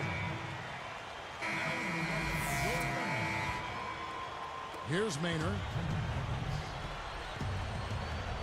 So on the floor for Denver. Gallinari is out there with Al Harrington. Then it's Gary Forbes. That's Andre Miller. And it's a Flalo in a shooting guard. Easy finish there. Defense was helpless. What are you with the doing, steal. man? And they're moving it up. Miller dishes to Flalo. Gets it to go. Flalo's got his first 2 points of the night. Maynard, what are you leading doing? by 5. There's the pick. Now here is Robinson. He's covered closely. Maynard kicks to Robinson. From 17 feet out. And it's a little long. Tell you, he's worked hard to improve his jumper, but it still hasn't clicked for him. He feeds it to Harrington. Backs him down. Forbes. And here's a Flalo for 3. Shot's good. Well, Flalo's got 5 points now in the quarter. And there he goes. He didn't get a 3 in the first, but starting to look for it here. Now a timeout called by Oklahoma City. You know, I was really impressed. Despite all of the turmoil that surrounded the Nuggets, they were very competitive in the West last season. They managed 30 wins in their 52 in-conference games. This Maynard is... That's about a 60% clip in a really tough conference. All the time mistakes. Here we are in November. Take him Let's out. see how things are shaking out in the West early in the season. Take a look at the Nuggets. I know they would have liked a better start, but they're 10th in the conference right now. And of course, there's the Thunder, a half game back.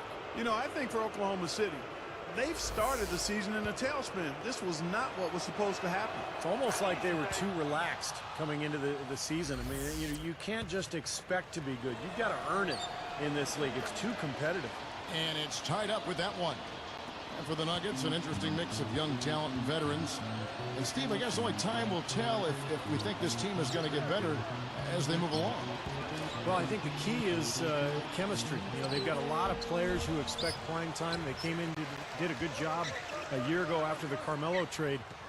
Can they maintain that togetherness and chemistry as they go forward?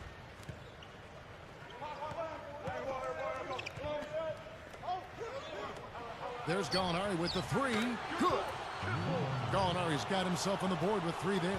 This is a tale of 2 quarters here, really. In the first, they had trouble converting their possessions. I think their field goal percentage was a tad over 20%.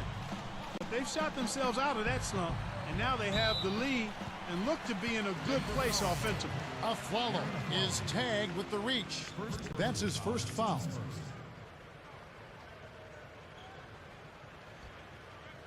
Here's Robinson.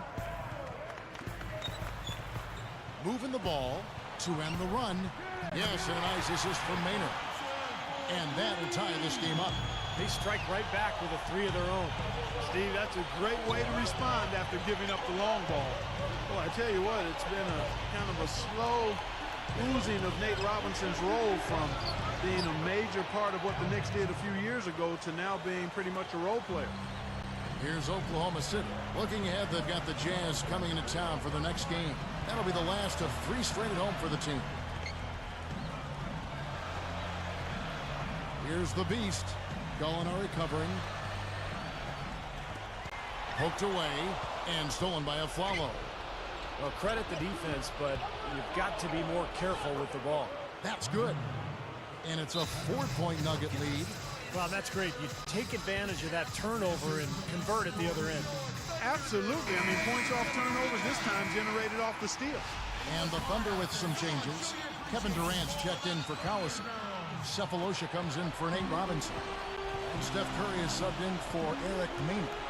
The Nuggets also changing it up. Nene, he's checked in for Harrington.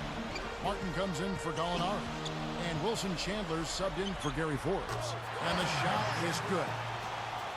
11 points for Kevin Durant. They brought up Robinson. Clark didn't see the minutes he was used to with Boston, certainly with New York. Then he was eventually traded to the Thunder. I always felt, Steve, like they were trying to figure out how he fit with that team. Well, the big thing, Kevin, was it was more about the trade for Perkins, and I thought the salary for Nate Robinson made the trade add up. There never really was a spot for him. So I think for Nate Robinson, he's going to have to find a team that can really use his skill set because there was a logjam at that position in Oklahoma City. What are you doing? And stolen by Miller. Unfortunate, they just have not been able to take care of the ball in this quarter. Yeah, they came in strong and well-intended, but all of those mistakes have caused them to fall behind. 6 on the shot clock. This is to Chandler. Over Cephalosha, and there's another one for the Nuggets. Here's Curry. He picked up 33 points in their last win against New Jersey. Back to Perkins. Passes it to Durant.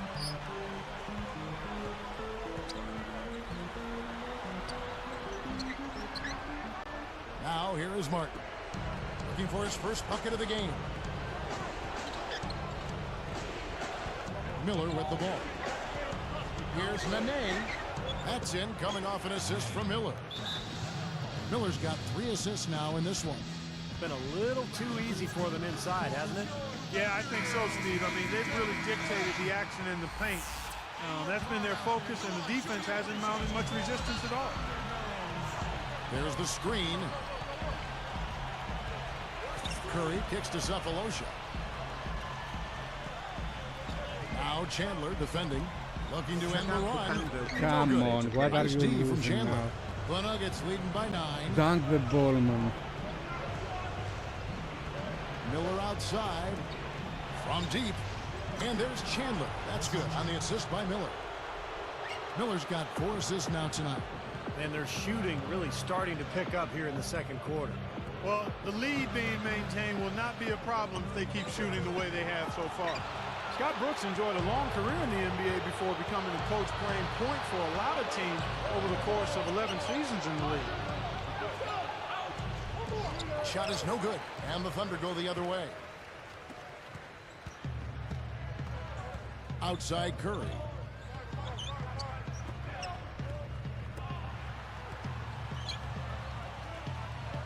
Now Cephalosha. And here is Curry. Goes up, and a foul on the shot. He'll go to the stripe for 2. Go back to Brooks. Even won a title, Steve, with the 94 Rockets. Yeah, he was a tough player. And we finish one half of basketball. Nuggets lead by 10. Thank you for joining us here for the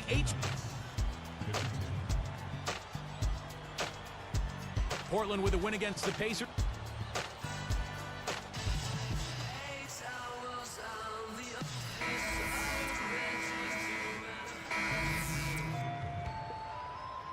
Here's Curry. 10 points for him. You know, looking at the Nuggets, guys, you know, as a road team last season, right in the middle of the pack at 17-24. But their tough play at home really is what set them apart. The Beast, he's in at center. Durant is out there with Ibaka. Then it's Nate Robinson, and it's Curry in at the point. That's the lineup out there for the Thunder. Robinson for three. And yes, sir, that one drops. Robinson's got 7 points. Smith against Robinson. Back to Lawson. Guarded by Curry. Takes it up. And lots of contact there. Missing the shot. He'll shoot 2. Clark, what's interesting is you look at the stats last season for the Nuggets. They scored 9 more points per game at home than they did on average on the road. Well, Denver has always built its team around speed, trying to take advantage of that altitude in Denver. And so when they force turnovers and get out in the open floor and the other team's huffing and puffing, they're awfully tough to beat. Durant kicks to Ibaka. Over Nene. Ibaka, no luck. The Nuggets leading by 7. Outside for Lawson. Guarded by Robinson. Lawson the pass to Smith. Clock at 6. So he gets the whistle. Contact on the way up and 2 shots coming up. You know, the Thunder guys showed their talent in the playoffs last season. I think that devastating loss to Dallas in Game 4 of the conference finals was where they finally kind of caved in. Both free throws good from Smith. And Clark, you mentioned Game 4 of that Oklahoma City-Dallas series. A 15-point lead for the Thunder with 5 minutes left in the game. Dallas came back and forced overtime. And I remember the Thunder's incredible fans, even amidst the most heartbreaking loss of the season. They were chanting OKC, OKC till the bitter end. They have diehard support there in Oklahoma City. Another 3 goes down, guys. Yeah, you got to get up into them defensively. I mean, you got to put pressure on guys and make them put the ball on the floor. Nene backing down. Smith kicks to Lawson. And Curry picks him up defensively. Ibaka against Chandler. He gathers. And Nene with the stuff. Uh-oh.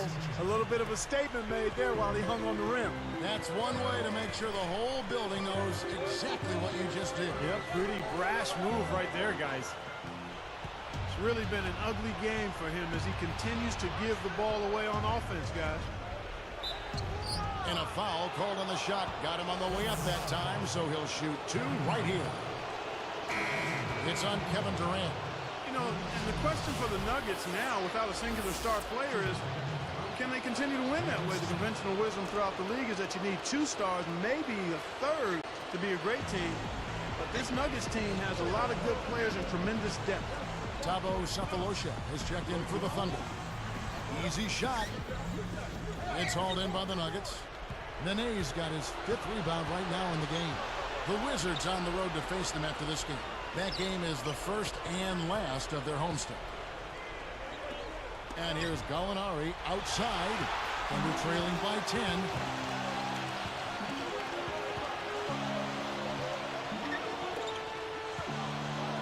Curry against Gallinari.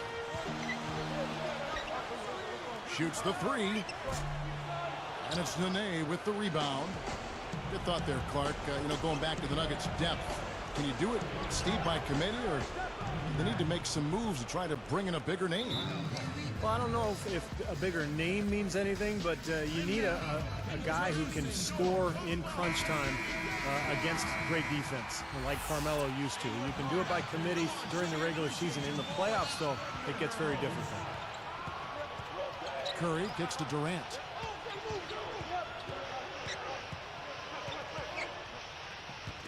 Ball's knocked loose. Gallinari with the steal. The finish. And he caps off the fast break with a monster slam. The defense just swung wide open for him there. Easy shot. Yeah, for sure. I mean, they didn't put up any resistance at all. Gallinari against Durant. The beast. Oh, took the contact and tried to throw it down over the top. But instead, he'll shoot free throws. They get Kenyon Martin. Yeah, that's smart basketball. You foul and you send a very poor free throw shooter to the line. Yeah, I think that's just smart. I mean, especially the way he's been throwing it down. Make him earn it at the stripe. And that's good as he hits both of his shots. Well, Oklahoma City is a team that has gotten better and better the last few years. And they continue to get better against the Western Conference, too. A 5-game improvement in their record versus the West a year ago from the season before.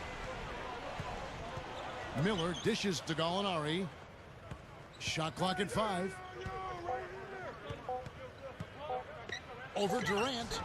And it's Gallinari again missing. And the Thunder tougher against the West. We talked about that 5-game improvement. But they match up well, it seems, Clark, with just about anybody in the Western Conference. And I'll even throw the East in there, too. Yeah, no question. I mean, I like this team's versatility. When you look at the Thunder, they've got a lot of things. I mean, they've got size, strength, athleticism. And you need those ingredients if you're going to be a contender. And you have to be able to win different ways. And Oklahoma City, the kind of team that's growing into that.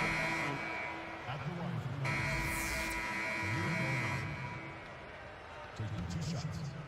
Substitution on the court. So on the floor for Denver, Ty Lawson and J.R. Smith, they're manning the backcourt. Kmart and Nene are inside. And it's Chandler in at the small forward position.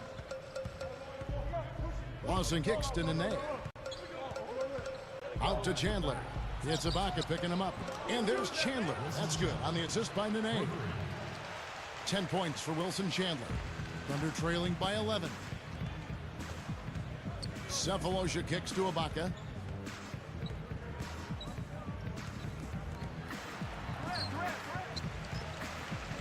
Here's the Beast, covered by Martin.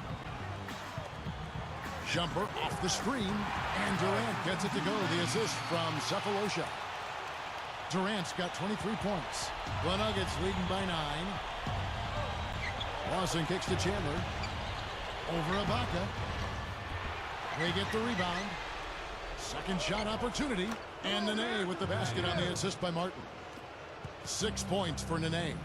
Yeah, and the defense has to pick it up a little bit here. They're getting bullied inside, guys. Yeah, they just have not competed well enough. I mean, they've not fought. You want to see fight and aggressiveness. From 18 feet away, straight to the bottom of the rack. Here is Lawson.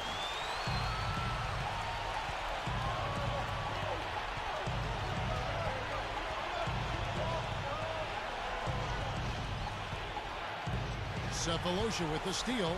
Well, that's only his first turnover, so he's done a nice job here offensively. Well, that's the problem. You turn the ball over, and your defense just isn't set up at the other end. And sometimes when it happens that way, it almost feels like a 4-point bucket. Lawson the pass to Nene. The shake. Kendrick Perkins pulls it in. Perkins got 9 rebounds in the game, getting it done. Ibaka, no luck. Oh my God.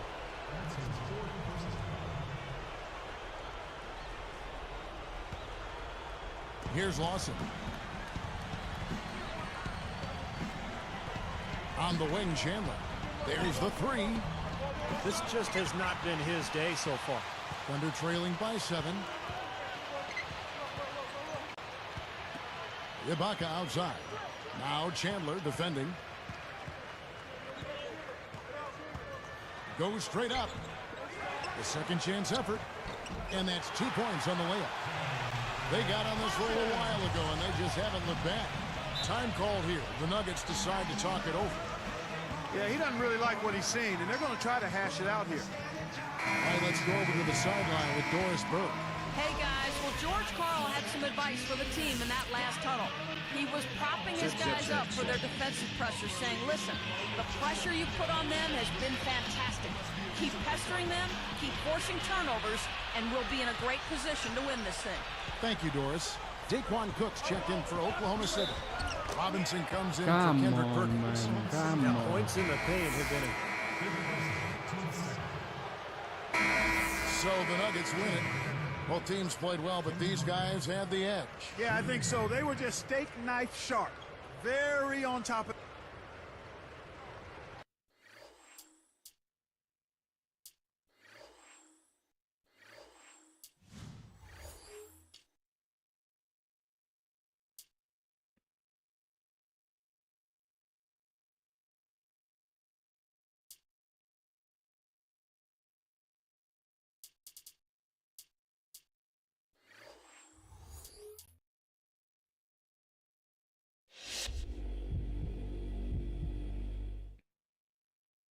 Word has been getting around lately that you're on the verge of being traded.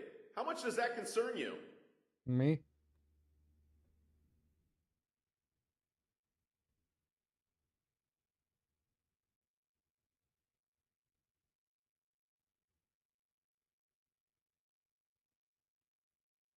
It don't concern me. My play speaks for itself. And if the team has suddenly decided that I'm not a part of the future here, then that's on them. I know I can be a valuable asset to whoever I'm playing for, and if it ain't here, then I'll just go make plays and win games somewhere else.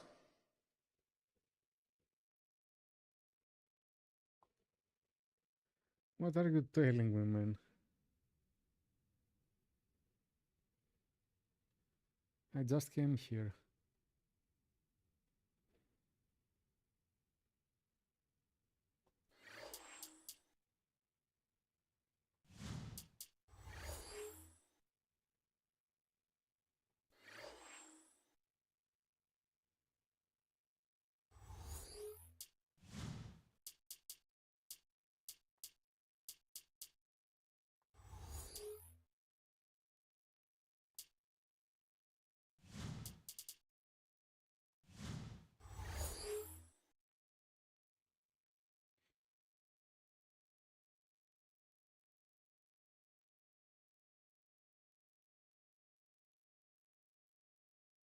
You teasing me?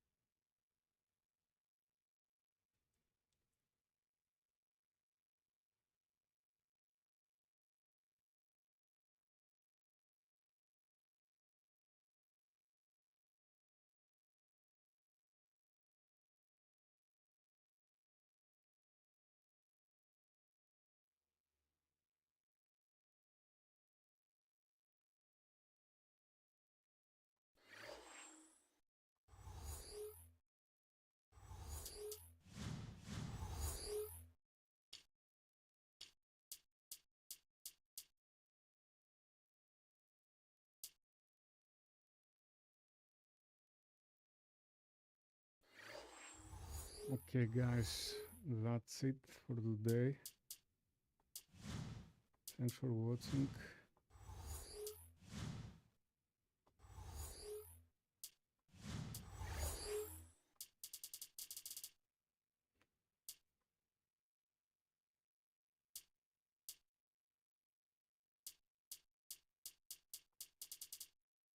Well, we are okay.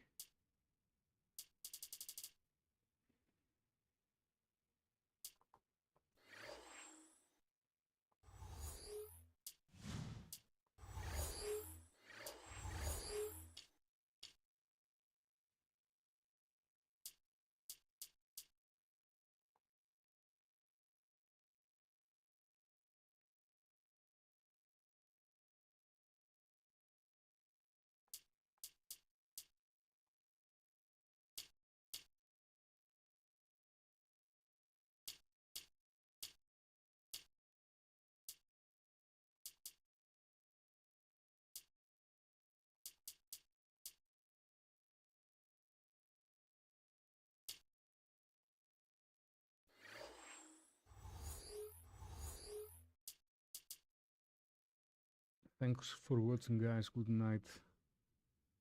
In some